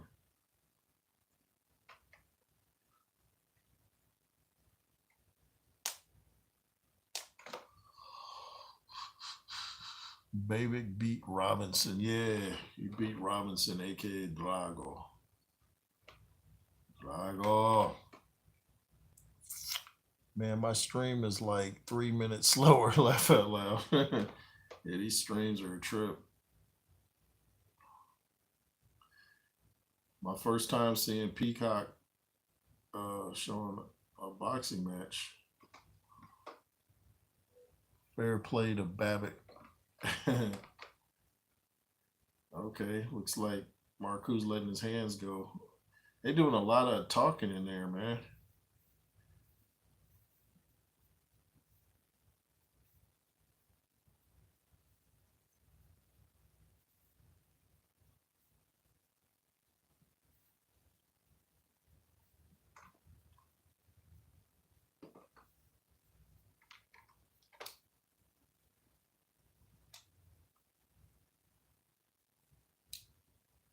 Showing a replay and Congo caught Marco coming in with an uppercut, but I don't think it bothered Marco.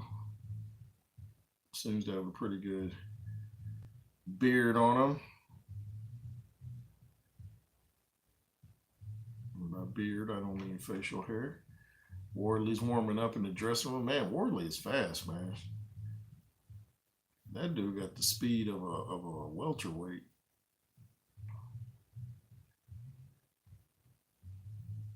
He sometimes plays around and puts his hands down, though. He's got to be careful when he fights guys that can really punch. I don't think he has too much to worry about with Clarke, but you don't want to get caught with any stupid shots from playing around.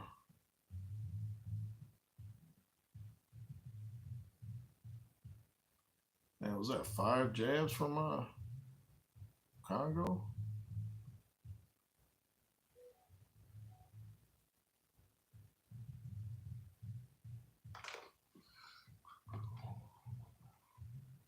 I'm actually surprised. Oops. I'm actually surprised Babbitt won. Still needs to be the Bridger weight fighter. Lacks proper skills for the big boys.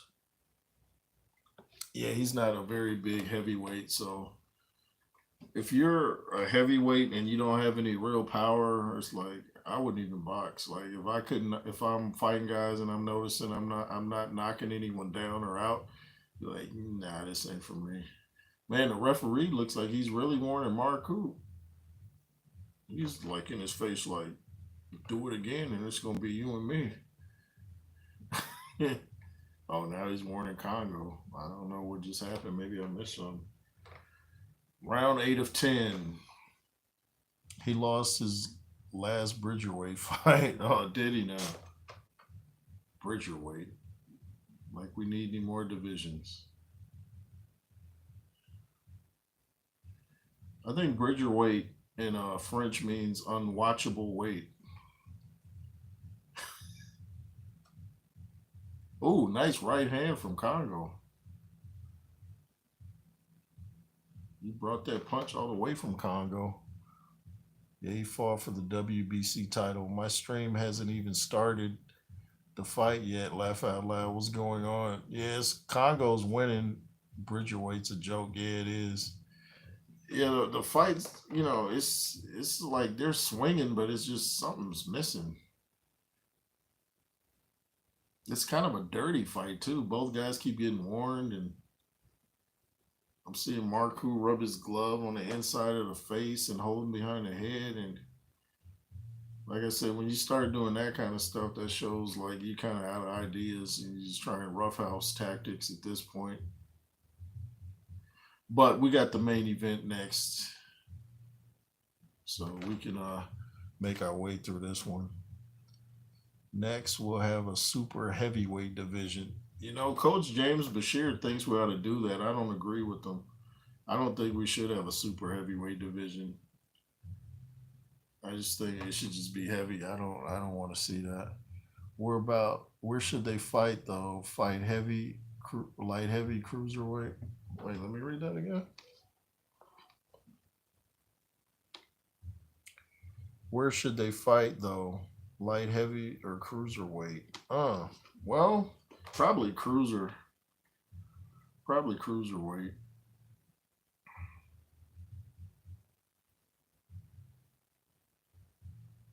Maybe light heavy. Wow, Marco's on the ropes. Looks like he's taking the shots, Wells, but he was taking a lot of them. Marco's just doing a lot of talking while he's getting touched up. Like, let your hands go. He comes in with a slow leaping left hook that gets him nowhere. All I think they headbutted by accident, but all Congo's got to do is this to stop that lunging left hook, and he's good. The Blue Baron. Congo done very well here. Congo's putting hands on him. I just wish he could close the show, but it's hard to knock a dude out when he's not really doing much. He's not leaving himself open very much, so it's kind of hard to knock guys out like that. But yeah, it's kind of a one-sided fight.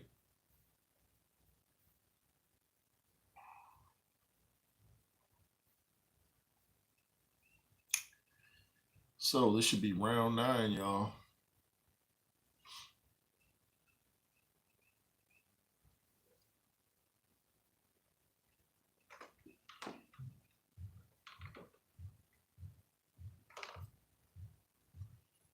I've been on here for over 3 hours. Doesn't even feel like I've been on here that long.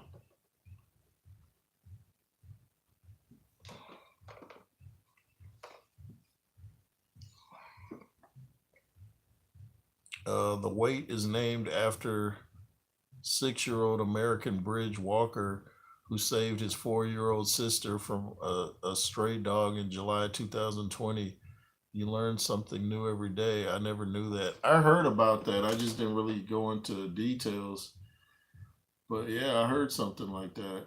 So this is a pretty honorable name for the division. I just wish we didn't have so many divisions, you know. But shout out to the little boy and the little girl. Heartwarming story, you know.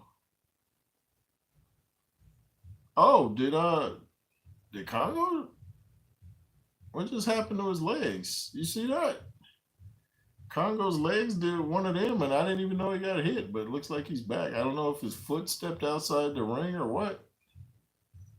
Because I didn't think he got hit with a punch, but his legs did a little noodle dance. Ooh, nice right from Congo.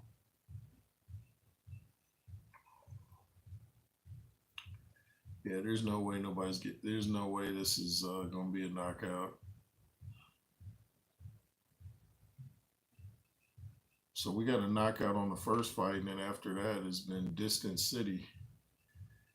Ooh, nice little sneaky uppercut from Marku. He's trying to put his weight on the back of Congo. Congo's still moving around though. Looks like his legs are fresh here in round 9. Oh, nice stiff overhand right from Congo. Man, that was a hard punch. So apparently Marku has a nice chin on him. Double left hook from Congo.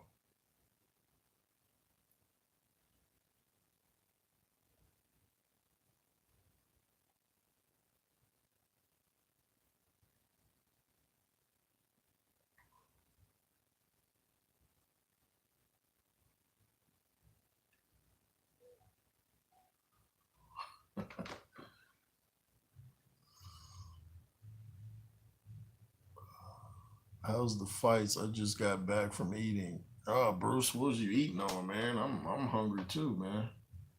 I had a steak and a salad earlier, but that's worn off. I already burnt that up. Looks like it's Congo and Marku going at it. Congo's kind of putting hands on Marku, but Marku, yeah, look at Marku. He's a dirty fighter, man. He just tried like 3 uppercuts while holding the back of Congo's head, man. This guy's dirty. It's like he's trying to stop Congo's movement, but don't know how to do it correctly. I went to an Easter. Oh, let me read that. I went to a resurrection brunch and ate the whole thing. That's what I'm talking about. Eat it up, Bruce. Bruce ain't playing, y'all. Bruce was housing that food. Marku should lose points. Yeah, Marku's fighting style is annoying. Yeah, I don't like that style. That's kind of how what's his name fought Clarke Fraser Clarke, Dave Allen. He was doing some crazy stuff. I was like, I don't want to see Dave Allen ever fight again. Ooh, that was a hard right to the temple. Andrew Tucker World in the building. Whoa, $10 super chat. Appreciate that. Andrew Tucker World, y'all. Thank you so much, bro. He says, much love and respect, big bro. You guys make sure you hit the like button and great. Oops, wait, what happened? Where'd it go? It got back from home. What? Where'd it go? From out of town with the fam. Oh, shout out to Andrew Tucker. You was out of town with the fam, huh? Yeah, man. You're not really missing too much with these fights so far. I'm hoping the main event is good, but so far the undercards have been I mean, like these dudes are mixing it up, but it's just not really. Marku don't really have a game plan. But shout out to Andrew Tucker World, y'all. Got 12,000 subscribers. He's growing fast.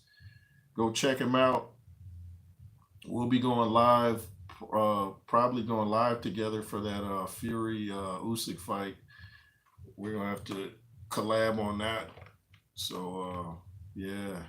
Ooh, nice combo from Congo. But thanks again, Andrew, for the $10 holla. Andrew Tucker World, y'all. Jab to the body from Congo. They was holding behind the gate again from Marku, man. So if I was a ref, I'd just take a point. Be like, dude, if you're not going to try to fight clean, then watch what I do to your point system. Like, it's ridiculous. Round 10 and you still trying to hold this dude behind. Oh, nice sneaky uppercut from Congo. Congo's moving a little too much for my liking, though. I think he could do some damage if he kind of stood his ground. Now we're getting a headlock from Marku. Oh, my goodness. Is this MMA or boxing, Marku? Wrong sport. Oh, nice 1-2 down the middle from Congo. Lands right on the button. Nice hook from Congo. He's putting some steam on it now. Oh, nice uppercut from Congo. Goodness. Caught him right. Oh, man. Yeah, that got your attention, didn't it? We got 55 seconds left, approximately. 50 seconds left in the 10th round. Last round of the fight. And then the big boys. Hope the fam's doing all right there, Andrew. Give them my love, man. Give everybody my love there.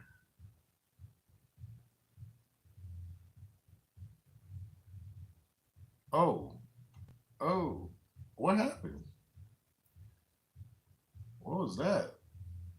Congo just got his head knocked through the ropes. Like, what was that?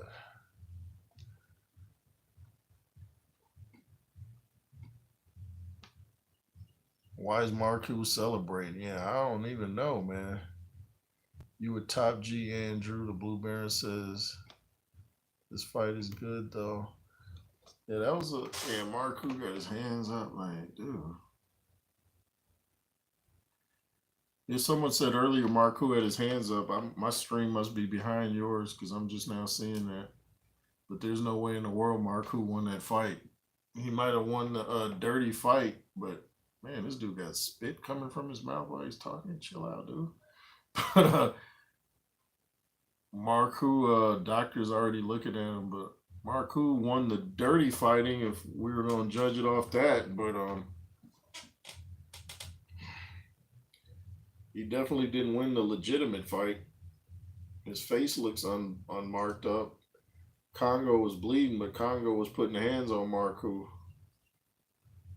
That little quick uppercut, I like that. They're showing the replays. A little sneaky uppercut from Congo. And then a sneaky right from Marku. He landed one overhand right and he starts showboat. Man, if you don't stop.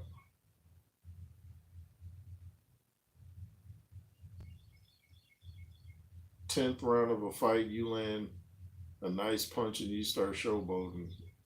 And Congo wasn't even affected by it at that.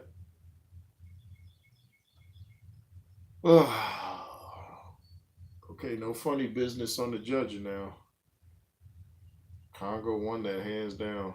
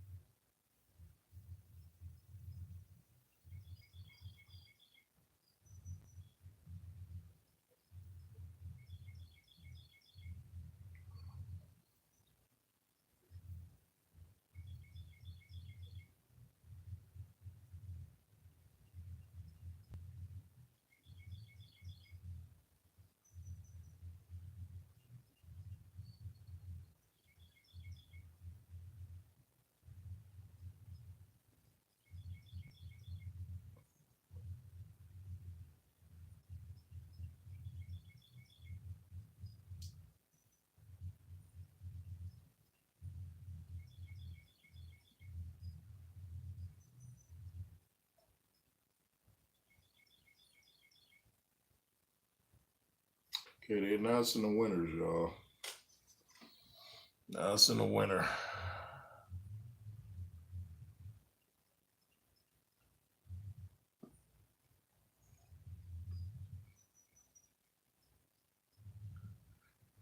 You got a bird chirping there. Yeah, you hear that? Wow, this mic is pretty strong. Let's see how the judges see it. Yeah, some the birds are going crazy out there. Love you, birds. Hard fight to score, to be honest. Nah, I got it for. I think it was kind of one-sided, man.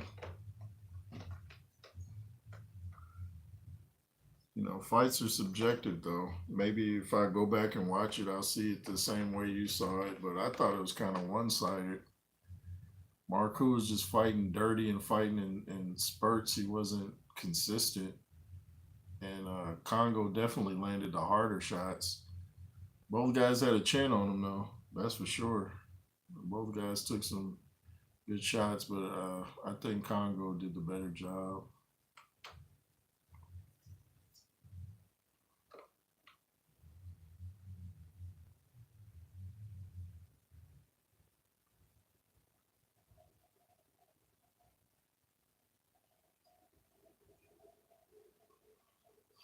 These shows they got out.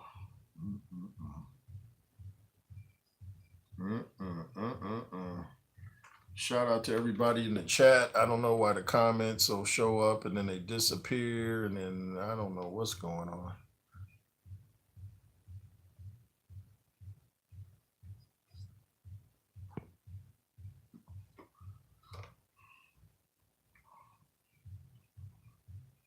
You got Johnny Nelson back on the mic device.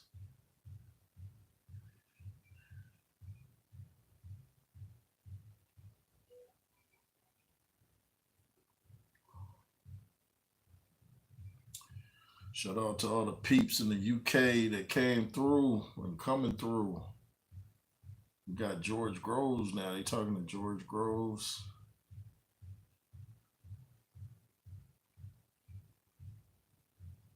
Wonder who's all in the house over there for this fight. Oh no, not an interview. No. Oh, they're really trying to stretch this out till I think they're trying to stretch it out for about 27 minutes. Oh boy.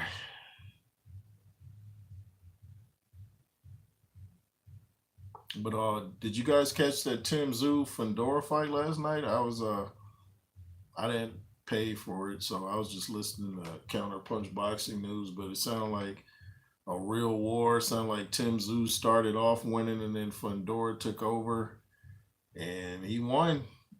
And Errol Spence was there, and Errol Spence called out Fedor immediately after.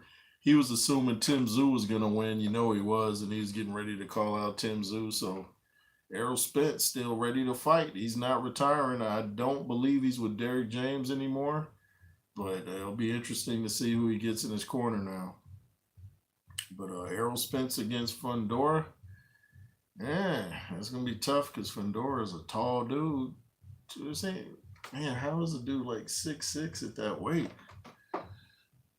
That is interesting.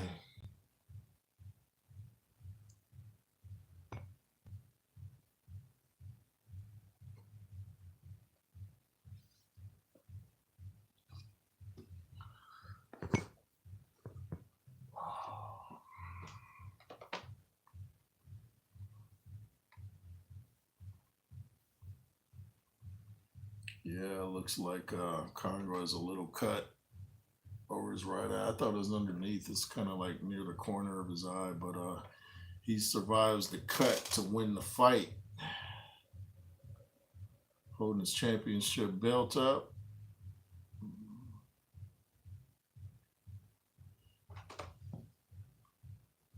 Whoa, Andrew Tucker's coming through with the $5 holla. Shout out to the dude, the bro, AT Dub, Tucker Army. Shout out to you, bro. $5 holla. I appreciate that, man. I appreciate the love. Never heard anyone 6'6" and 154. Very unusual. I got Wardley, guys. Yeah, I got Wardley too. Yeah, 6'6" and 150 something. That's yeah. He's got the heavyweight height, but definitely maybe he just has a super high metabolism. You got Snoop Dogg's metabolism with Anthony Joshua's height. That is a weird combo. A very weird combo. Andrew Tucker has Wardley. You got him by stoppage. I got Wardley. I say Wardley's gonna knock him out in 7 or 8. Are they talking to Chris Eubanks Sr. right now? He cracks me up the way he says his S's. It's like he says his S's like this. Chris Eubanks Sr. The S's are really something. Bro, the family said hello. They watching as well. Oh, shout out to the fam. I appreciate that. The Tucker family. Shout out to everybody. Shout out to Florida, Jacksonville, all areas in between. Shout out to you guys. California, Florida. Y'all know how we do.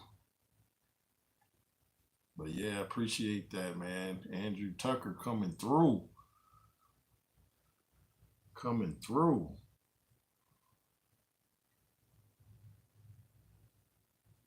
And they doing a lot of interviews. You could tell when they trying to drag out a fight for a certain time. What time is it in Georgia? It is 4:32. 4:32. We're 3 hours ahead of the West Coast. Yeah, man. I think they're trying to drag it out to 5 my time. So they got two guys in the ring right now. Look like they're on the mic talking some trash to each other. I've never seen either one of these guys before. I don't have a clue who they are. They're doing the nice little stare down though. Maybe Chris Eubanks Sr. is promoting one of these guys since he was just on the mic. I didn't know he's in the promotions.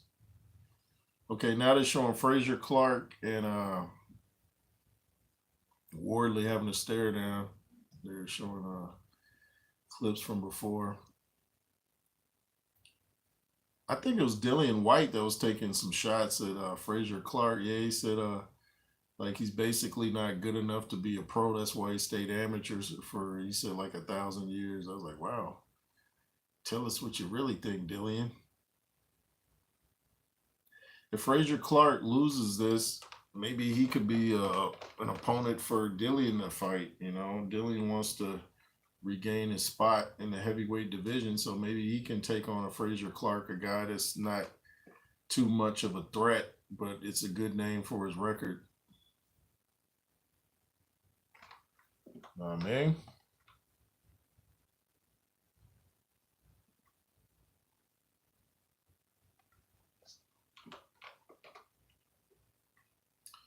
So we got interviews and commercials. White was Wardley's manager. Clarke called out White during the press conference. I did hear that. I forgot all about that. So White is managing wow. I didn't know that, but I had heard about Clarke calling out White. I'd watch it. But yeah, that's wow. So White is in the managing. So he's sounds like he wants a couple more fights and then he's gonna get to the business side of boxing, which is a smart move, you know. Look at Oscar De La Hoya and all the success he's had with Bernard Hopkins and Golden Boy. So there's definitely room for anybody else trying to get into the business.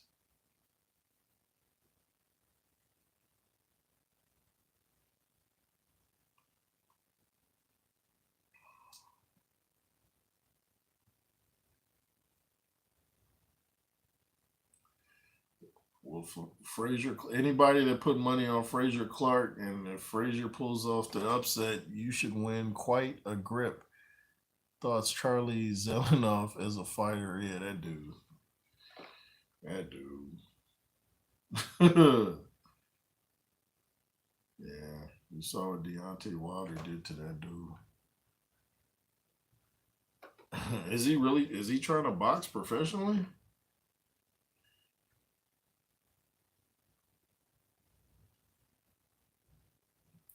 If so, I'm sure Jake Paul will fight him after Mike Tyson knocks Jake Paul through the ropes. Jake Paul, we know that footage you put out hitting the bag was sped up. I mean, you could have at least tried to hide it. It's like, dude, that was some George Lucas special effects on that one.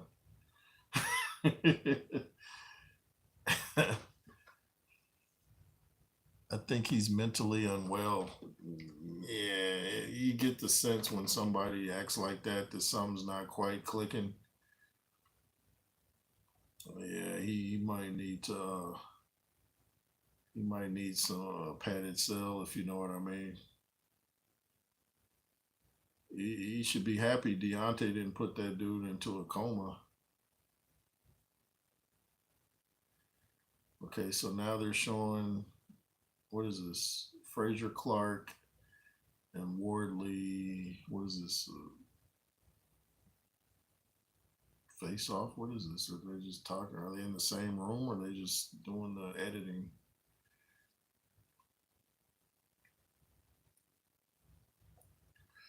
I wish they would try to stop trying to make a.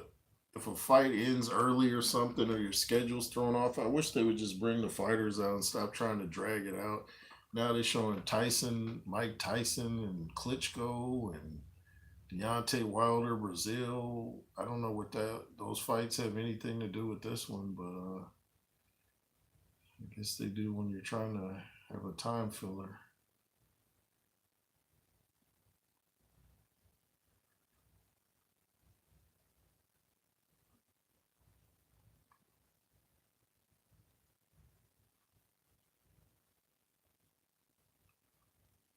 And they showing a clip of somebody Wardley just hit with a nice uppercut. 17 fights, 17 wins with 16 KOs. Man, only one of his fights wasn't a knockout. So something to think about. Fraser Clarke, 8 fights, 8 wins with 6 KOs. Ooh, they show Fraser Clarke hit some dude with a left hook that was nice.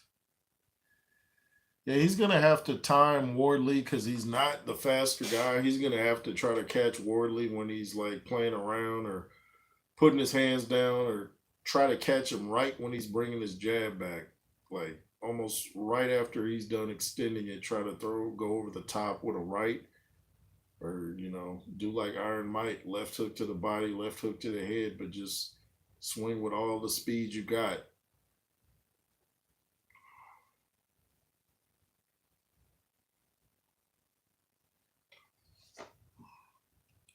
Clarke and Wardley look like twins. Just Clarke has a beard. That's what I always say. Like shave off the beard, he look like brothers, man.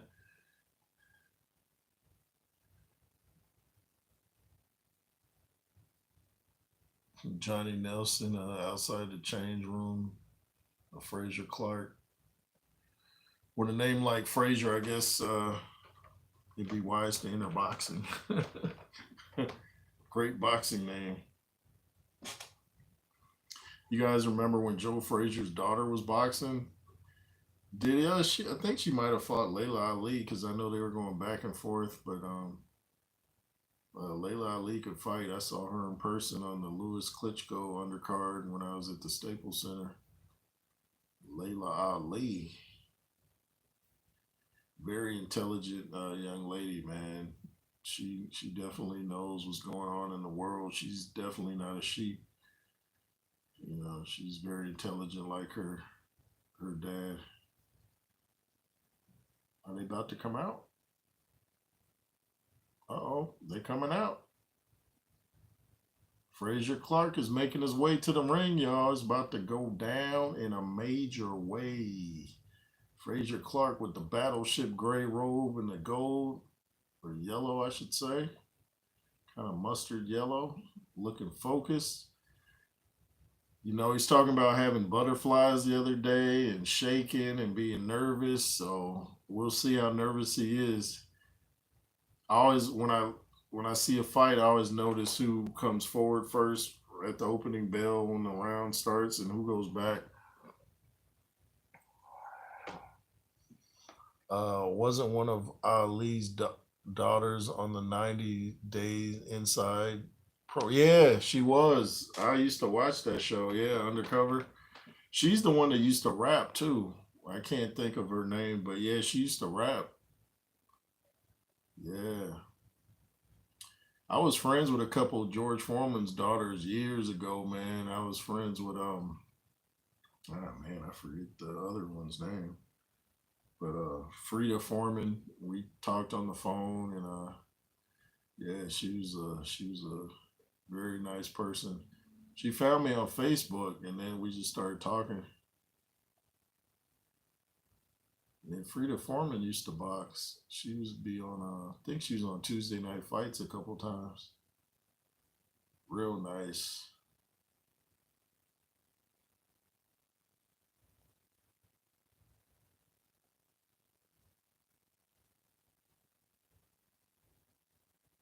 So they showing Fraser Clarke's highlights on the Jumbotron. He was talking about getting roughed up by AJ and Joe Joyce and the amateurs are sparring, you know. Like I said, video coming soon about Ikabe Ibuchi saying he will destroy Joe Joyce and retire him. He said he whooped Zhang too. He said these fighters today ain't built like the fighters that he was with in the 90s. Oh, look at Clarke out here. Clarke's walking around like, yeah, I'm about to do this. It's about to be on. Yeah, move around, get the nerves out.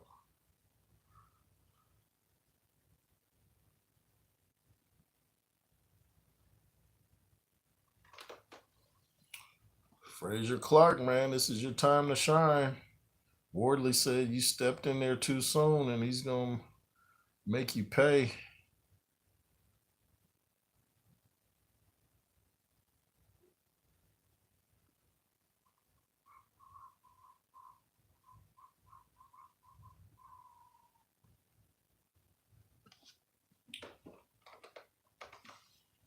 50 Cent Mini Man Classic. Oh, that's what he's coming into? Oh, okay. So he's coming into some Curtis Jackson.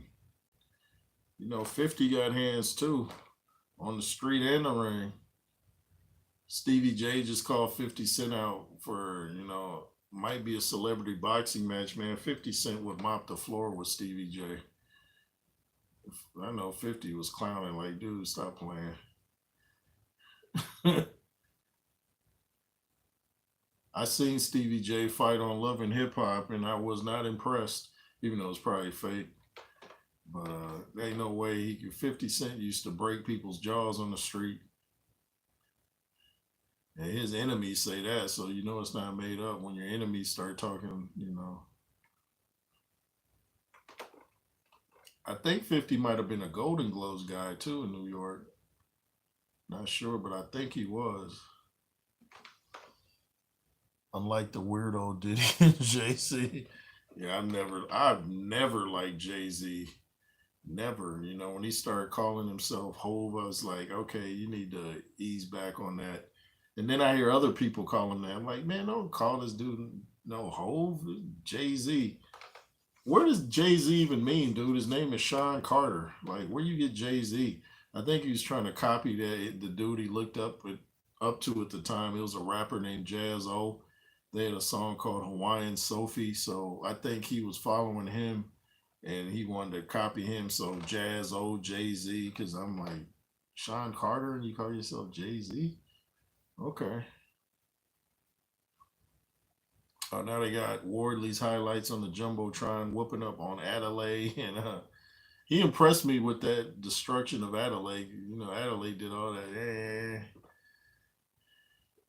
Wardley was not having it in the ring. I just remember Adelaide kept sticking out his tongue. Like, dude, you got knocked down. Just how are you gonna try to showboat while you on the canvas, bro?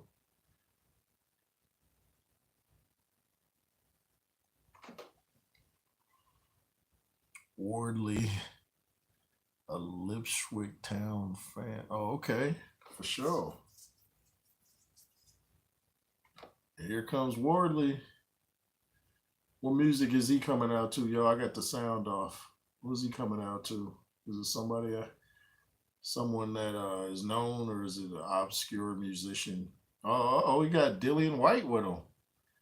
Look at Dillian in the background. For all those think that Dillian White is 6'4", you can clearly see he's not. Frazier Clarke is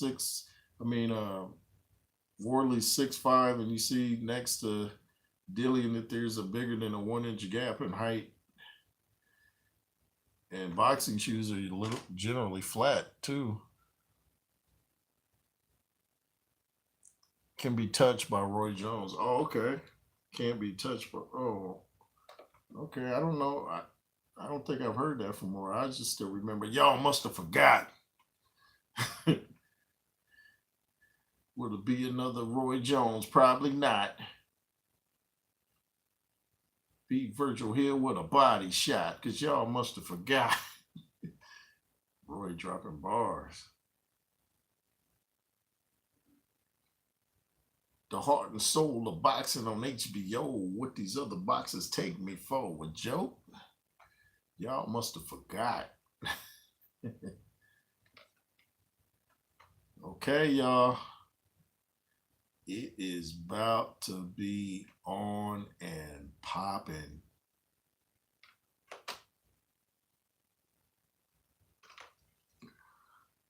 It's about to be on and popping, y'all. They taking the robes off.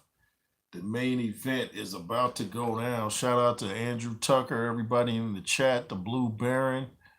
Stallion Coyle was in here. Bruce Gas came through. Teddy Bruck showed some love. It's about to go down, y'all. Both guys in great shape. Wardley still got on his robe. Frazier Clarke is ready for battle. I think this is the most fit that I've seen Frazier Clarke, man. He's a big guy. Real big guy, man. So he's got his fans over there. I think that's his grandmother. There's been a schlong, the Eddie Hearn you would get if you ordered. Bro, check your live viewers. Yeah, man. I'm like, wow, what just happened?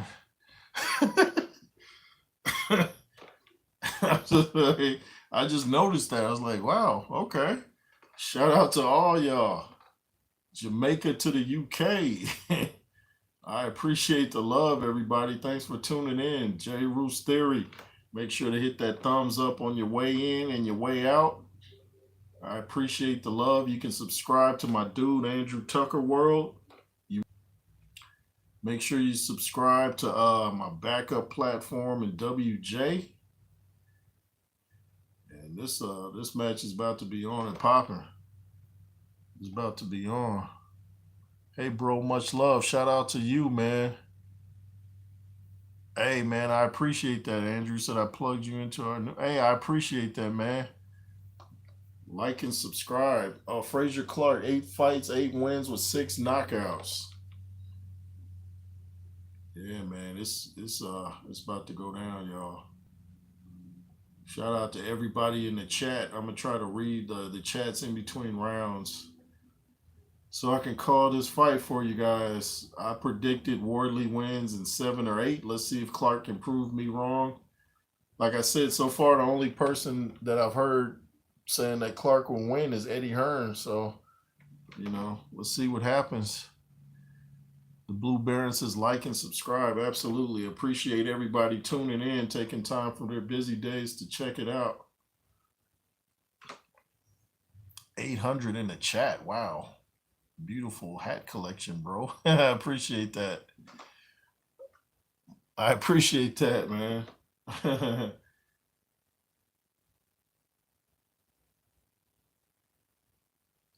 Let's see, 29. He's 29, 17 fights, 17 wins, 16 KOs. I'm not sure the weight, but I'm guessing by looking at Wardley, he's around 217, 220-ish. Real fast, man, real fast. I think Clarke is going to have a problem with the speed of Wardley, man. He fights with the speed of a cruiserweight. And I'm sure with the big amateur career that Clarke has had, that he's seen fast fighters before, but this is the pros. Yeah, man, appreciate that. Appreciate the love. Dillian White trying to get the crowd hype. Dillian, it's good to see Dillian back. Big bro, yeah, let's get it. We all here, big bro. Shout out to Andrew Tucker Army. Wow. 1,000 people in the chat. Shout out to all the people here, man. Make sure you subscribe and enjoy the commentary, man. Here we go. The face off in the middle of the ring. Let's see if they Frazier Clarke is nervous. He won't look at Wardley. I hate when fighters do that. Give the white hat, bro. For sure. When fighters don't look another guy in the eye, I feel like they might be a little bit intimidated. We'll see. Wardley looks nice and relaxed, man. He's been here before. Here we go. Let's see who backs up first. They meet in the center of the ring. Okay, so Frazier Clarke throws a jab first. He's coming forward. I'm kind of surprised to see that. Both guys listed at 6'5". 1,000 in the chat. Wow. Appreciate the love. Y'all hit that thumbs up for me. Frazier Clarke misses with a right hand. Here we go. Nice jab from just kind of a rangefinder for Wardley. Frazier Clarke comes back with nice little jab from Frazier Clarke. It was a fast jab too. I'm surprised it got Wardley's attention, that's for sure. Wardley looked like, okay. Hey, maybe Frazier Clarke, shocked the world tonight. He's a big dude. Actually, Wardley looks bigger here. Oh, nice overhand right from Frazier Clarke. Oh, nice right from Frazier Clarke. He got Wardley on the ropes. So far, Frazier Clarke is making a statement, y'all. He's winning this round so far. Yeah, man. It's like Wardley's trying to figure out, like, what's going on. Like, this dude's a little bit faster than I thought. I've never seen Frazier Clarke throw a jab that fast.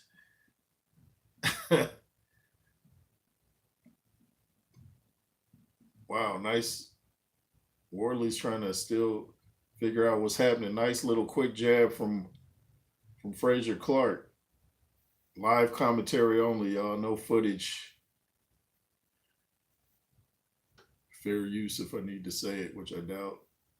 Oh, nice little quick jab. Yeah, I see what Frazier Clarke is doing. He's doing, like I said, he's trying to time him. He's trying to catch Wardley right when Wardley's pulling back his punch when he's defenseless. So that's a smart strategy when you're not the faster guy. Nice hook from Frazier Clarke. The ref blocked the camera, so I couldn't really tell if it landed. But Frazier Clarke is winning this round pretty big so far. Was Eddie Hearn right? Did Eddie Hearn know something we didn't know? Maybe he had the inside information of the sparring. Oh, nice jab from nice overhand right from Wardley. He came out of nowhere with that. He's trying to put Frazier on the ropes. Oh, nice overhand right, kind of blocked slightly by Clarke. Oh, nice uppercut from Clarke. Then he tries to put his weight on the back of Wardley's head. Wow, that was an interesting round one. I give it to Clarke though, but Wardley was starting to come on in the last couple seconds of the round, trying to steal the round, which is smart. Uppercut the like button. Yeah, appreciate that, Charlene. She says uppercut the like button, peeps. Yeah, appreciate that. Yeah, man, this is already a good fight. Andrew, the friend everyone needs. Yeah, for real. Clarke has no chance. He's fighting all right though, He's trying to time Wardley because he knows he's showing more speed than I've seen, but he's still not as fast as Wardley. So he's trying to catch Wardley with a surprise shot, which is smart because what do they say? You get hurt by the punches you don't see, and that's a true statement. That's one of the cliches that is true. Here we go, round 2. Okay, Wardley comes out jabbing, trying to get the distance right. Both, I'm not sure who's got the longer reach, but it looks like it's about even. It looks like Clarke. Oh, nice overhand right from Wardley. Goes to the body of Clarke. Oh, now he's got Clarke up against the ropes. Oh, nice little sneaky uppercut from Clarke. Oh, Wardley's trying to tee off now. He's got to be careful not to get caught. Wardley sometimes drops his hands after he throws a flurry. Oh, nice overhand right. Clarke keeps going over. Wardley. Oh, yeah. Wardley's nice jab from Wardley. Stiff jab. Wardley's going over the top of Clarke's jab. Kind of throwing it like Tim Witherspoon where you kind of loop it. Riddick Bowe used to do that a lot. It's not textbook, but it's effective.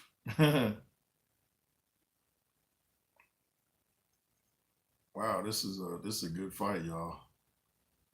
Like Wardley is putting some power behind his shots. He's having a much better round right here than he had. Oh, nice overhand right from Frazier. Wardley immediately clinches. He must have felt that one. He took that right and grabbed immediately. Oh, nice uppercut from Clarke. I think Wardley got hurt a little bit. I think Wardley got a little hurt from that uppercut from Clarke. Oh, nice overhand right from Clarke. Oh, my goodness. Wardley got a chin. Wardley has a chin, man. Because Clarke is a big guy, man. But it definitely got Wardley. This is a tough round to score. We got, a minute 3 left in the second round. Nice little hook from Clarke. Wardley, get your hands up, dude. Yeah, Clarke is starting to come on, man. Oh, nice. Man, what's the camera doing? I couldn't tell if Wardley's right landed or not. Thanks to the camera, man. Oh, nice little right from Wardley. This is a hard one. Oh, they both caught each other. I don't know who got the better of that. I think Clarke's hurt. Clarke is a little hurt. Man, this is like this is a good fight, y'all. Oh, Wardley teeing off on him now, but he better be careful because Clarke is still trying to throw that. Oh, night. Clarke is almost landing that uppercut at will, man. He's just like slipping it in. It's a good fight, y'all. I know that crowd is going crazy. Now another uppercut lands for Clarke, man. Clarke probably thought, man, since Dillion's in your corner, you probably take uppercuts like Dillion. But unlike Dillion, Wardley's standing up from the uppercut. So, man, dude, this is a good fight. Clarke is doing much better than I thought he would do. Much better. Wow, this is nice. Yeah, smash that like button, y'all. What a round. Absolutely. Clarke's dominating this. Yeah, man. Clarke is doing a great job. Apparently, Angel Fernandez and them did their work. Angel Fernandez versus Ben Davison, although Ben Davison isn't the main trainer. Man, he knocked the snot out of Clarke. They're showing a replay. I think Frazier's nose is bleeding. I think Wardley's nose is bleeding. He always had that little like mark on the bridge of his nose, but it looks like the corner stopped the bleeding. Edging the Clarke right now, but this is anyone's fight. Yeah, man. Yeah, props to Clarke. He's doing his thing, man. Both guys showing tremendous heart. Nice stiff jab from Wardley. Wardley has to be careful when he comes over the top. He's got to be careful not to get countered with an uppercut. You leave yourself wide open when you miss with a looping right. Nice jab from Wardley. I think both guys have felt the power of the other. Might be a little tough for Wardley to breathe now because that nose is taking some punishment. And then you start breathing through your mouth. That means your mouth is open, which is even more dangerous. You do not want to get clipped on the tip of your chin when your mouth's open.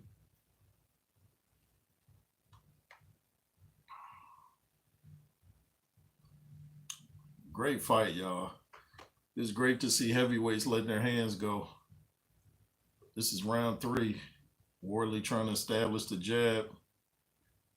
Oh, nice right again from Wardley. Clarke holds. Wardley always got a, what is that sign? Wardley always gets cut on the nose. Yeah, I noticed that little tissue. Man, this is a great fight though, man. Both guys have taken some hard shots and nobody's fallen.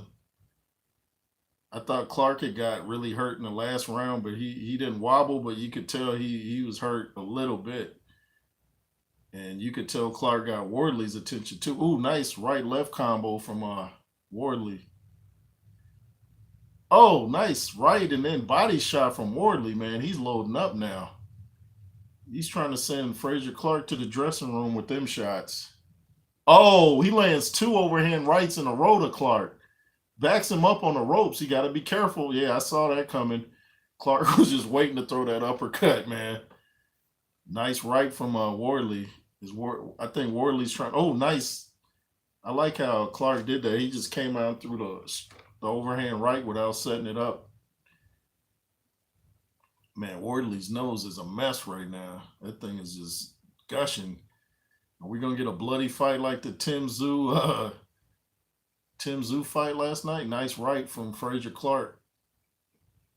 Yeah, this is a hard fight to. Oh! Looked like that shot. Yeah, that was a little low from Wardley. End of the 3rd round. I think I edged it towards Wardley. Clarke had his moments, but I think I edged it towards Wardley slightly. Great fight, man. This is worth watching on the replay. Fans getting their money's worth. Man. I don't know if this is going the distance, y'all. Is this a 12-rounder too? Is this a 12-rounder?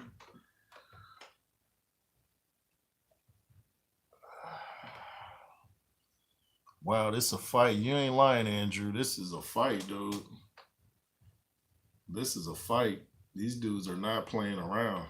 When you see 2 guys fighting like this, like no win, lose, or draw, none of these fighters have nothing to be ashamed about. They both showing tremendous heart and determination, man.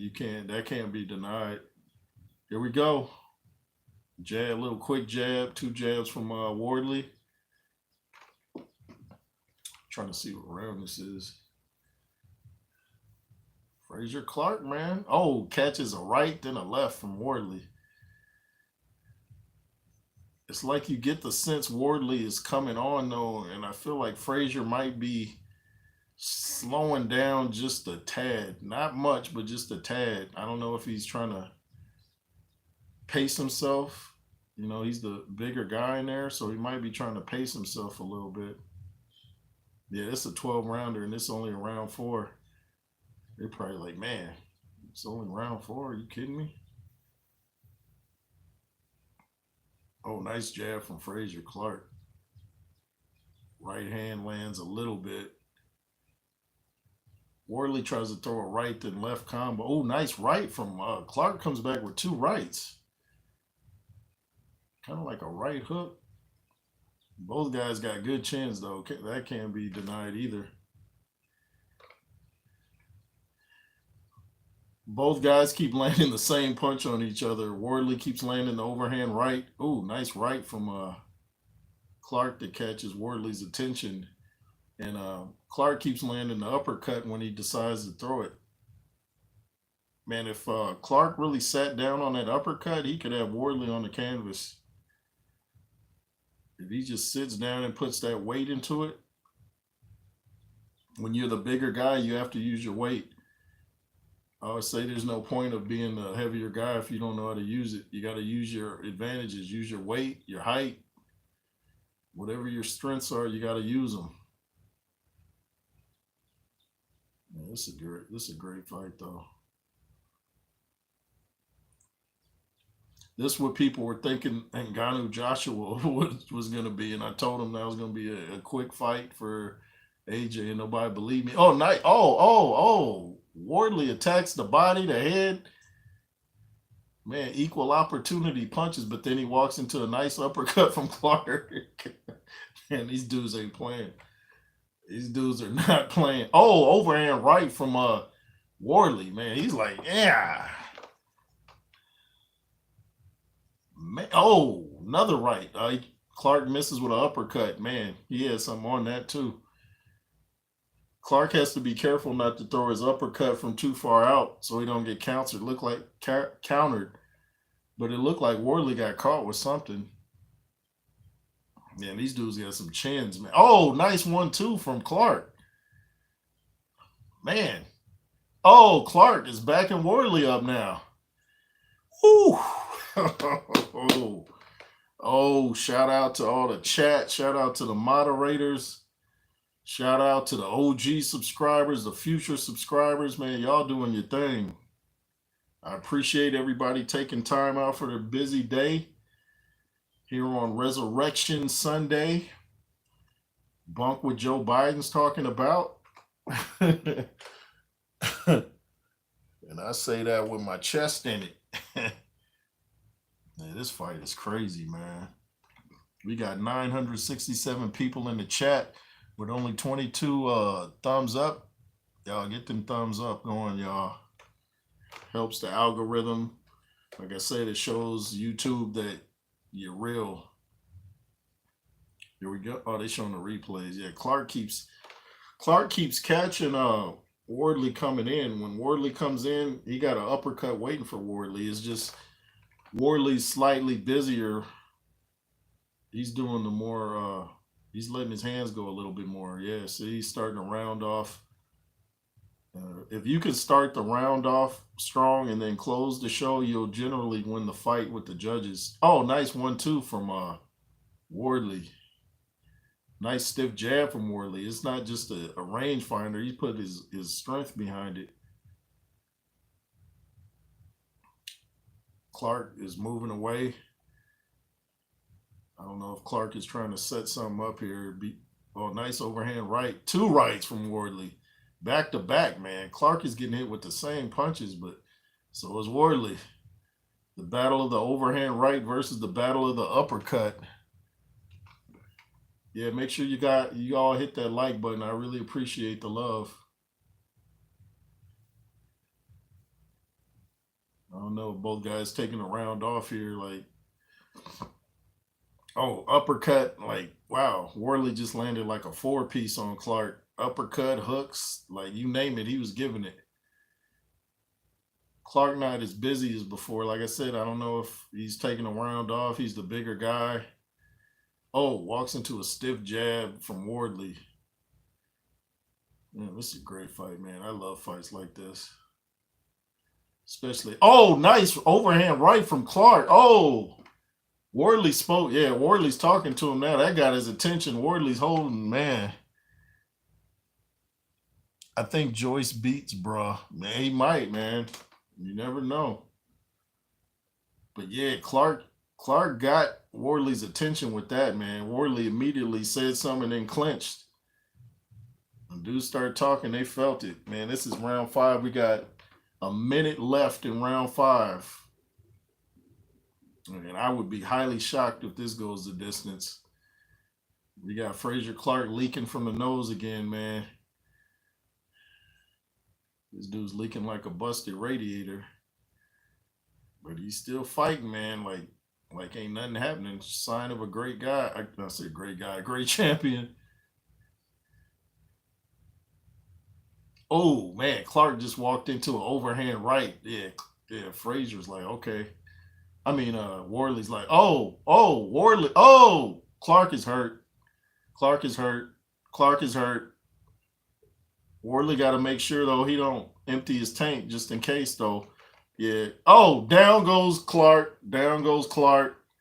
Down goes Clarke in round 5. Wow. He gets up, though. He gets up. He looks like he's okay. I think he's a bit gassed, but I think Wardley's about to close the show. I said around round 5, 7, and 8, something seems to happen.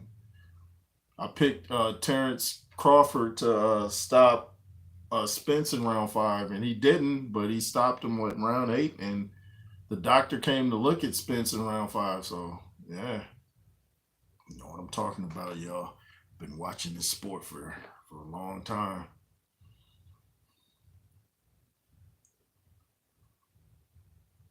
Man, Wardley has some power, man. Wardley, they just showing a replay. He just, Wardley is making a statement, man, and so is Fraser Clarke. Clarke is showing he is not to be slept on. I mean, he went down, but he has nothing to be ashamed about. He just, Wardley just got a arsenal of punches, man. He's not a basic 1-2 fighter. He just comes in and throws whatever's gonna land. Here we go. I think something's gonna happen this round. Let's see if Fraser Clarke. Let's see if he can make a statement here and come back. Round 6.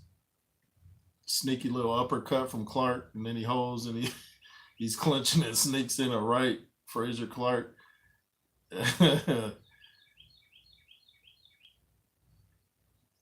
Clarke is the bigger man. I don't get why the bigger man is backing up. Clarke's punches ain't got as much on him as they did earlier. I think he's still a little dazed, just a little bit. He looks like his legs aren't fully underneath him. He just eats a right hand and misses an uppercut. Oh, what happened? What just happened? I don't know. It looked like, did Fraser Clarke throw a knee? What was that? In the clinch? Something made Wardley upset in that clinch. He immediately fired back. You just get the sense Wardley is taking over this fight. Oh man, Wardley just backed Fraser Clarke up to the ropes with like a 5-piece jab, just boom, boom, boom, boom, just like one after the other. Oh, it's getting nasty now. Oh, uppercut, right? Yeah, Wardley's about to close the show, dude. Oh man, he just swung for the. Wardley just Wardley just swung for the misses and for the Wardley just swung for the fences and missed, and then Clarke came back and countered. Second man, I wanted Clarke to win because he's a local kid. Shout out to you, Charlene. Andrew says, wow, Wardley is coming to stop Clarke. Wow, yeah, man. Wardley said before the fight, Clarke will lose steam. Yep, midway, and he was right. Yeah, that's what's happening. Does Clarke have it in him to get a second win? He sees Wardley's leaking from the nose. That should give him a little bit of confidence. Like, you are oh man, Wardley this dude's a monster, dude. Wardley's gonna be a problem for this division, man, because he can take a punch. He's fast. He like them throwback fighters from the 90s, man. Goodness gracious. Clarke gets warned by the ref to keep his punches up. His mouthpiece is out. I don't know if Clarke did that trick of spitting out the mouthpiece to get some rest, but yeah. Yeah, I'm glad I did not miss this fight. I missed the Tim Zoo fight last night, but I'm here for this one, y'all. Oh, nice combo from Wardley, man. Wardley is just loading up now. Uh-oh, Clarke's letting his hands go. Oh, nice 2 uppercuts from Clarke. Wardley's chin is crazy, dude. Wardley is a tough dude, man. Looks like the heavyweight division's in good hands when Joshua Fury and them retire, man. Looks like it's in good hands. Oh, they showing the replay again where Wardley knocked Clarke down. Clarke looked like when he's on the ground, he's okay. He looked like tired. He's just looking around like, let me try to get a little bit of oxygen before I get back to my feet. You know what I mean? Make sure all y'all in the chat subscribe, hit that like button. Let's get them likes up. Don't be a dine and dasher. Hit them likes. Nah, man. Go subscribe to my dude Andrew Tucker World too. Brought over the Tucker Army. It's like they stopped the bleeding on Wardley's nose in the corner, but the minute he gets touched, that thing starts leaking again. Jab from Wardley. This is round 7 of 12. I predicted round 7 and 8 for Wardley knocking out Clarke. Did I get it right? Oh, nice overhand right from Wardley. Wardley's fighting like he's from the 5th ward of Texas. Oh, nice right from man, Wardley is fast, dude. Oh, he's just so fast. That's what's going to be a problem for the division, is the fact that he's so fast. And this dude started in white-collar boxing, man. Keep that in mind. Everybody thinks you got to do things the conventional way, you know. Not for everybody. Everybody's different. That's what I keep telling people about Mike Tyson, Jake Paul. Everybody's 57 ain't the same 57. Here we go, Clarke. Clarke looks like he's trying to make something happen now. I think desperation is starting to sit in. Man, nice little lead right from Clarke. Once again, Wardley's leaking from the nose. That nose is a mess, man. Oh, nice lead right from Clarke. That got Wardley's attention. Wardley, they both tired now, though. Look like Wardley's looking at his corner, getting instruction. Oh, man, Wardley almost walked into an overhand right. You got to be careful. Ooh, nice body shot in the clinch. Oh, Wardley said he got hit low from Clarke in the clinch. Look like referee's giving him some time to recover. I'm sure Clarke likes that too. He's like, man, I get to rest too, Chief. Go ahead and take your time. Take your time, Chief. Oh, did they just take a point? Wow, the referee's taking a point from Clarke. Did he even get a warning for a low blow? How you going to take a point and you didn't give a warning? Come on, ref. So now Clarke is fighting Wardley and the ref. Overhand right from Wardley lands. So Wardley didn't take his full 5 minutes. It's a sign of a great fight. Oh, nice sneaky uppercut. Clarke knows how to throw them uppercuts, though. I give it to him on that. Wardley said, oh, that's the same comment. Oh.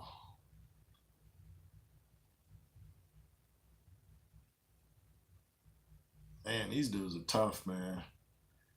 This is heavyweight boxing at its finest, y'all. Man, you just get the feeling that somebody's going to get caught with something, because both guys are getting hit, but Wardley's a stronger puncher of the two. Oh, man. Clarke is landing the uppercut, but maybe he's not putting his weight into it, because he's sure landing them at will. And Wardley's just eating them up like it's breakfast.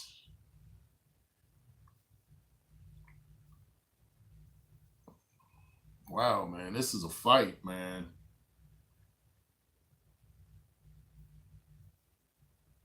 Clarke misses with a little combo. Looks like Wardley's trying to hit the body a little more to even slow down Clarke even more. Ooh, man, what a fight. What a fight. What a fight. These are two hard men. Hey, Blueberry, you called it. Yeah, this is a good fight, man. This is a good fight indeed.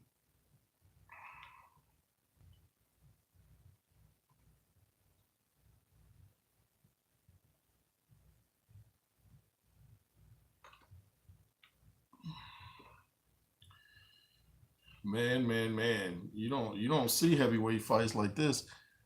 Come, guys, hit the like button. What a war, big bro. Yeah, this a war, man. This a war. I think Clarke might get Wardley. What is this comment? It says, I think Clarke might get Wardley out of there late. His jab is giving Wardley issues. Yeah, man. Wardley's face is starting to look pretty beat up. Like Andrew said, y'all get them likes up. We got 1,000 people in here and 24 thumbs up. Let's get them numbers up. Let's get it balanced, y'all. Looks like Wardley's starting to swell a little bit under the right eye here in round 8. These are championship rounds, y'all. Who wants it more? It's gonna come down to hard. Oh, nice overhand right from Wardley lands on Clarke, but some woke Clarke up. Clarke is fighting with more aggression now, but he's getting hit too at the same time. Smash the like button. 1,000 in here. Hey, I appreciate that. Thank you. Oh, Clarke is on the ropes. Clarke was on the ropes taking shots, so he tried to grab. I wish the ref would you get out the way, ref. Ooh, nice little uppercut from you could tell Clarke definitely worked on that uppercut in camp. Oh, ref, get out the way, dude.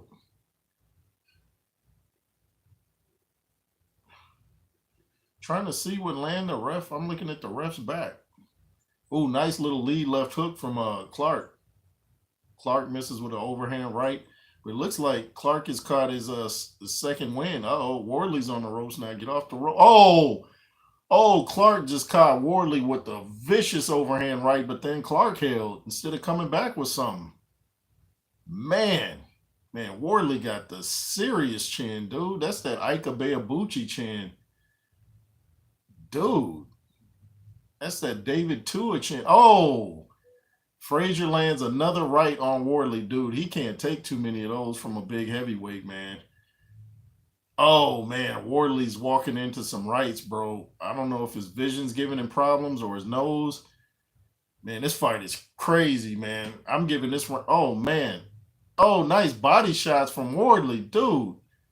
Wardley's trying to work the body of Clarke, man. He's throwing wild shots, though. Wardley got to be careful. Man, I'm so far though. I got this round a little bit for Clarke, man, because he caught Clarke with such hard rights, man. Man, the legs of and the willpower of incredible.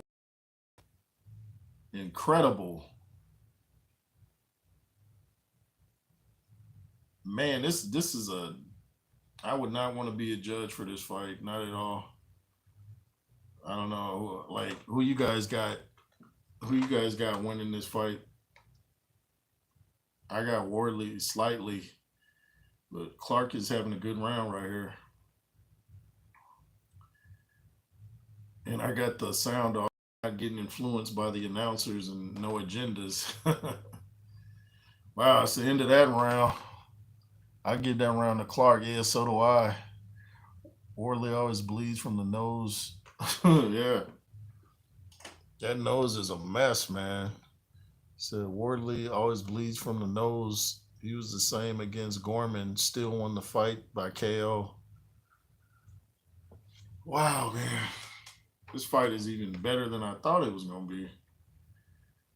Kind of makes up for some of the lackluster undercards we had. Man. They showing the replay. Clarke caught Wardley right on that nose with an overhand right.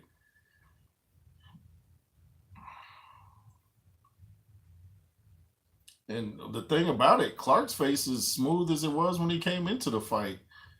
So that's a good sign that he doesn't get bruised up and cut too easily. You know, Wardley's corner is really trying to fix that disaster of a nose. Wardley's face is a mess, man. He's starting to bruise up, but he's still letting them hands go. Wardley's a tough dude, man. This is the kind of dude you want to go into battle with right here. Both guys tough, man. Frazier Clarke, man. This is round 9, so I didn't get my 7th or 8th round prediction right.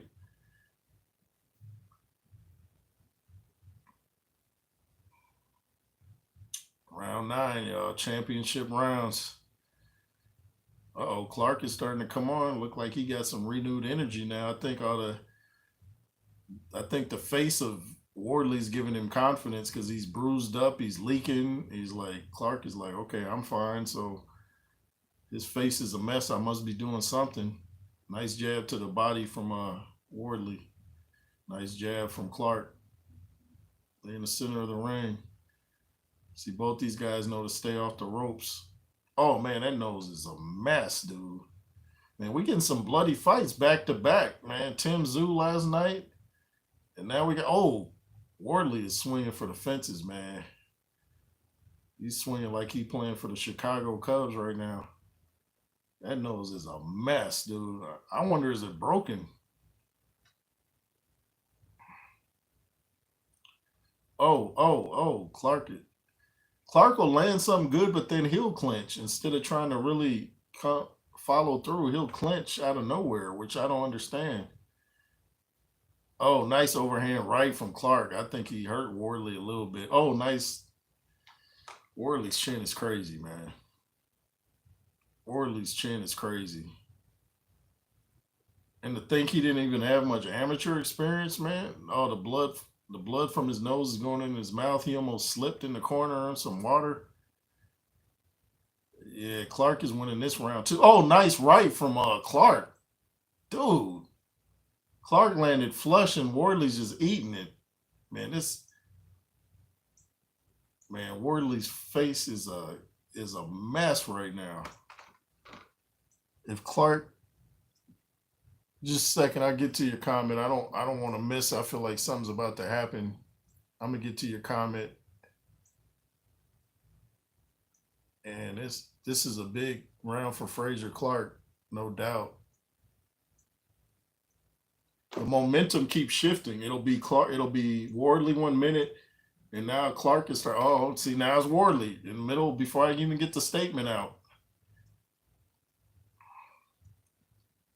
Wardley got to start moving his head more. I know we're late into the fight, but he's just got to. You don't want to keep taking shots from a big man. If Clarke lets his hands go, he's winning this. Wardley looks gassed. Yeah, and he's leaking bad. I said I'd give that round to Clarke. Man, this fight is bananas, y'all. Bananas.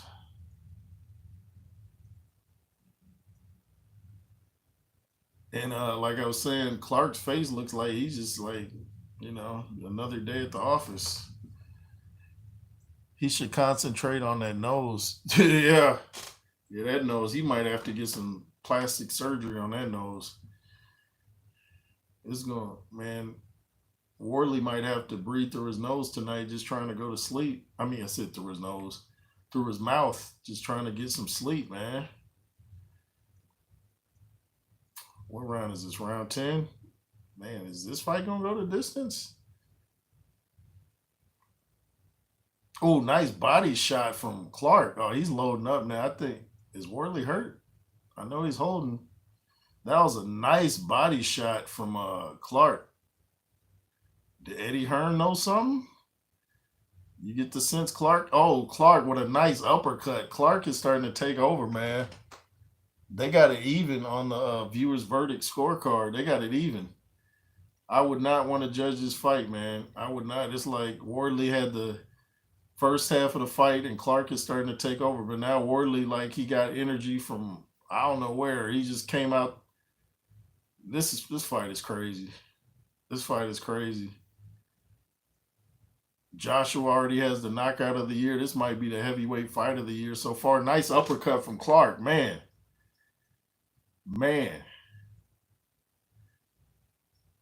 Clarke misses with that right, but you get the sense Clarke is trying to close the show on Wardley. Wardley's not having it. He's like, nah, Chief.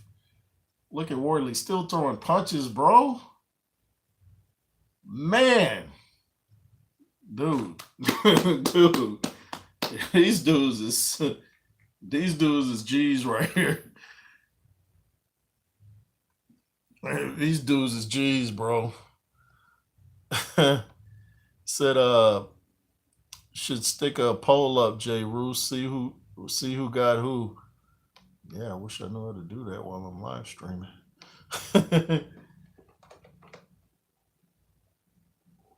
What happened? What's the ref doing? What's going on?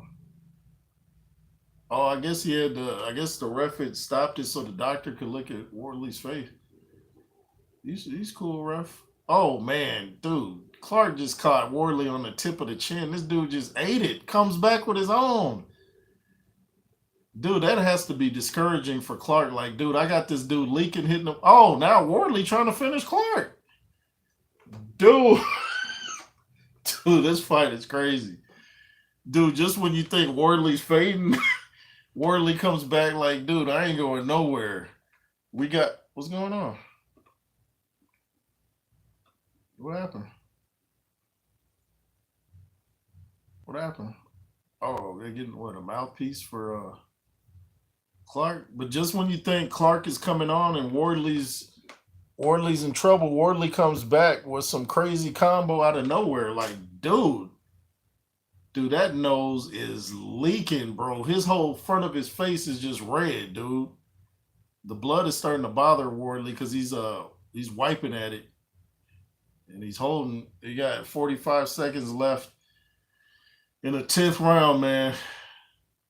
Oh, now Wardley's on the ropes taking shots, but then see, Clarke has to keep throwing until the ref steps in. If he throws a bunch of shots, the ref will step in.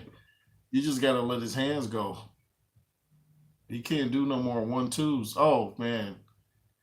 Man, Clarke just ate that overhand right from Wardley. Wardley's throwing like he's trying to.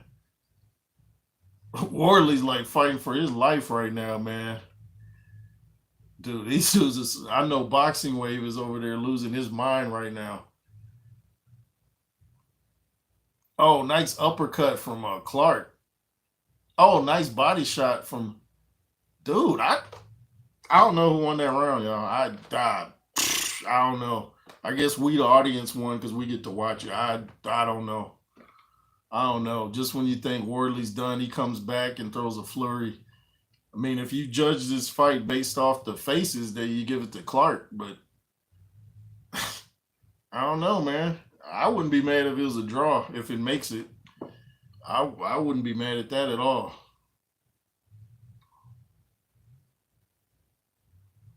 This fight is crazy, man.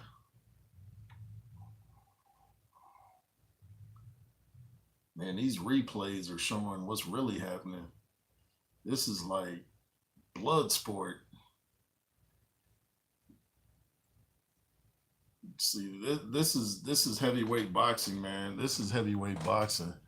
Wardley looks tired and hurt, but is boxing better. Yeah, it's crazy, ain't it?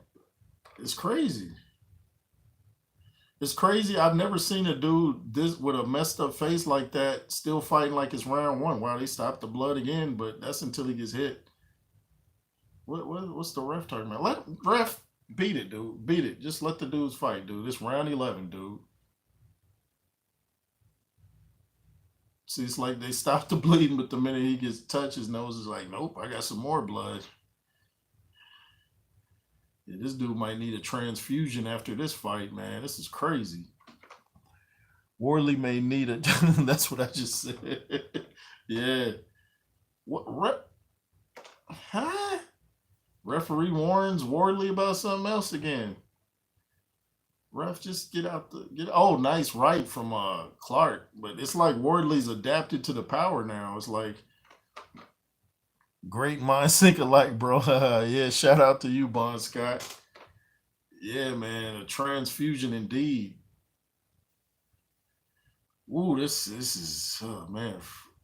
Frazier Clarke is definitely showing win, lose, or draw that he belongs there, and he lands a nice combo on Wardley, backs Wardley up to the rope. Oh, nice right from Wardley. I mean from Clarke. Clarke is showing that he belongs there, though. You know, Wardley has said it was too soon for him. Is no nice body shot from both guys, dude. I don't know, dude. Like, I don't know who's winning, dude. I don't know.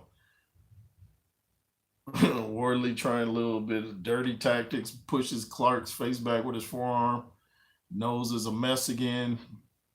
I don't think they're gonna stop it though, because there's only one more round left after this. They might have to run this back once that nose heals.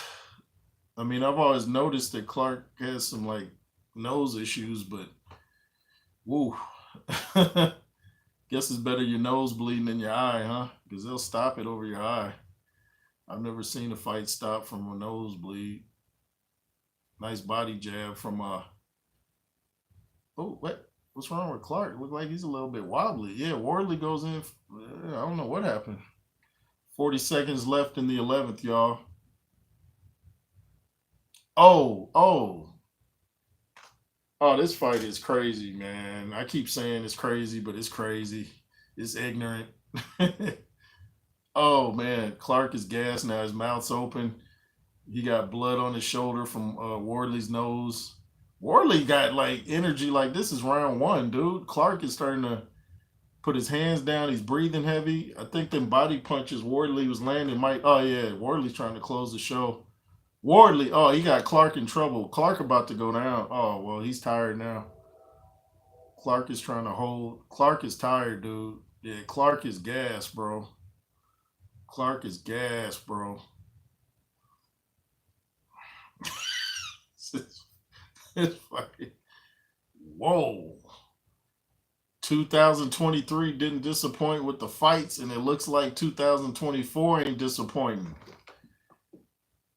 Yeah, this fight is good, man. This fight is crazy good. Thunder's Productions in the building. Shout out to you, man. Everybody go subscribe to Thunder's Productions. Man.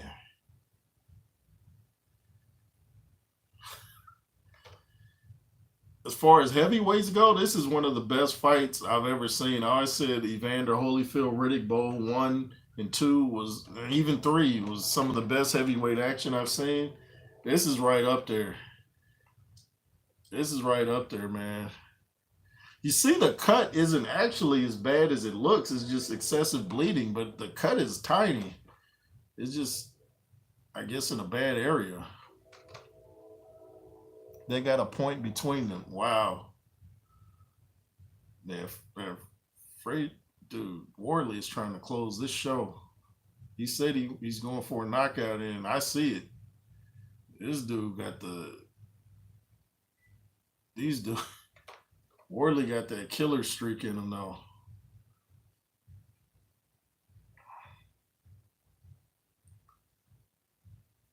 Okay, ref, come on, dude. Like, bro, let him fight. The ref is doing way too much. It's like Wardley's reached that point where he just can't get tired. That's what happens when I work out. It's like the start of a workout is the hardest, but once you get going, it's like you could go forever. And that's what it's like with Wardley. He's like, this dude could just fight for 15 more rounds if he had to. Clarke is gassed, though. He's the bigger man, so he's taking him he's taking him more oxygen, man. You gotta feed that. Oh, nice body shot from Clarke. This might go the distance, y'all. I never would have guessed it. I kind of wish we'd get a knockout because it's so close. You hate to see anybody lose, you know. A draw is fair. But Wardley's starting to come on. Oh, both guys hit each other with a stiff jab. Oh, this is the last round? I'm thinking this is round 11. I'm tripping. This is round 11, y'all. So, yeah, chill out, ref. Just let him fight. Oh, nice. Ref warning Clarke. Oh, nice uppercut from Clarke. I think Wardley's kind of edged it out, though, because he got the knockdown, too. This is a fight where you can't judge it by how the faces look. You can go by that sometimes, but not in this case. Oh, nice uppercut and overhand right from Clarke. Was Wardley hurt? The way I didn't like how Wardley fell back on the ropes. I think he's. But you can't judge Wardley because he's constantly moving forward and coming back with something. So it's like you can't tell if he's hurt. His legs ain't wobbling. His legs are very strong. Whatever weight he's fighting at, he needs to keep fighting at this weight because he's very strong and fast at this weight. This is his optimum weight right here.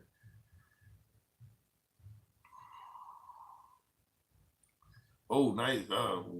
Wardley walks into an uppercut and like, dude, when you hit this dude, it's like he just. Whoa, that's the end of the fight. Frazier Clarke looks like he's about to fall through the ropes. He's so tired. Man. Everybody give it up for these two fighters, man. Clarke is like on the ground, on the canvas, like, bro, That was a war. That was a war, man. Well done to both warriors. Can't see either being anyone's wish list anytime soon. Nah, good fight by both. Absolutely. They'll call this a draw. Wow. I wouldn't be mad at that. I wouldn't be mad at that. I kind of edge it towards Wardley because most of the time when Clarke did throw something crazy, he would answer it with something. So I kind of give, and plus he got the knockdown. But we hope the judges weren't swayed by the excessive bleeding. Yeah, they got it. The viewers got it a draw 114, 114. I got Wardley probably by maybe 3 rounds, 2 or 3 rounds, but it was close, man. It was close. Man, this has to be candidate for fight of the year. I know the year's just starting. We're only 3 months in, but it's the last day of this month. This man.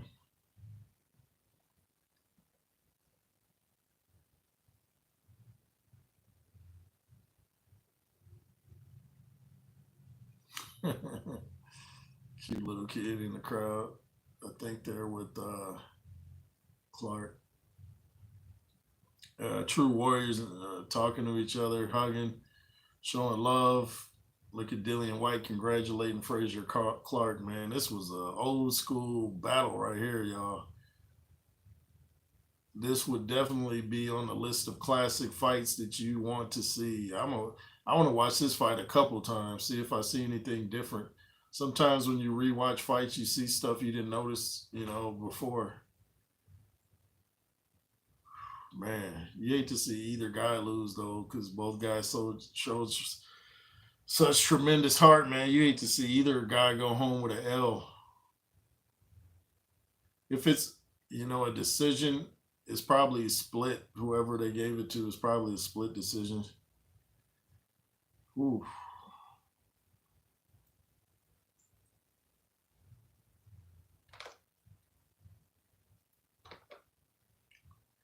I'm gonna turn it down, y'all, so I can. I'm gonna mute myself so I can hear the scorecards.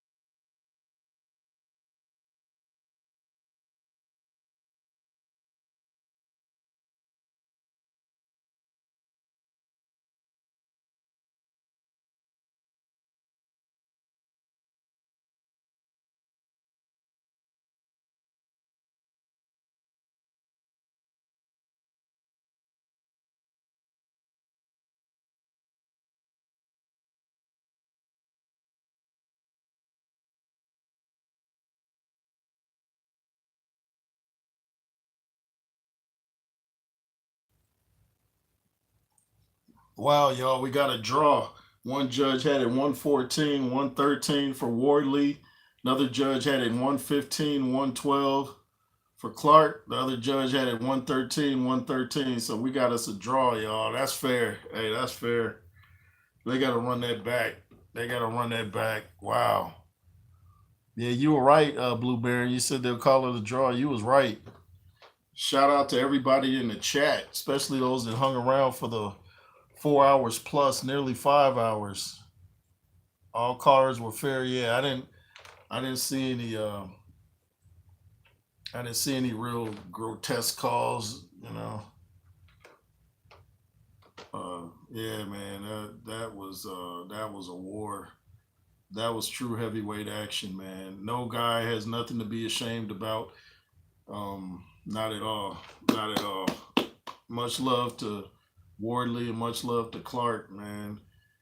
Um, I think Clarke kind of got winded a bit at the end. You know, that's why he was on the canvas at the end and his corner's trying to lift him up like, hey, man, bad body language, get up. But, yo, make sure you guys hit that thumbs up on your way out, man. I'm about to get off here real soon.